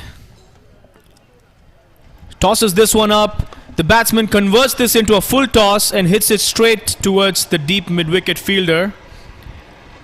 And only a single conceded there. I'm sure Janak Patel does not mind that. I mentioned this time and again, as a spinner, it's very important to have a big heart. It's important to not get swayed by batsmen attacking you all the time. In fact, you should relish the challenge of aggressive batsmen taking you on.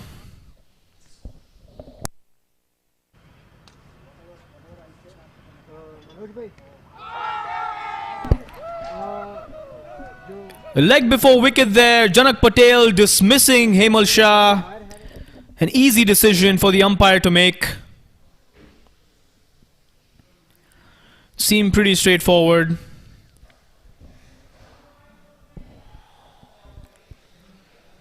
And a 105 for 6 now. They're 6 down of the Central East team. And now they're in trouble.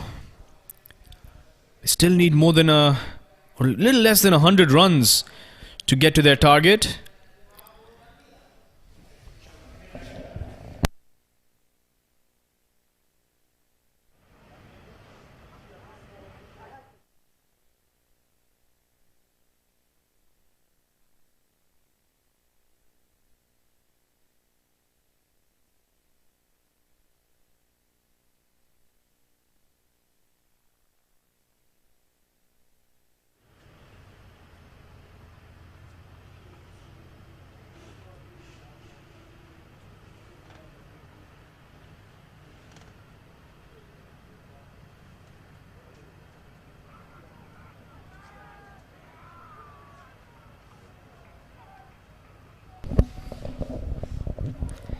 And the new batsman to the crease is Charlie, or Nazir Javed. He's very impressive with the ball, as he usually is. And now his team really needs him to deliver with the bat. The Central East are in a bit of trouble here. They're at 105 for 6. They still have about 25 overs remaining to chase those runs, but they need one batsman to carry his bat through, to take the responsibility of doing the bulk of the scoring here. Charlie defends his first ball. Janak Patel tosses this one up, and Charlie just hits it towards the wide long on area, just for a single.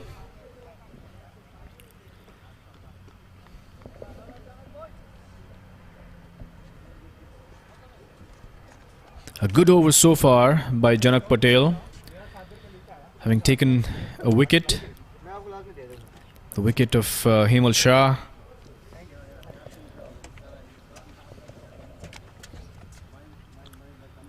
A good delivery, just missing the off stump by not a lot. And the score at the end of 21 overs is 106 for 6.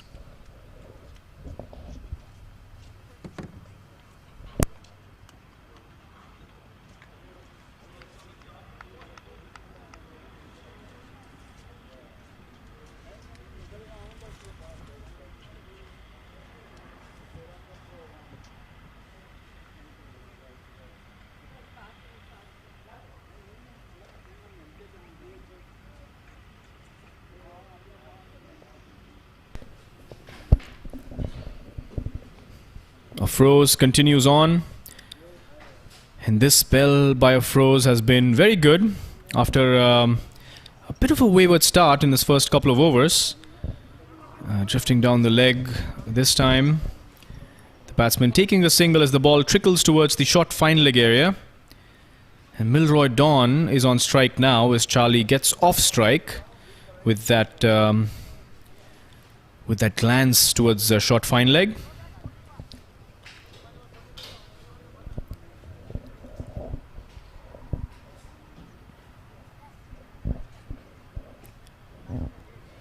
And Charlie is someone with a lot of experience. Like I mentioned during the first innings, he's played for the US for a very long time, primarily as a bowler, but international experience is priceless.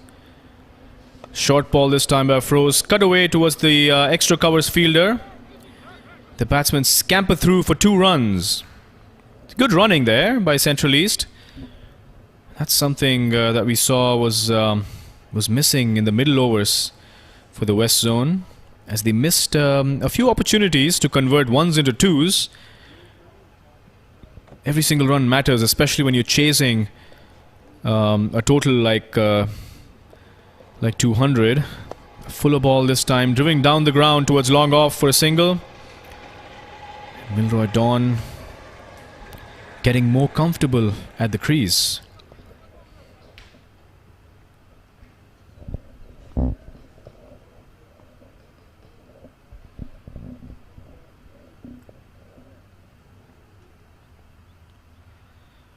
Outside off stump, uppish drive towards the bowler, but doesn't quite carry to Afroz.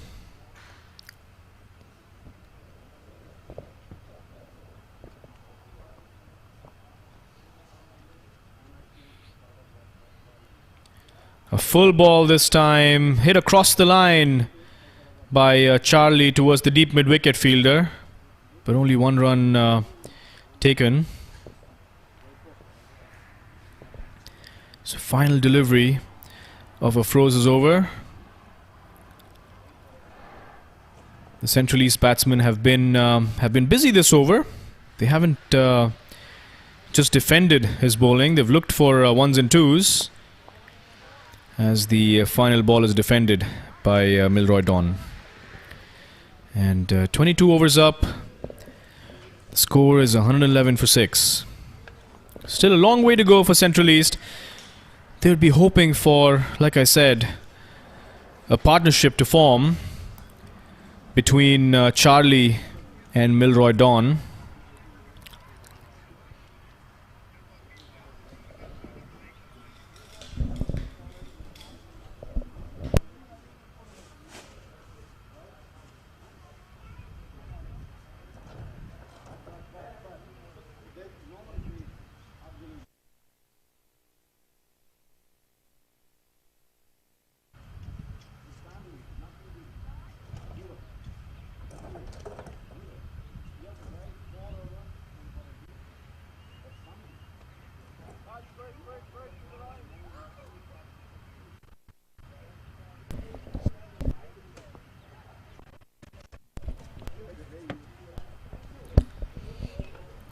Janak Patel continuing on. Tossed up delivery.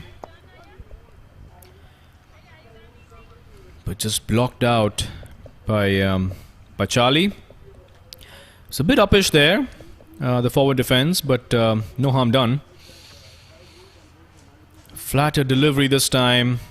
Trying to use his wrists, Charlie, to maneuver the ball towards the gap between short mid-wicket and square leg.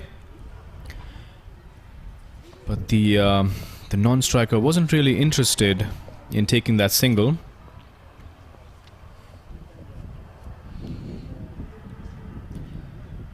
Good delivery there by Janak. Both these southpaws are applying the pressure. It's not making it easy as far as scoring is concerned.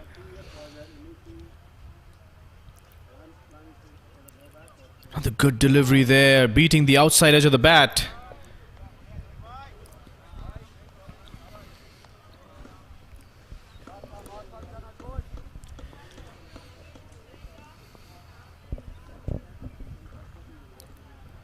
Fuller delivery, driven straight to the bowler Janak there.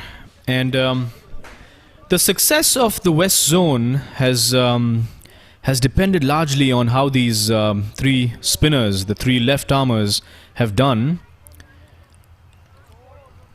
The three left-armers have done really well in all three games, including this one.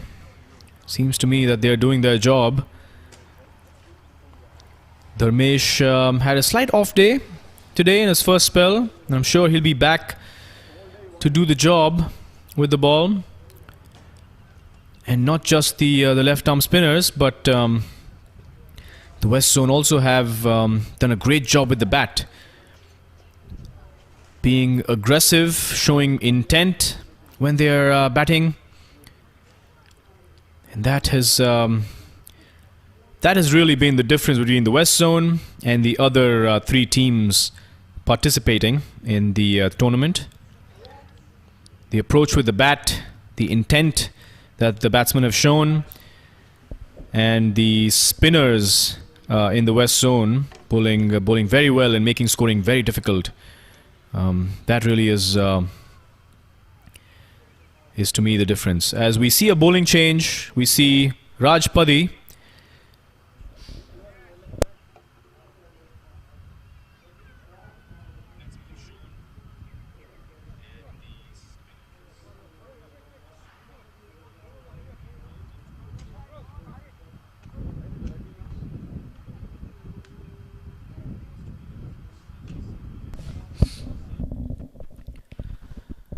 and Rajendra Baradare, the batsman who scored 98 runs, is into the attack. Starts with a full toss, but Milroy isn't able to put that off or put that away. And let's see if Raj or Rajendra is the man with the golden arm. A fuller ball this time. Milroy hits it down the ground, straight towards the side screen for a boundary. An important boundary, this one, to release the pressure that was building up. The left-arm spinners had created some sort of pressure, but a good shot. A length was provided by Rajendra, and Milroy did not need a second invitation to dispatch that to the boundary. Milroy steps out for this one, converts this into a full toss, and a misfield ensures that they take an additional run. So 2 runs taken there.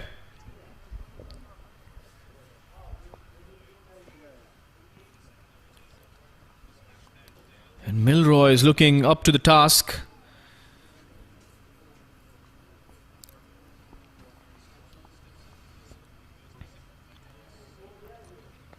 This ball stayed low, but it was also wide, just called by the umpire.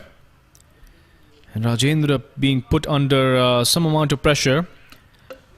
Just after having scored 98 runs. He's got to be tired there. Those tired legs do not seem to want to give up though. He's coming in to bowl, does not want to miss out on the opportunity to turn his arm, to be the man to make the difference for the team. He's done his job already with the bat, and now he wants to do the job with the ball, wants to be the man to pick up these key wickets here. Good delivery there, batsman making some room, but unable to find the gap.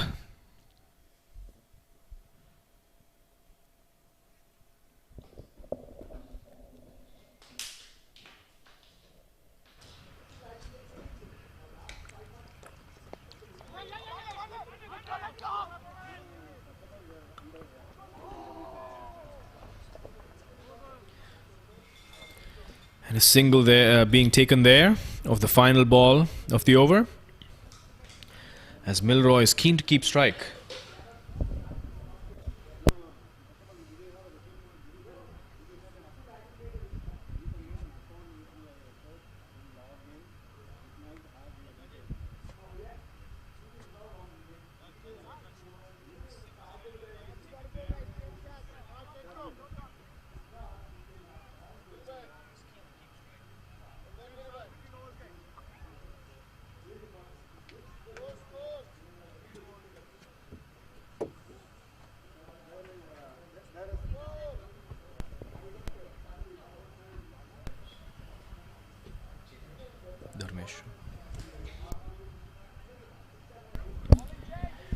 And just as I had predicted, Dharmesh Shah comes into the attack from the pavilion end, replacing Janak. Starts off with a short ball that's been drilled down the ground towards the long on boundary, but Balbir, who is such an exceptional fielder, stops that one. And the batsmen only take one run. Great fielding there by Balbir. He's just been lightning on the field throughout the tournament.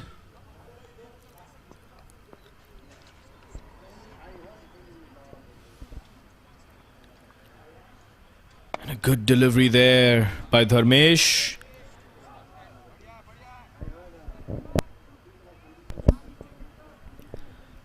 He's had a great tournament so far. The spell in the morning was not like him, where he gave a few wides. Normally he's extremely accurate. And this is the spell for him to make a difference.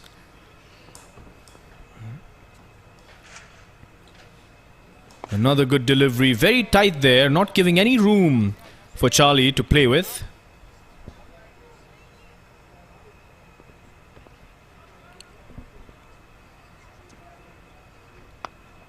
Cut away this time by Charlie for a single. He's able to get off strike, but it is the last ball of the over. Milroy Dawn has been keen to keep strike. He seems to be the confident one of the two batsmen. A full toss there, driven straight down towards Balbir. The batsmen only take one run. And the end of the over there, and Central East is 122 for the loss of 6 wickets.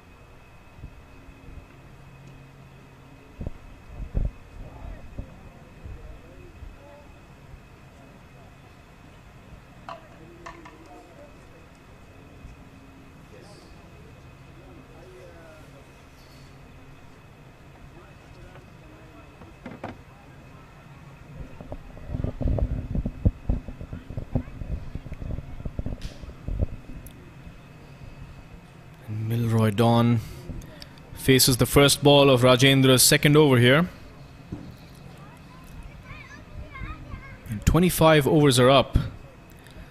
And 20 overs remaining, so a lot of time remaining for Central East to get these runs.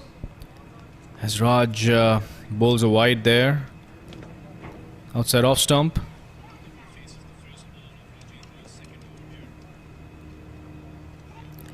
A tossed up delivery but driven straight back to the bowler.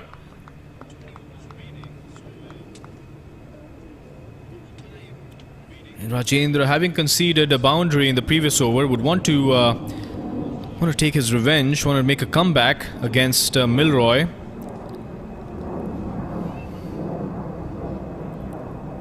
Flatter delivery, good delivery there, but Milroy uses his wrists to hit it towards fine leg for a single.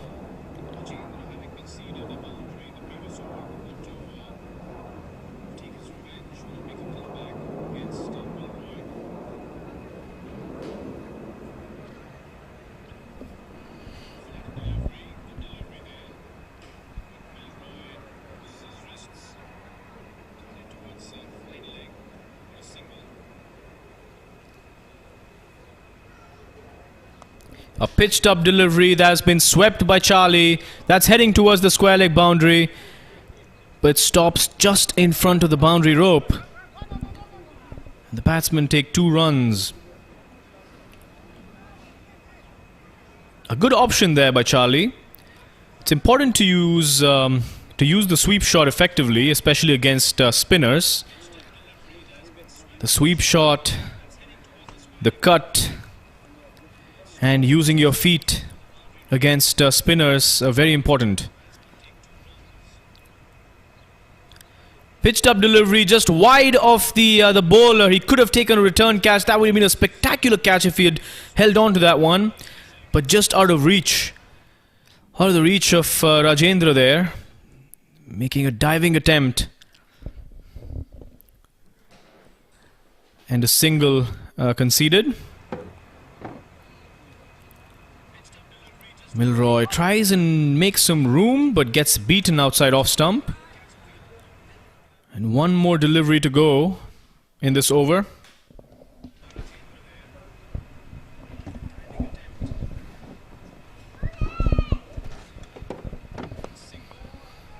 Tossed up again.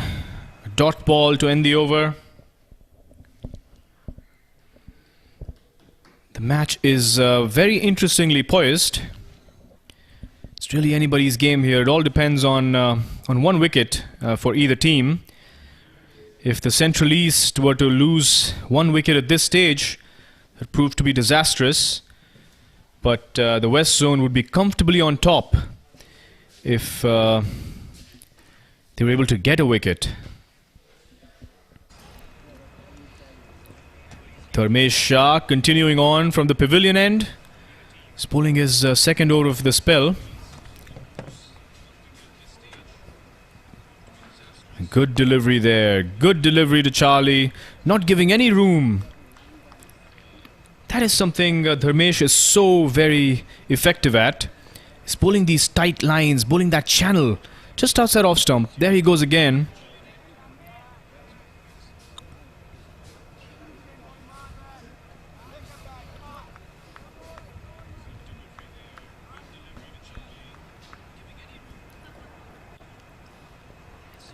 Another one.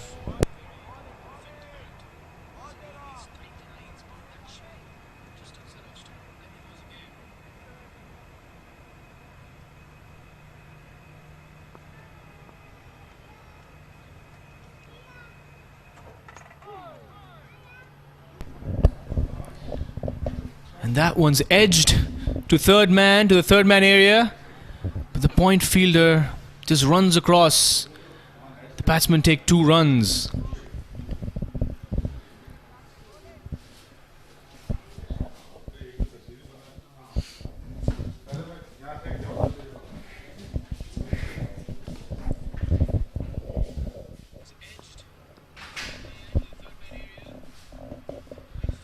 Full ball there, but this time it's driven just wide of the extra cover fielder. And this could be at least 2 runs. Yes, Charlie happily scampers through for 2 runs there.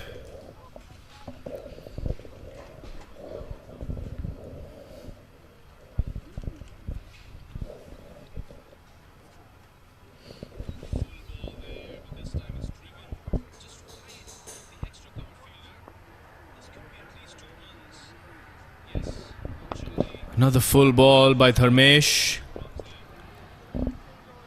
He's conceded about 4 runs in this over, so not a bad over considering the circumstances. The run rate now for the Central East has come down to below 5.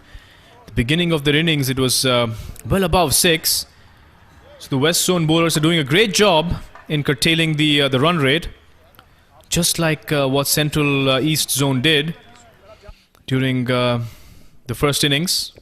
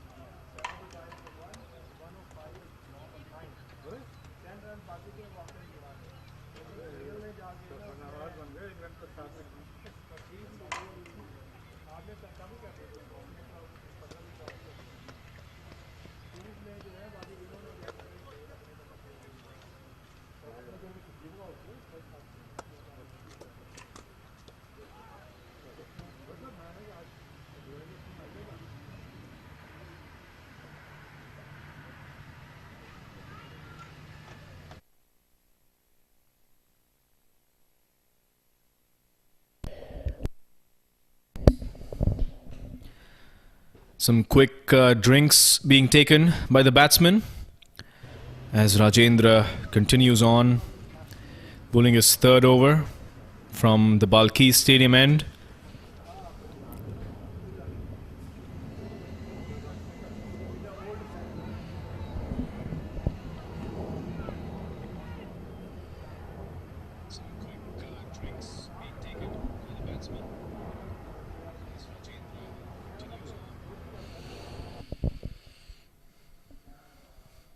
You see the batsman Milroy Dawn take strike. He just leaves that one, lets it go outside off stump.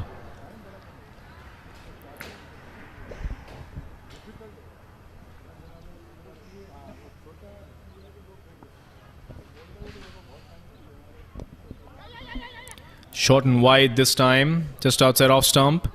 A quick single being taken.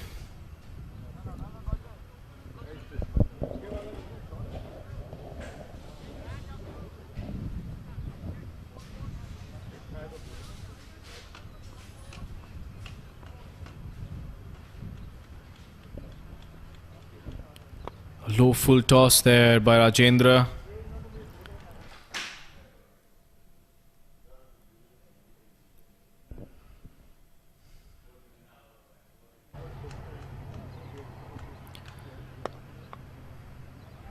A shorter ball this time, and Charlie unable to put that away.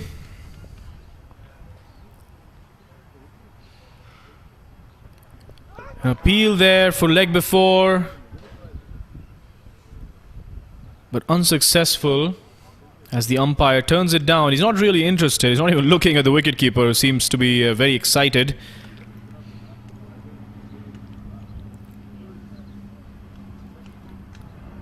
Down the leg side for a wide, and the bowler apologizes to the wicketkeeper Parak. Just one more delivery to go. And a good delivery there, almost just curtailing that appeal, Rajendra. At the end of 28 overs, the score is 133 for 6.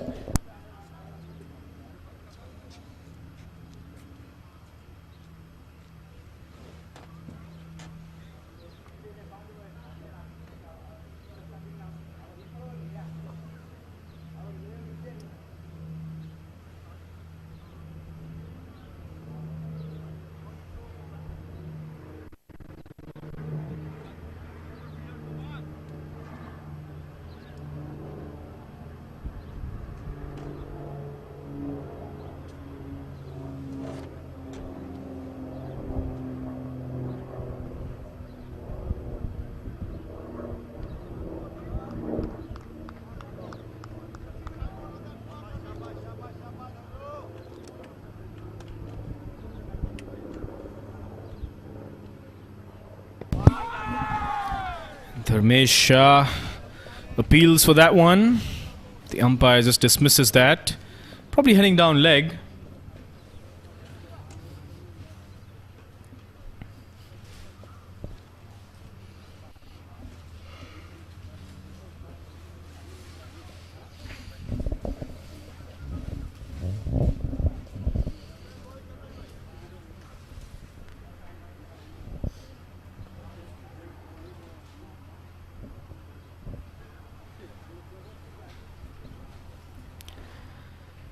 Batsman takes a little bit of a break there, probably trying to get back and concentrate on that ball. A short and wide ball cut away across the turf towards the boundary, but it fails to reach the boundary rope again. Jose Nana, the fielder, does a good job chasing behind that one and restricts it to 2 runs. And both these batsmen now, Charlie and Milroy, looking good. Milroy is on 19 and Charlie is on 11. Both having faced 27 balls. The more deliveries they face, the more confident they get, and the more... Oh, hit down the ground. What an incredible shot. Down the ground for 6 runs. What a strong shot by Milroy.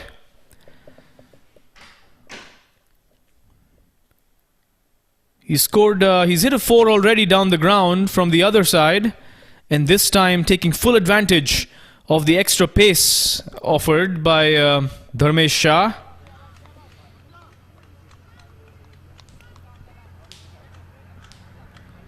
And this could prove to be a big blow for the West Zone, as Milroy is looking to dominate. Another full ball driven away towards long off by Milroy. Just taking a single, an easy jog across to the other end.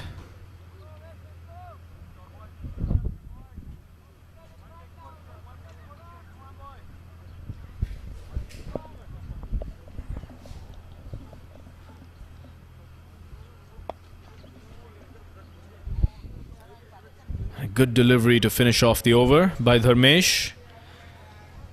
Not a bad over for the Central East. 9 runs coming off that one, including that big 6 by Milroy.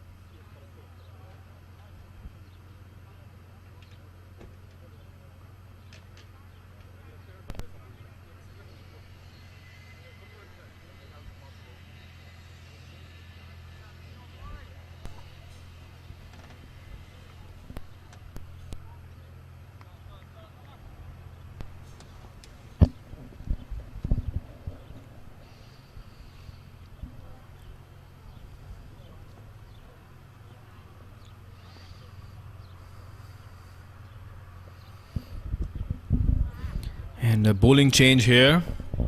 Muhammad Hamza comes into the attack from the Balkis end. Starting off with a good ball there. The ball staying a bit low.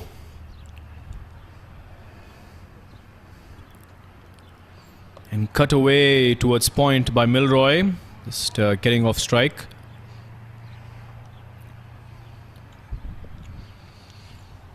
And this partnership looking very ominous now for the West Zone, as both these batsmen getting more and more confident every delivery they face. Full delivery driven straight down the ground towards the long off fielder, towards Ozair, as one run is taken.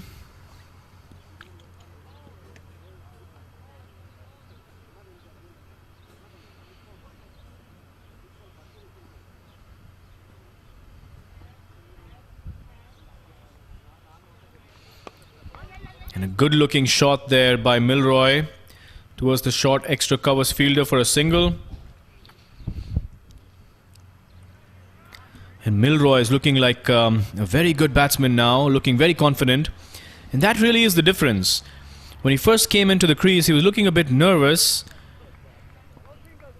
But as he has faced more and more deliveries, he's looking like an accomplished batsman. An outside off stump left alone by Charlie.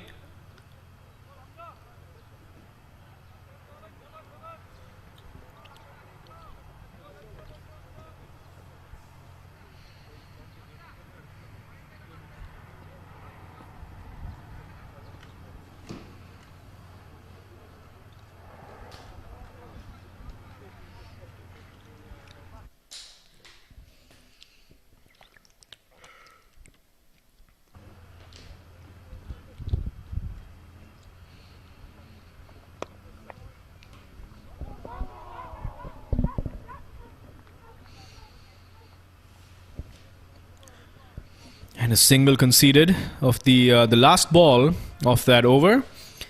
And that marks the end of 30 overs.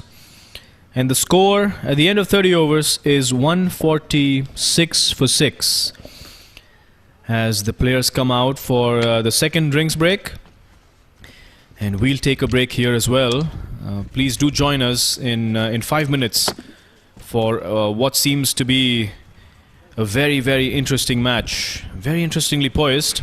The last 15 overs is going to decide as to how this match turns out.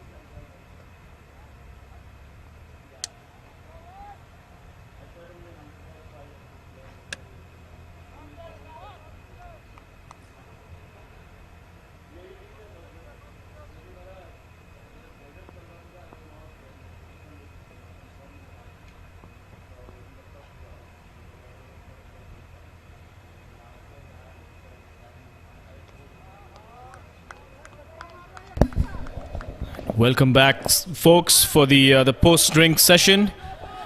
The final 15 overs of this match. And we see Dashrath coming back into the attack from the pavilion end. Bowling to Charlie. First ball was a dot ball, a good ball to start with. But this time it's a wide. And we've seen Dashrath take some time to get into rhythm.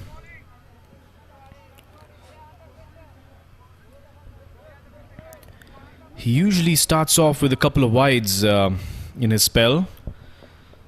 And not any different in this spell as well. This time providing some width. And Charlie just pushes it towards point, but no runs taken.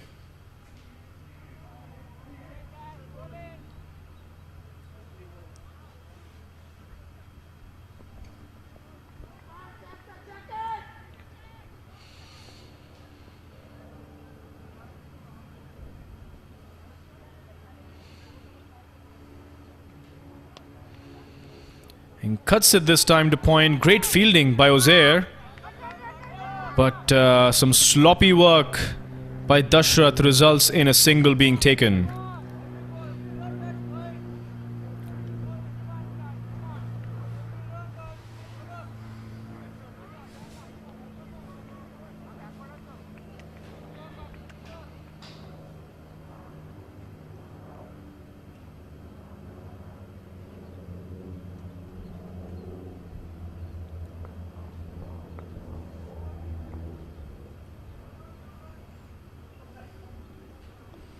Just getting the outside edge this time, running towards the third man boundary, and that is 4 runs. Central East were desperate for boundaries, and this one will be a happy moment for the fans and supporters, as well as the teammates that are sitting at the MUSA Stadium.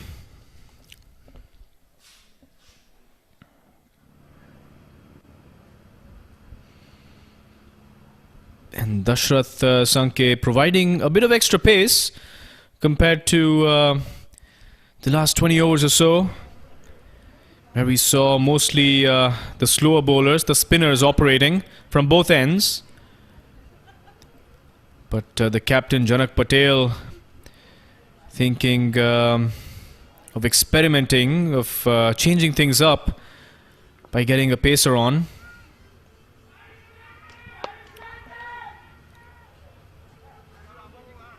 And the batsman Milroy tries to drive that one, doesn't make proper contact.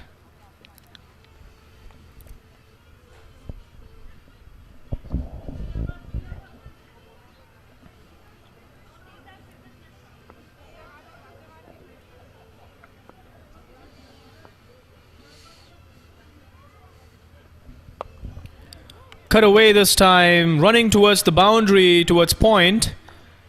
And 2 runs being taken as Ozair chases after that ball.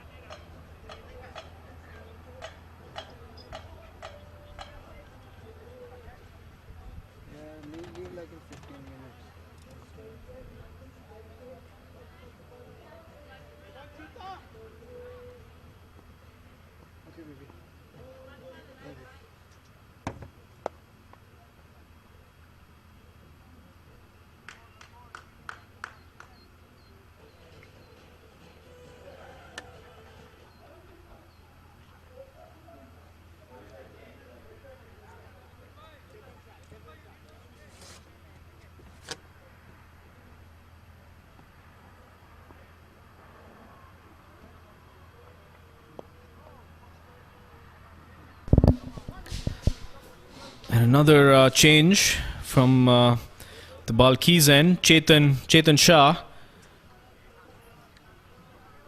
bowling from this end.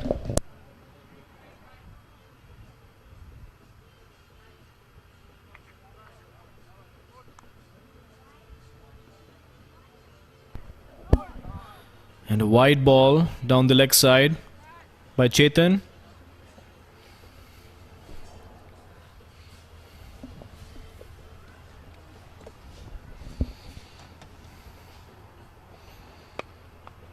And hit down the ground by Milroy towards the long off fielder.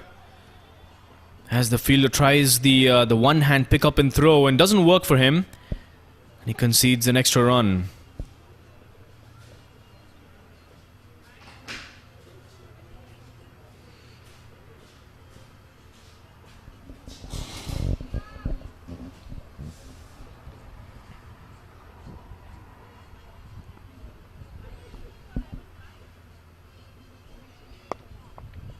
Milroy again using his feet and driving it down the ground towards the long off fielder. Does a better job this time. Restricts it for a single.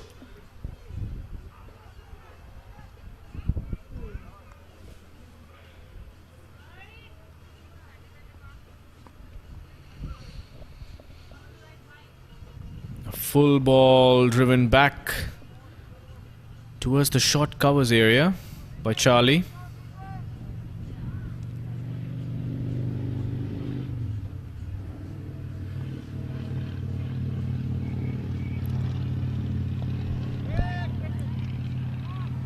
The good ball to mark the end of the over.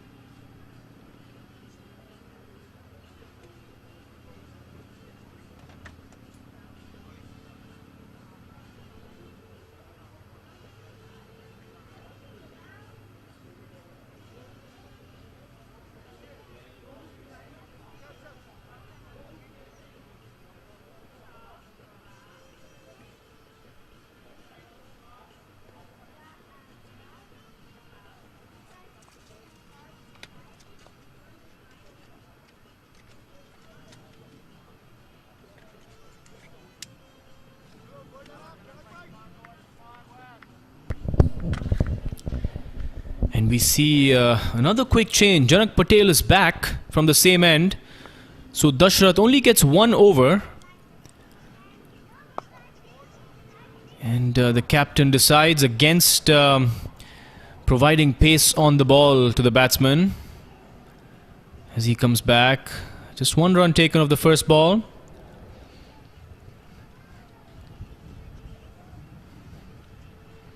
I think Milroy seems to understand that him being at the crease provides the best chance for the Centralies to win this game.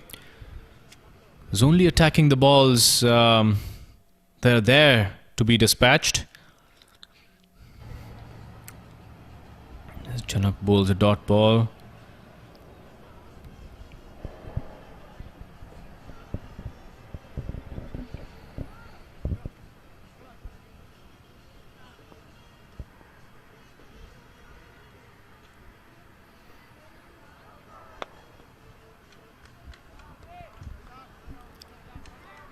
Good ball by Janak. Well fielded by Ozair at short covers.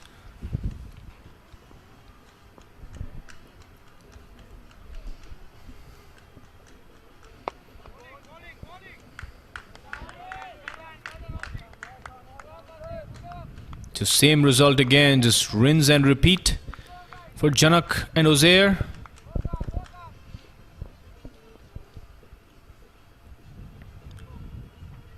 A flighted ball this time, but drifting down leg. But Parak, the wicketkeeper, does a great job in denying a single. I think Charlie was interested in that single, but Milroy did not move an inch.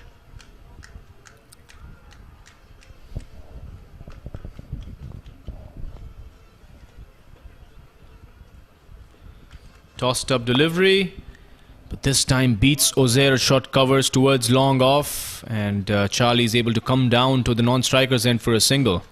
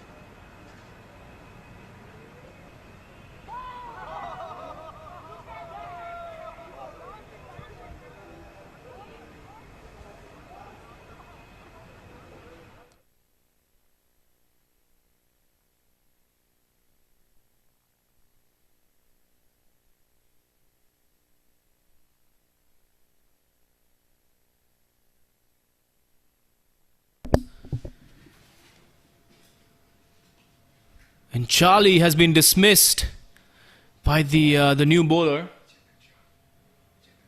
Chetan Shah.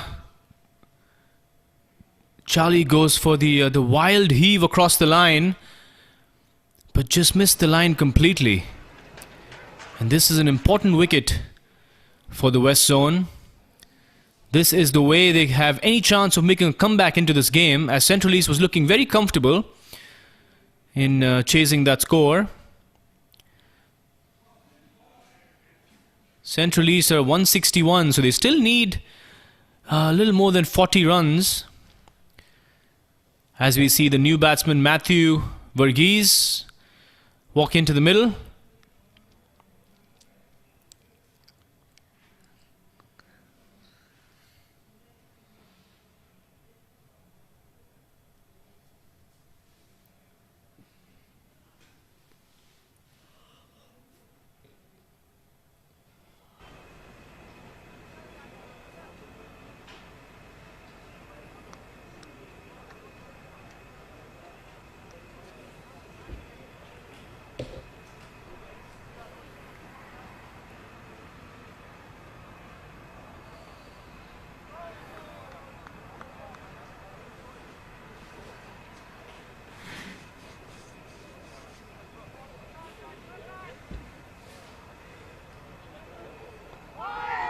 Another close call there.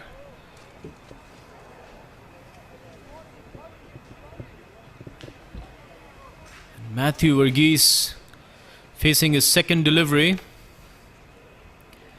And Chetan Shah just beats the bat again as Parag takes off the stumps, takes off the bails, in fact, for a stumping opportunity. But seems like his back leg was firmly planted inside.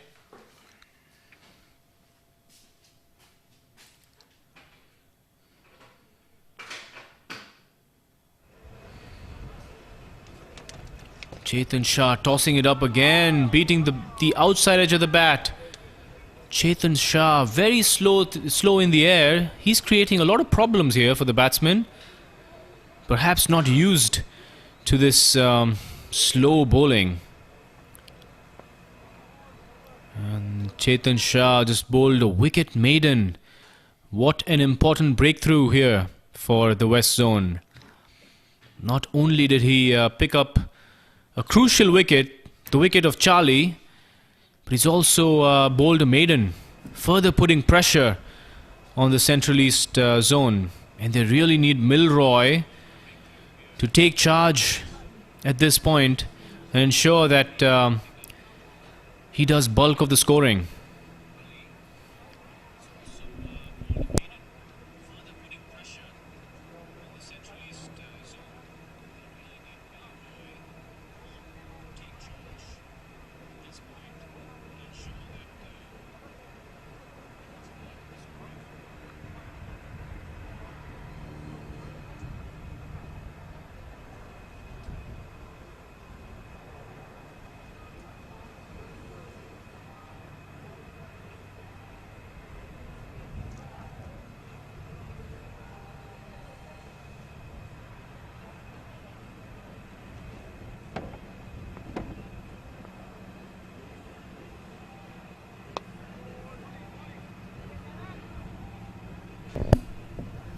Janak Patel continuing on, bowling the second over of this spell. Short ball this time, drilled down the ground towards the long off fielder. But the fielder is well positioned, so only a single taken. And Milroy is off the strike. It's going to be important now to ensure that the new batsman doesn't have as many scoring opportunities. Ensure all the deep fielders are pulled in a little bit. That's exactly what Janak Patel is doing. Just beating the outside edge of the bat. Problems here now for Central East. The new batsman Matthew isn't looking very comfortable against the slow pace of Janak Patel and Chetan Shah. As this one stays low, could be a run-out opportunity. Throw towards the non-striker's end, but Matthew makes his ground.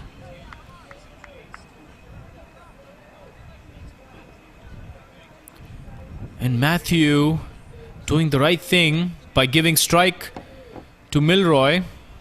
Milroy needs to harp as much of the strike as possible.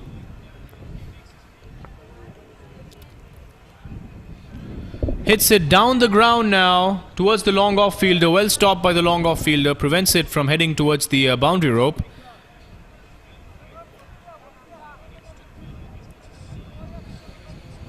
So only a single taken. And Milroy is not in a position to deny any singles. They're still some way away from the target. Down the leg side for Janak Patel as he finishes his over.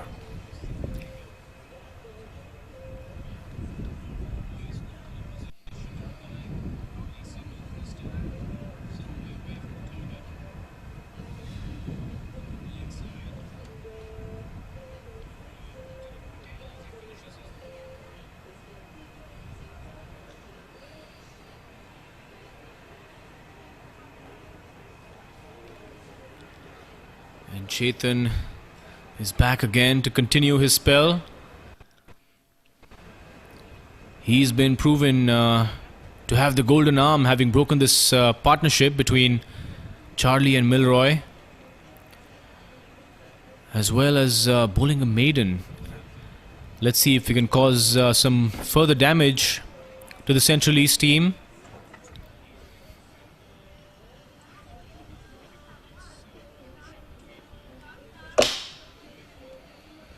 Tossed up delivery again. Milroy does not make contact. He's given some room, but wasn't really able to make any contact there. The slow bowling of Chetan has been proving useful. As Milroy drills this one down the ground, the ball crosses the boundary rope for a 4.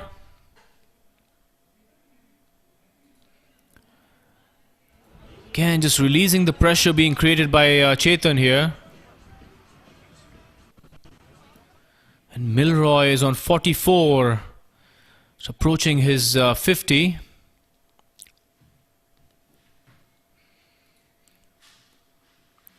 Now what can the West Zone do? It's obvious the important wicket here is Milroy's. If they get Milroy out, their hopes of a victory, the last day of the tournament here, goes up.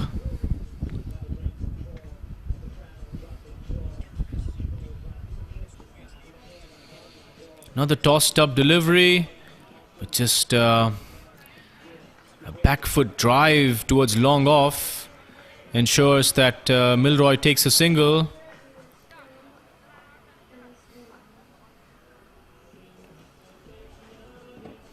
And Matthew is on strike now.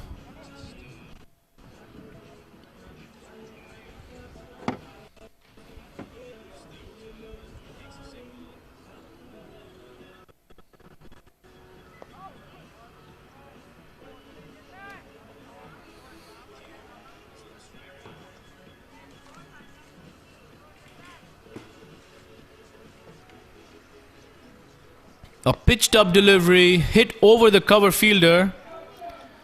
And this should be 2 runs, and Matthew scampers across for 2 runs. Indeed.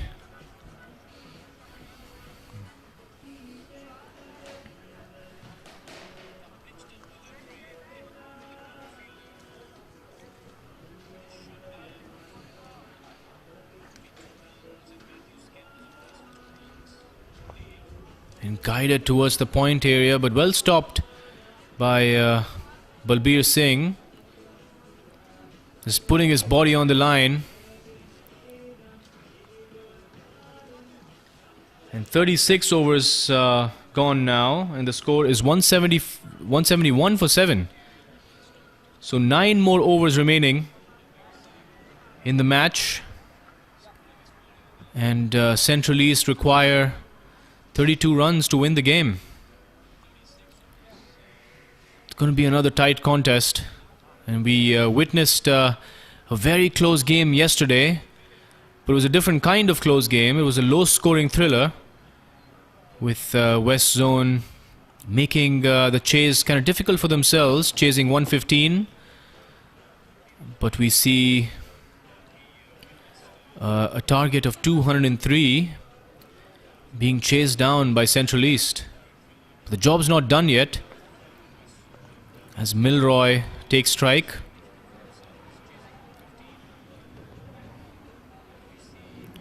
A no ball there given by the umpire, as the ball bounced twice before reaching the crease.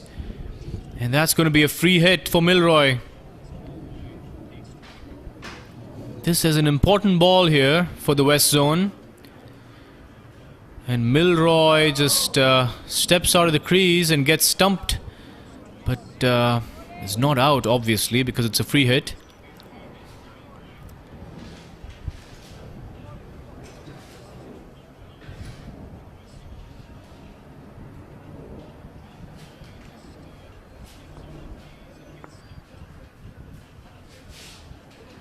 And hit down the ground this time. The ball doesn't carry, doesn't make proper contact with this one. Milroy gets the outside half of the bat, but does get a single, and he gets off strike, and Matthew is back on strike now, and that's exactly what the West Zone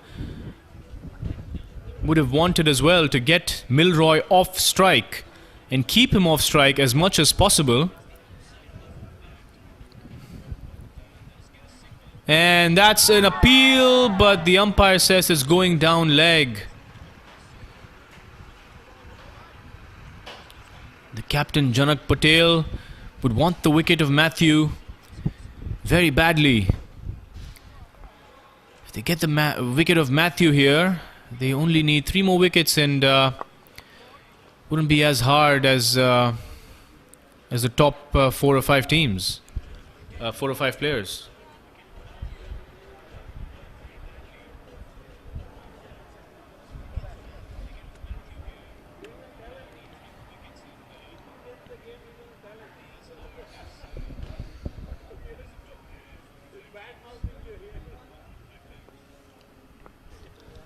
And Milroy is back on strike now. Good delivery by Janak, but Milroy is able to push that one towards long off for a single. And just one more ball remaining in the over. It's looking like a very tight finish here. Just a matter of a couple of wickets for the West Zone. And a matter of Milroy and Matthew holding their own here. And hit towards long on. Balbir. He's been a very good fielder. Makes a valiant attempt. Dives towards his right, but is not able to stop that one. And a boundary scored there. And Matthew scores a boundary.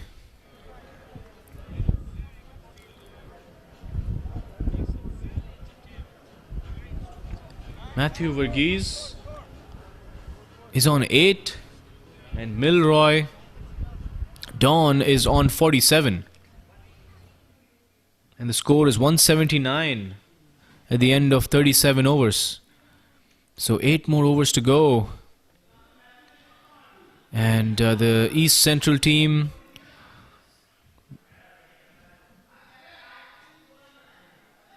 needs 24 runs. So not a very difficult task by any stretch of the imagination. But until the match is done, one can never say. Cricket is a game of uncertainties, as they say.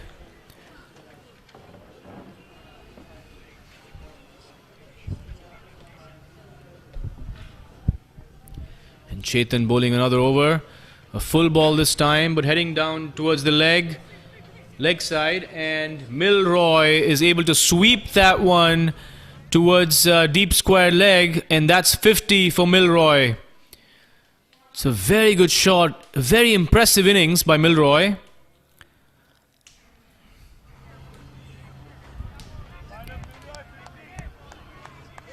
Very impressive innings, 51 of 50 balls by Milroy. Scoring 4 fours and 1 6. As I was saying earlier, one of Milroy or Charlie needed to take the responsibility, needed to do the job for the team, and that's exactly what Milroy has done. A full toss there, hit it over deep mid-wicket, and that has crossed the boundary. And is that a 6? No, that's a 4. A powerful shot by Milroy. He's been doing that pretty much throughout his innings, using his feet effectively, ensuring sometimes that the ball does not pitch. And against slow bowlers like Chetan, it is very important that you do that. You negate any sort of turn. Generate momentum using your feet.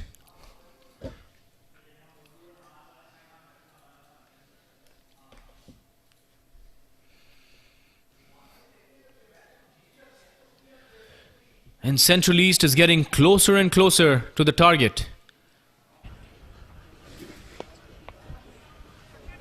And Milroy hits another boundary towards extra covers. This is making it look very easy there, Milroy. Central East is on 191 now. Close to 10 runs required now.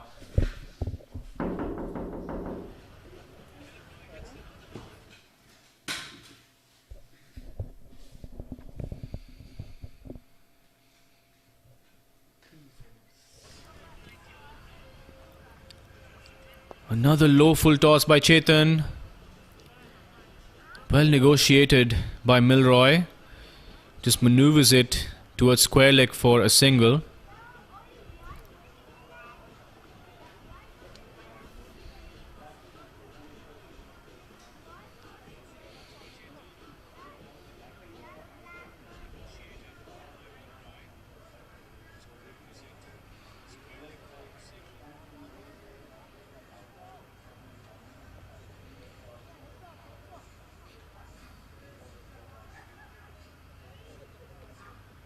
Tossed up delivery again by Chetan to Matthew. But all Matthew really has to do now at this stage with Milroy going all guns blazing. Just not do anything silly, not lose his wicket, not lose his composure. Another full delivery, and Matthew doing the right thing, just blocking it back to the bowler as Milroy keeps strike for the next over. The score is 192 for 7, just 11 required in 7 overs remaining, so runs are not an issue. Time and overs are not an issue. It's very easy at this point for Central East. And what can the West Zone do at this stage? They need a wicket. They need a wicket desperately. And seems like they are making a bowling change. In my opinion, Chetan was good to have been used as a wicket-taking option to break the partnership. But with Milroy being set, he should have been taken out of the attack after 2 or 3 overs.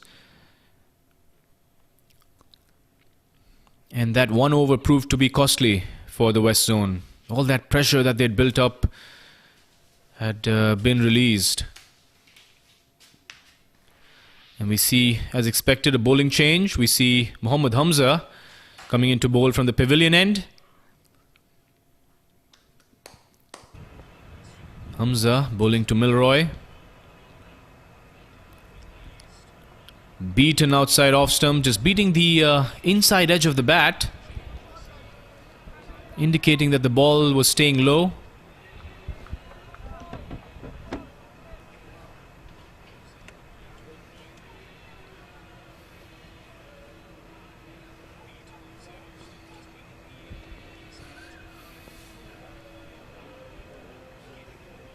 A full toss there and taken full toil, hit over the boundary rope, and that's a 6 by Milroy.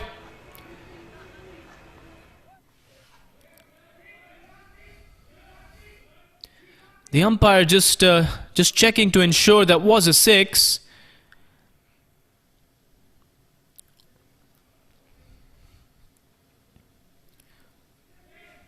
But what an effortless shot by Milroy. And he's really dispatched every single bat delivery. He seems to be a batsman equipped with some power.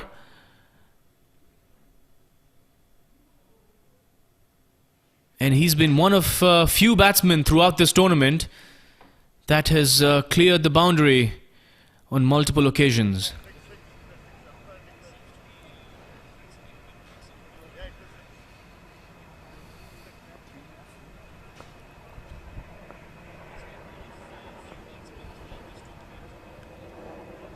And a short delivery, wide outside off stump. Milroy dispatches it now in the point boundary.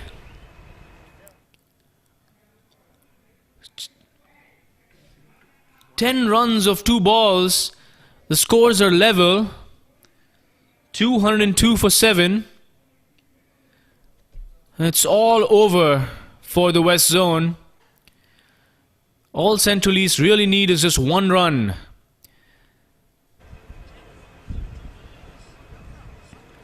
And the Central East team are walking towards the boundary line, just ready to walk in and congratulate Milroy and to celebrate the victory here. As Hamza bowls one and Milroy drives it down the ground beyond the bowler and wins it for the team. What a spectacular knock by Milroy. Milroy Dawn scoring 71 runs of 57 deliveries at a strike rate of 124. What an imposing knock by Milroy. He has really taken the responsibility for the Central East team, doing the job on the final day of the tournament and winning the game for the team.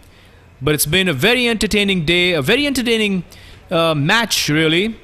Finally, we have seen some runs being scored by the team batting first, which has meant that the team chasing has had to work a little extra harder. But on this stadium, we have seen that all 3 days, the team that has chased or bowled first has won the game. So that gives you an indication as to the nature of the pitch. As we see all the players just shaking hands, congratulating each other for a well-played tournament. And thank you for watching so far. Please stay tuned for the post-match presentation ceremony, as well as the tournament presentation, which we will stream to you in some time. Stay tuned.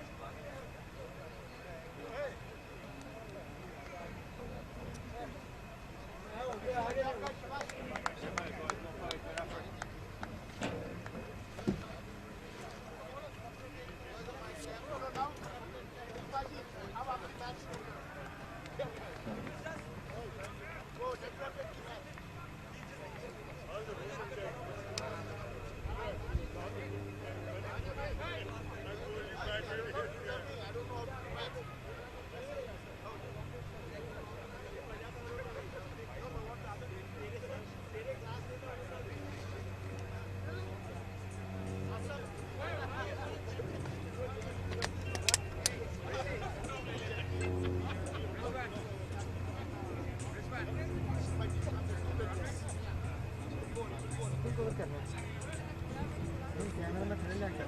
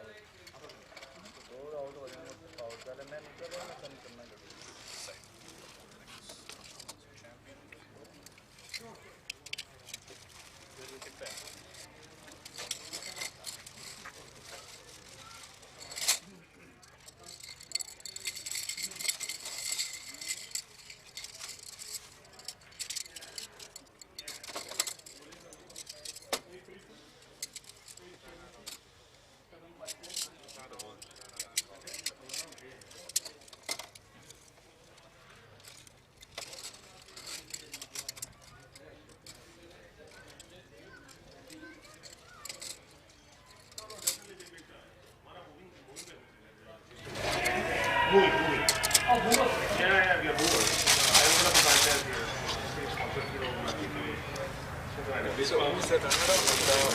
think it's the West is the runner-up, and these are the champions.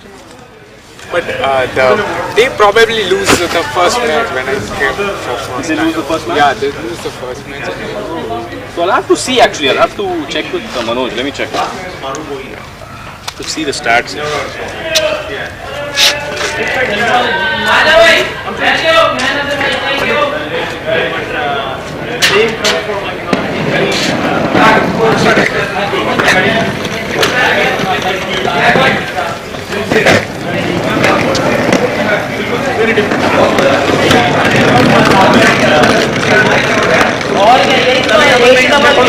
हमने कौन सा world cup जीतना है संदीप भाई Chicago में मिलते हैं जरूर मिलना जब वहाँ हो गए तो हमें एक कॉल जरूर करना बस नहीं हम लोग बहुत आते शिकागो हाँ तो जरूर मिलना एटलांटा है तो एटलांटा आप एटलांटा में यार मुझे अपना नंबर टेक्स्ट कर कॉल करो मुझे व्हाट्सएप पे है ना अरे यार अपना प्राइवेट बात करें यार अपनी बोले नंबर बोलिए 954 You are not going, right? Yeah. 410 Nice meeting you.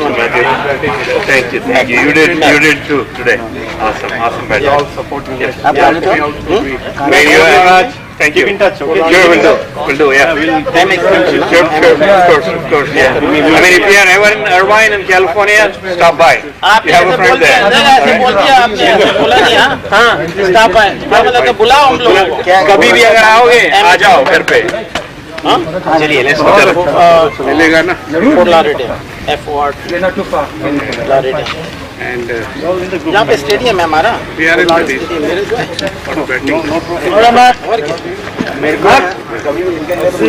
Okay बन you guys take care safe thank you man finally we were chasing the batting man no I was hitting Yeah, you and Charlie came and done it 10 over. yeah And then Charlie come and say done it in the next 15-20 runs. They That's why I made it. We do, right? Yeah. We are 44. यार वो रंगा ते आ रहा है late 2 घंटे कह रहा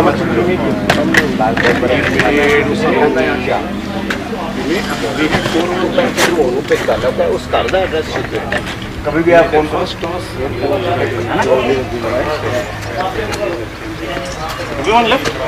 बोले अरे भाई बात तो सुनो एक minute we are going to do something साहब एक सेकंड ताकि मुझे पता चले we have to wait man let's wait okay yeah we wait oh but not okay उनको चलो भाई awards right I'll put them back and come back yeah wait because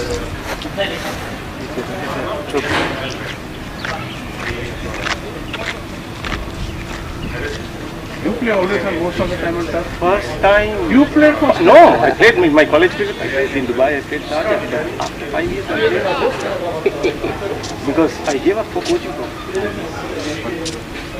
Now I think I entered the WCL, like Washington League. Do you think I could play now? oh you have to Yeah, why not? Yeah. हमने तो Orlando. अब मुझे call 513 72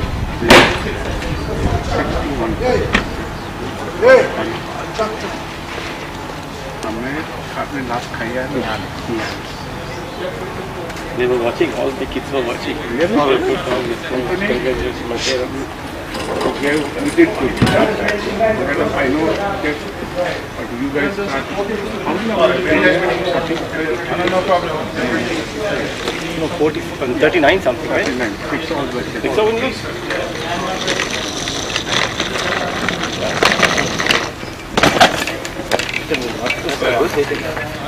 Oh, clean.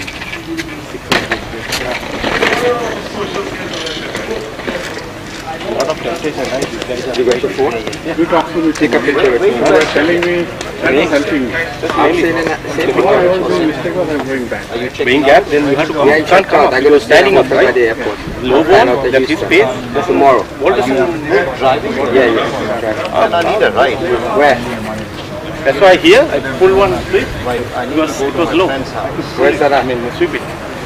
Check the address. See where it's at. Take up the charge. Great job.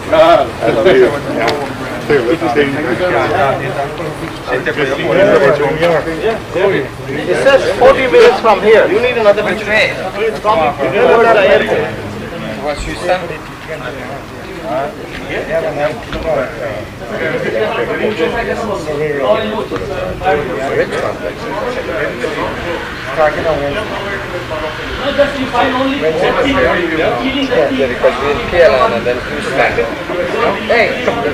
US done. The US cricket done just that's a local so other Americans here. I want to pose with that thing. I want to take a picture with me with this thing. I need. Still on? This is on, right? No? Perfect. No, perfect. Putting in the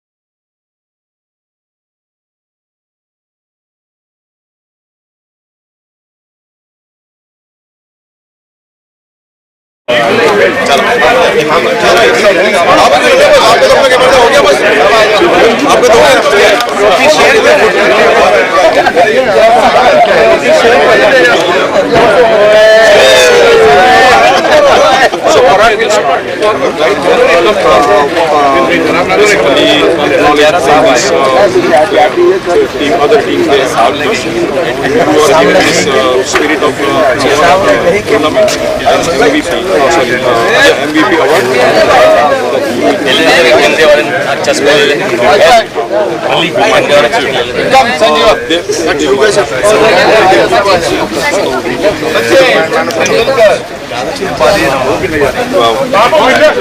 Sakib bhai, who's the man of the then we don't.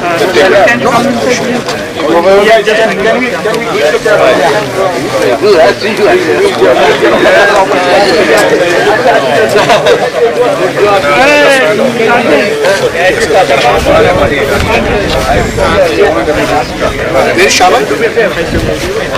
I'll contact you. Thank you so much. I don't know. Shabai. JD. जरा आप आओगे अंदर?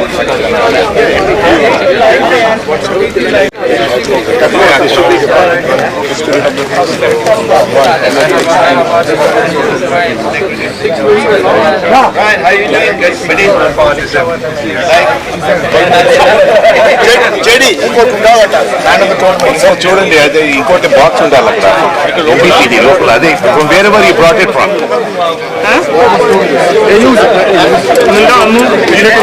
Shaban sergeant के नाल ले गया something चक ए आ रहे sergeant आ रहे हैं आके ले ना आ रहे आके ले फिर कितना सुनाने गया ना ओके गो दिस भाई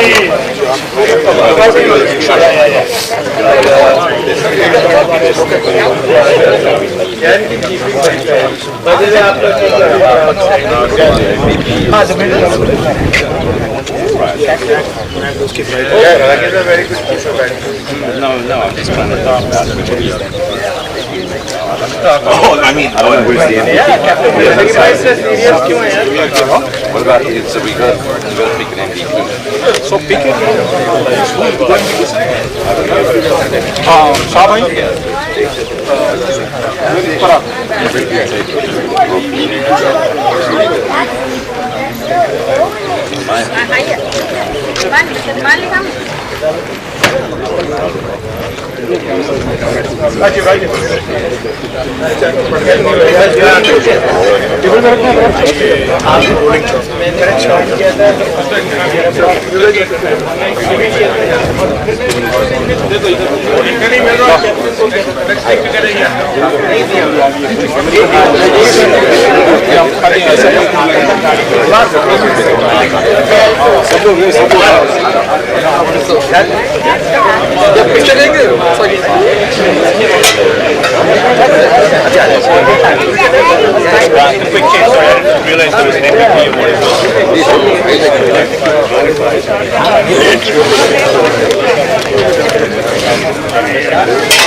बड़ी इंस्टॉलमेंट में आ रही ट्रॉफी वो जिसको टेबल के नीचे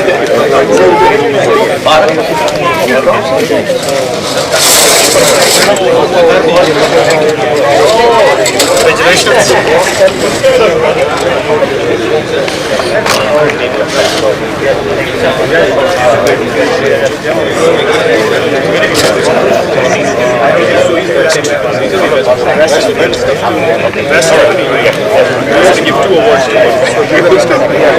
But according to points, it's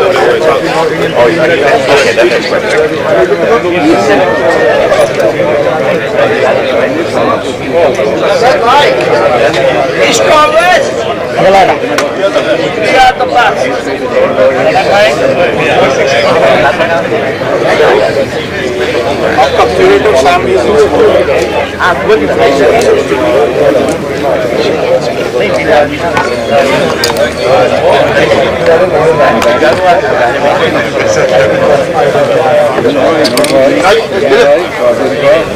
MVP is a pair.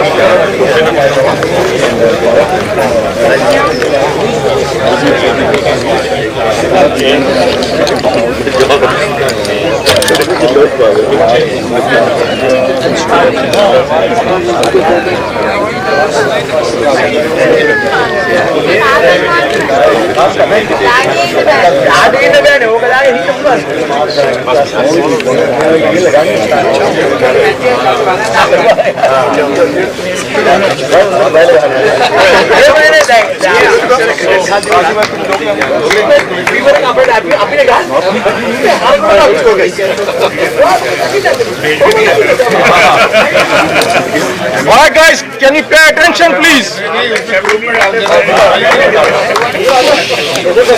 Everybody, please come on. I think somebody else will take it. Just for 10 minutes.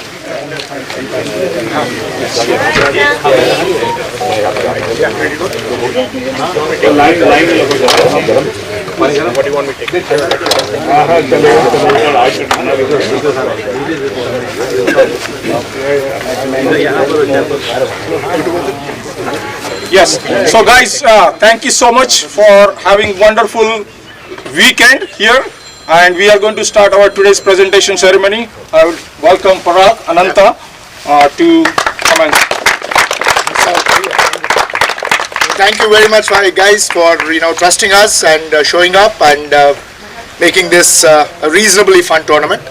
We've done some things right and a lot of things wrong. We will learn from it. Hopefully, in a few days we'll probably send out a survey or a whole bunch of things. Want you to please get involved and suggest how we can make this better for next year, and apologize for any of the mistakes that we did, and hopefully next year all of you guys will show up and we'll have many more teams and do a better job of this. Thank you guys, and Tilak will take over. So this tournament has not been basically so much things has been going on in the back, but there is a lot of things happen this weekend, and we definitely have to recognize those folks. Those are the unsung heroes, and one of those is Saki Bhai. So please give and Saki Bhai's brother Ali Bhai. Thank you so much. Thank you all. And another gentleman you must have seen everywhere, he's giving waters and everything over here is Columbus. Yeah.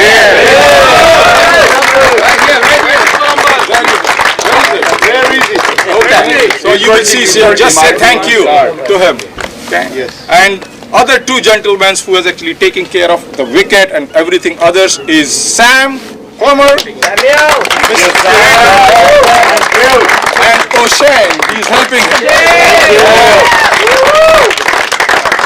Thank you all.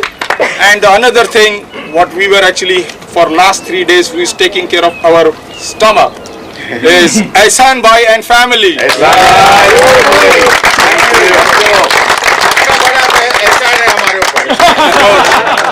Thank you so much, Ehsan Bhai. Biryani. And we are going to do two important awards before we start giving the main awards, which is one of the spirit of the tournament and another one is MVP. So I would ask Mark Wright to present those. Why don't we wait on the MVP until we do the other awards? We'll do the best fielder, best batsman, bowler, and then we'll do the MVP. Makes sense. Okay, Makes sense. Okay. Guys, Dilip, there is a feedback that no one is able to see because the battery is low. JD, take Manoj. Maybe change the battery. Maybe put another battery. No, it's good. What? They say low battery, they said? Yeah, it says no one can see the presentation. It says battery. No, I just turned it on. It came. Alright, let's keep going. One second. This is Okay, alright.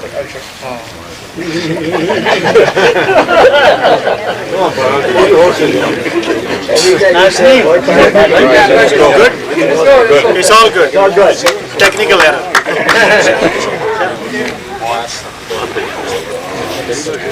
No ball, 5 runs.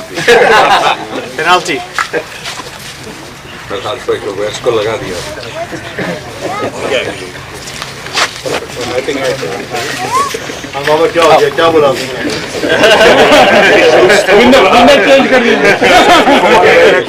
Change हो गया winner change हो गया इसका नाम It's good, right?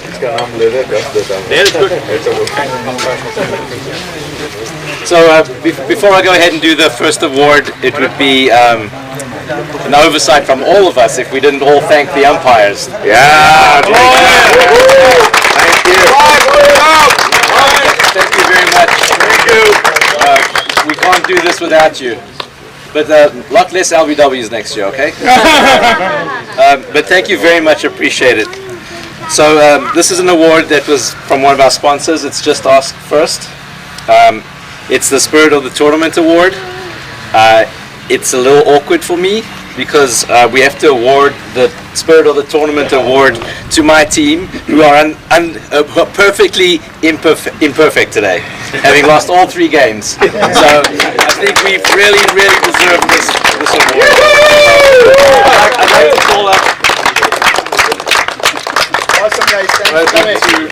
To accept the award on behalf of the other podcast. Thank you. Watch out next year. Right. So today we have a really renowned personality of cricket. We are honored to have him here. I would like Saki Bhai to introduce him first, and then we will have all the prize distribution with his hand.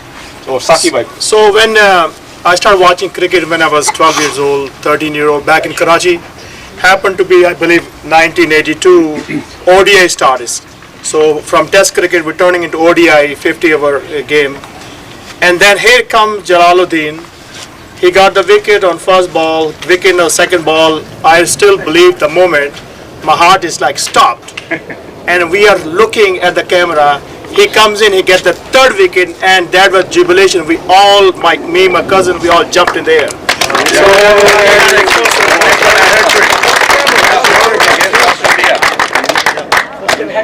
So he's our chief guest today, and we are really honored he's here. Okay, so we'd like to start with the awards. This is the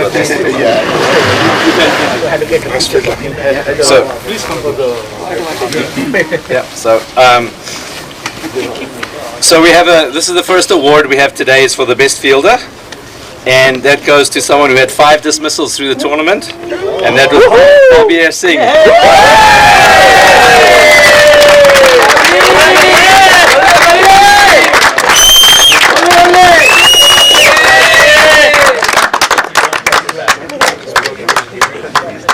No, he got 5. It's done. Thank you. Thank you.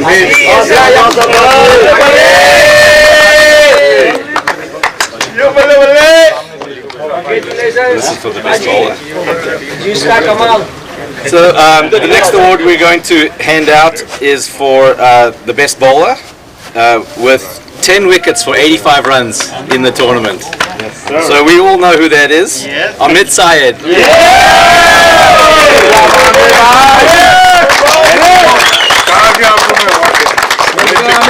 My captain.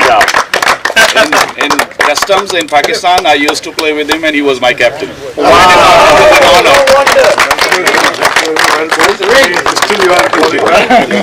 It's a great thing, sir. Amit Bhai, can you have like a few words Sure. about this tournament? Yeah, definitely.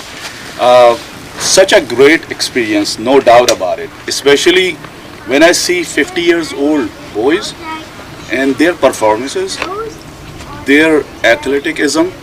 I've never seen that beautiful catches which we have taken, all of us, in Houston Cricket League, regular league where 20 years boys play.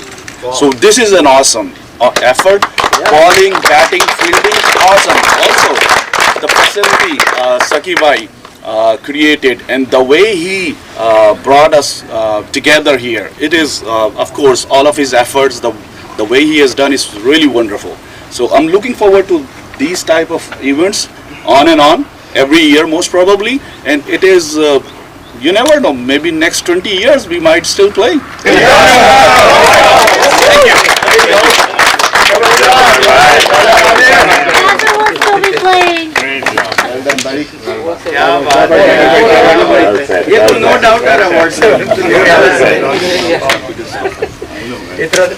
So the next award goes to the best batsman. He had 108 runs throughout the tournament, which was tied for first with the runs. And that goes to Rajendra Badabai.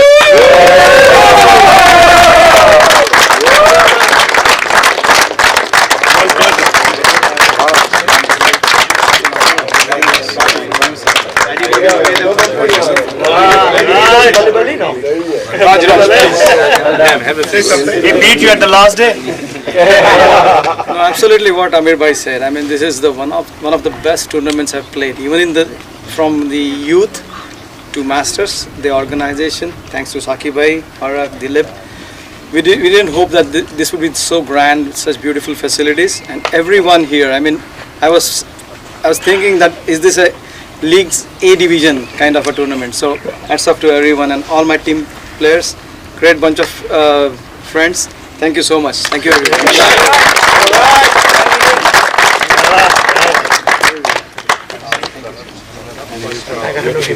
You want to do the player of the tournament? Okay.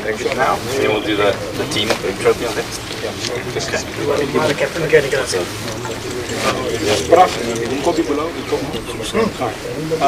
Eco movers. Eco movers. Chris and Dave.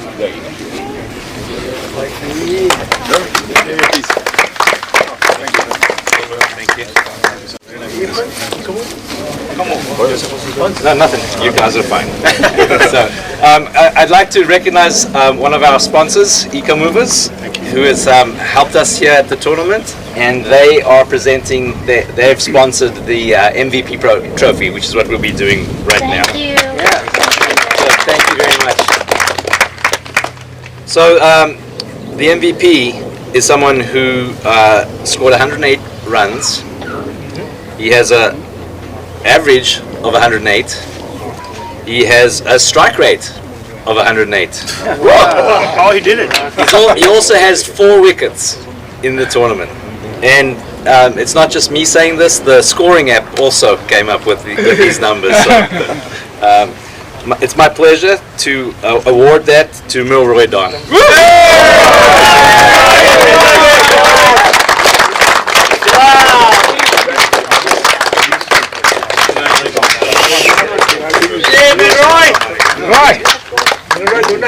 Awesome. Milroy, look this way, man. Photo. Great job, Milroy. Well done. So Milroy, you had to speak a few words. Yeah, 108 words. Back in 2015, I gave up cricket, league cricket, and I started a coaching program in Washington DC with 5 kids. And when I stopped for pandemic in 2019, I had 120 kids. Oh, wow. That's a big one. That's one of the best teams in East Coast, and we won US Open in 2018. And I have produced a lot of good cricketers, and also a few kids played in Under 19 World Cup qualifiers. And I believe that I started my second inning. Yes! Thank you to Parag and all the organizers for putting up a nice tournament. I will continue playing cricket. There you go. Milroy! Sri Lankan Lion! Lion from Sri Lanka! Here we go. Awesome, man!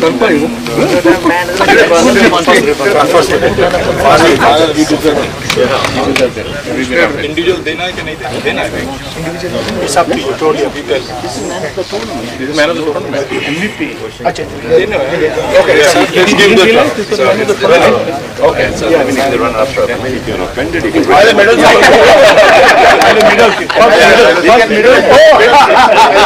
I'll give the middle. You're not 50, man. Don't lie. I'm a player, man.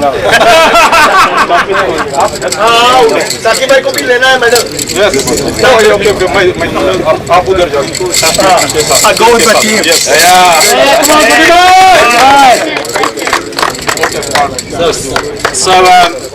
It was a very exciting tournament. Came down to net run rate, which we couldn't have scripted it any better. The runners up for this were just pipped by net run rate. So the runners-up are South Central. Guys, one at a time, please come. First get the one by one, then stay here, okay? Team, everybody.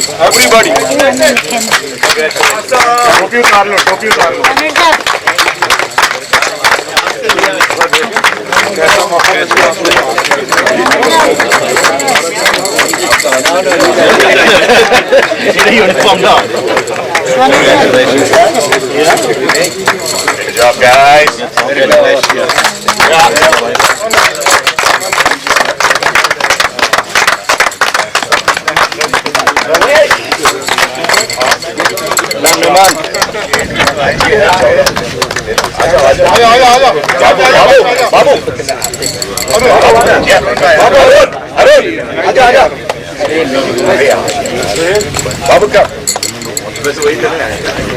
Arun भाई कम से कम हाथ मिला लो. There are two left. Oh, it's Arun here. No. Arun bhai, you. No, one. Yeah, keep it.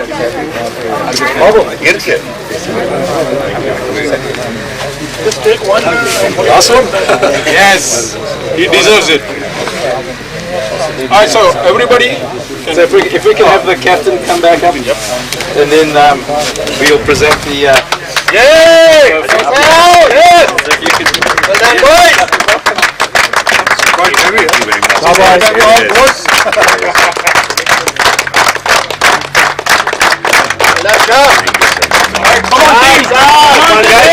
Come on, boys. Join in, guys. Join in. Don't break the camera. Yeah, it's already right. Come on, everybody. South. Nazreen, come.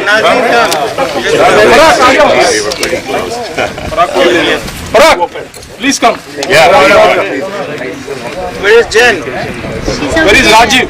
Jen? Everybody. Himanshu, can you take a picture? Rajiv, Mirza, udhar se. Rajiv bhai, aa jao. Somebody from our side? Can somebody take one from my camera? I got it. Settle down. All right, guys. Thank you. All right.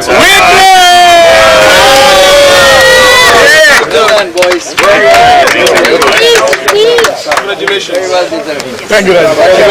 Very well done. Thank you for everything you have done. अपनी तस्वीर होनी चाहिए.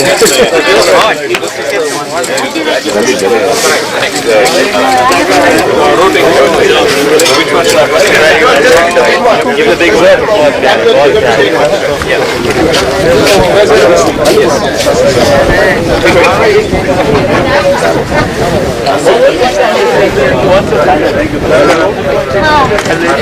Get the WhatsApp money then.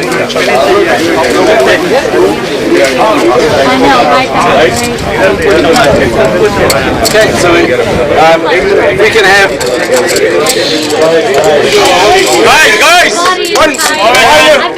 one by distance. Okay, it's now my honor and pleasure to introduce award the trophy for the tournament to the winners, which is the East. Sorry, the West. Thank you. And if you guys can come up and collect your medals, and then one at a time.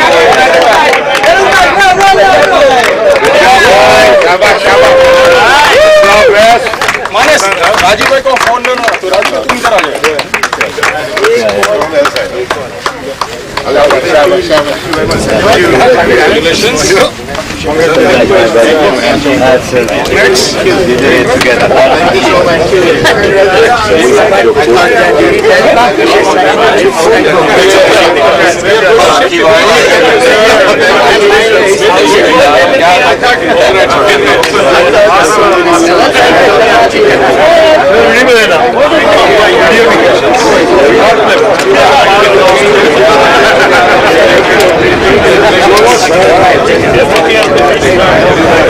Everybody is tired.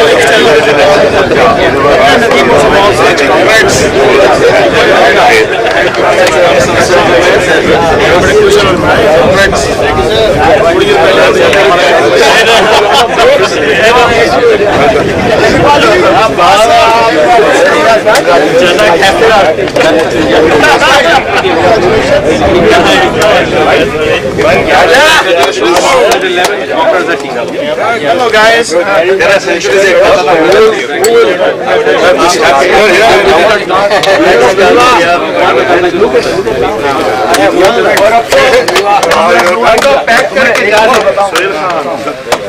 Last man.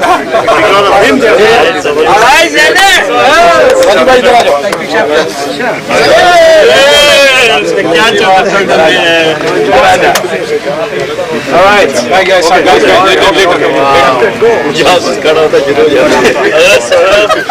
Alright, Nick. Guys, this one is. So I'd like to invite the captain up to receive this trophy. Okay, guys. Before you receive the trophy, would you like to say something to everybody about the Yes. come over here. This is amazing. This is amazing, guys. Over 50 lasting 3 days itself is an achievement. And it was very competitive cricket I have seen. Like everyone said, catches, fielding, bowling. It was like just amazing. I play with all these young boys in SEC all the time. And the effort and the cricket I have seen here is at another level. Congratulations to you all. Go ahead up. Please welcome the winner, champion!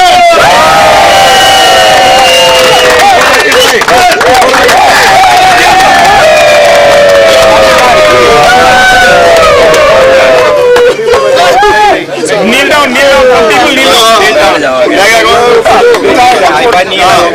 Come this side, come this side. That side.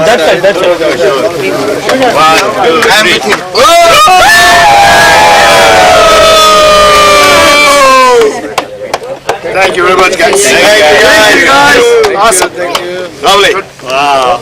Super. Awesome. Thank you. Thank you very much. Alright guys, can we request few words from Mr. Jalaluddin? Guys, south. Please. Guys, 2 minutes. बुलाना तुम्हारी team को. Guys, if we can have your attention again, please. Just a couple of minutes. Alright guys, I would like to request Mr. Jalaluddin to say a few words for the teams. Please go ahead. Thank you very much, Sakib Bhai, and I'm very happy to be here and inviting by Sakib Ahmad and his whole team. It's a great honor for me to be here and giving you the prizes and meet all the players.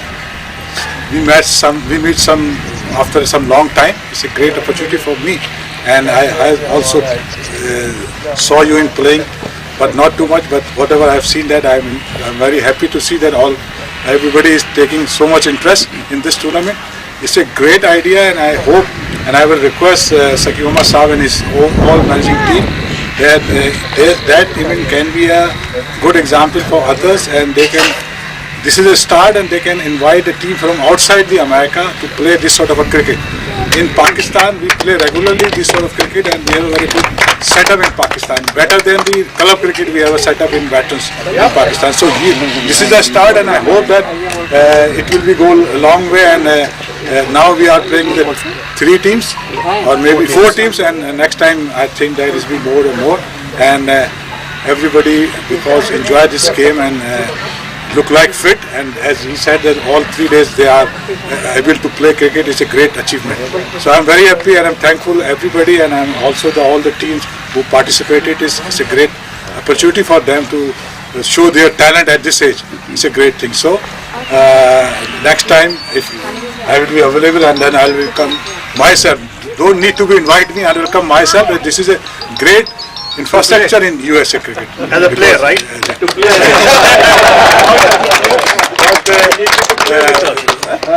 For master cricket is a idea of star cricket, star television. I have played master cricket for Pakistan. That was started by the star cricket, and I played in Dubai. And one tournament is organized in Abu Dhabi. So it's a good idea. Now they started here. So I hope that it will go a long way. So everybody who has played and enjoyed the game, is a very good thing, and enjoy game is a great thing, and when you enjoy, you will perform. So anybody, and especially to the Saki Muhammad Sahib's team, again thank you very much to invite me and give these prizes. I am very happy. Thank you very much. Guys, before we leave, I have to acknowledge this one, that this whole thing started because of Parak. I think we... And after that, he put together some great team together, all the directors. I don't want to name them, but can I call them? Come over here, please. Janak bhai, all the directors of Shah bhai, Master USA Cricket. Matthew, you come here. He's not there, right? He's on, bhai. Yeah, please come. Thank you very much. Great job, guys. Thank you, guys.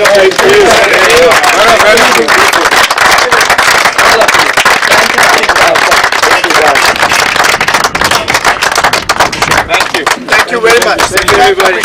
Janak bhai, congratulations. Great job. Enjoy.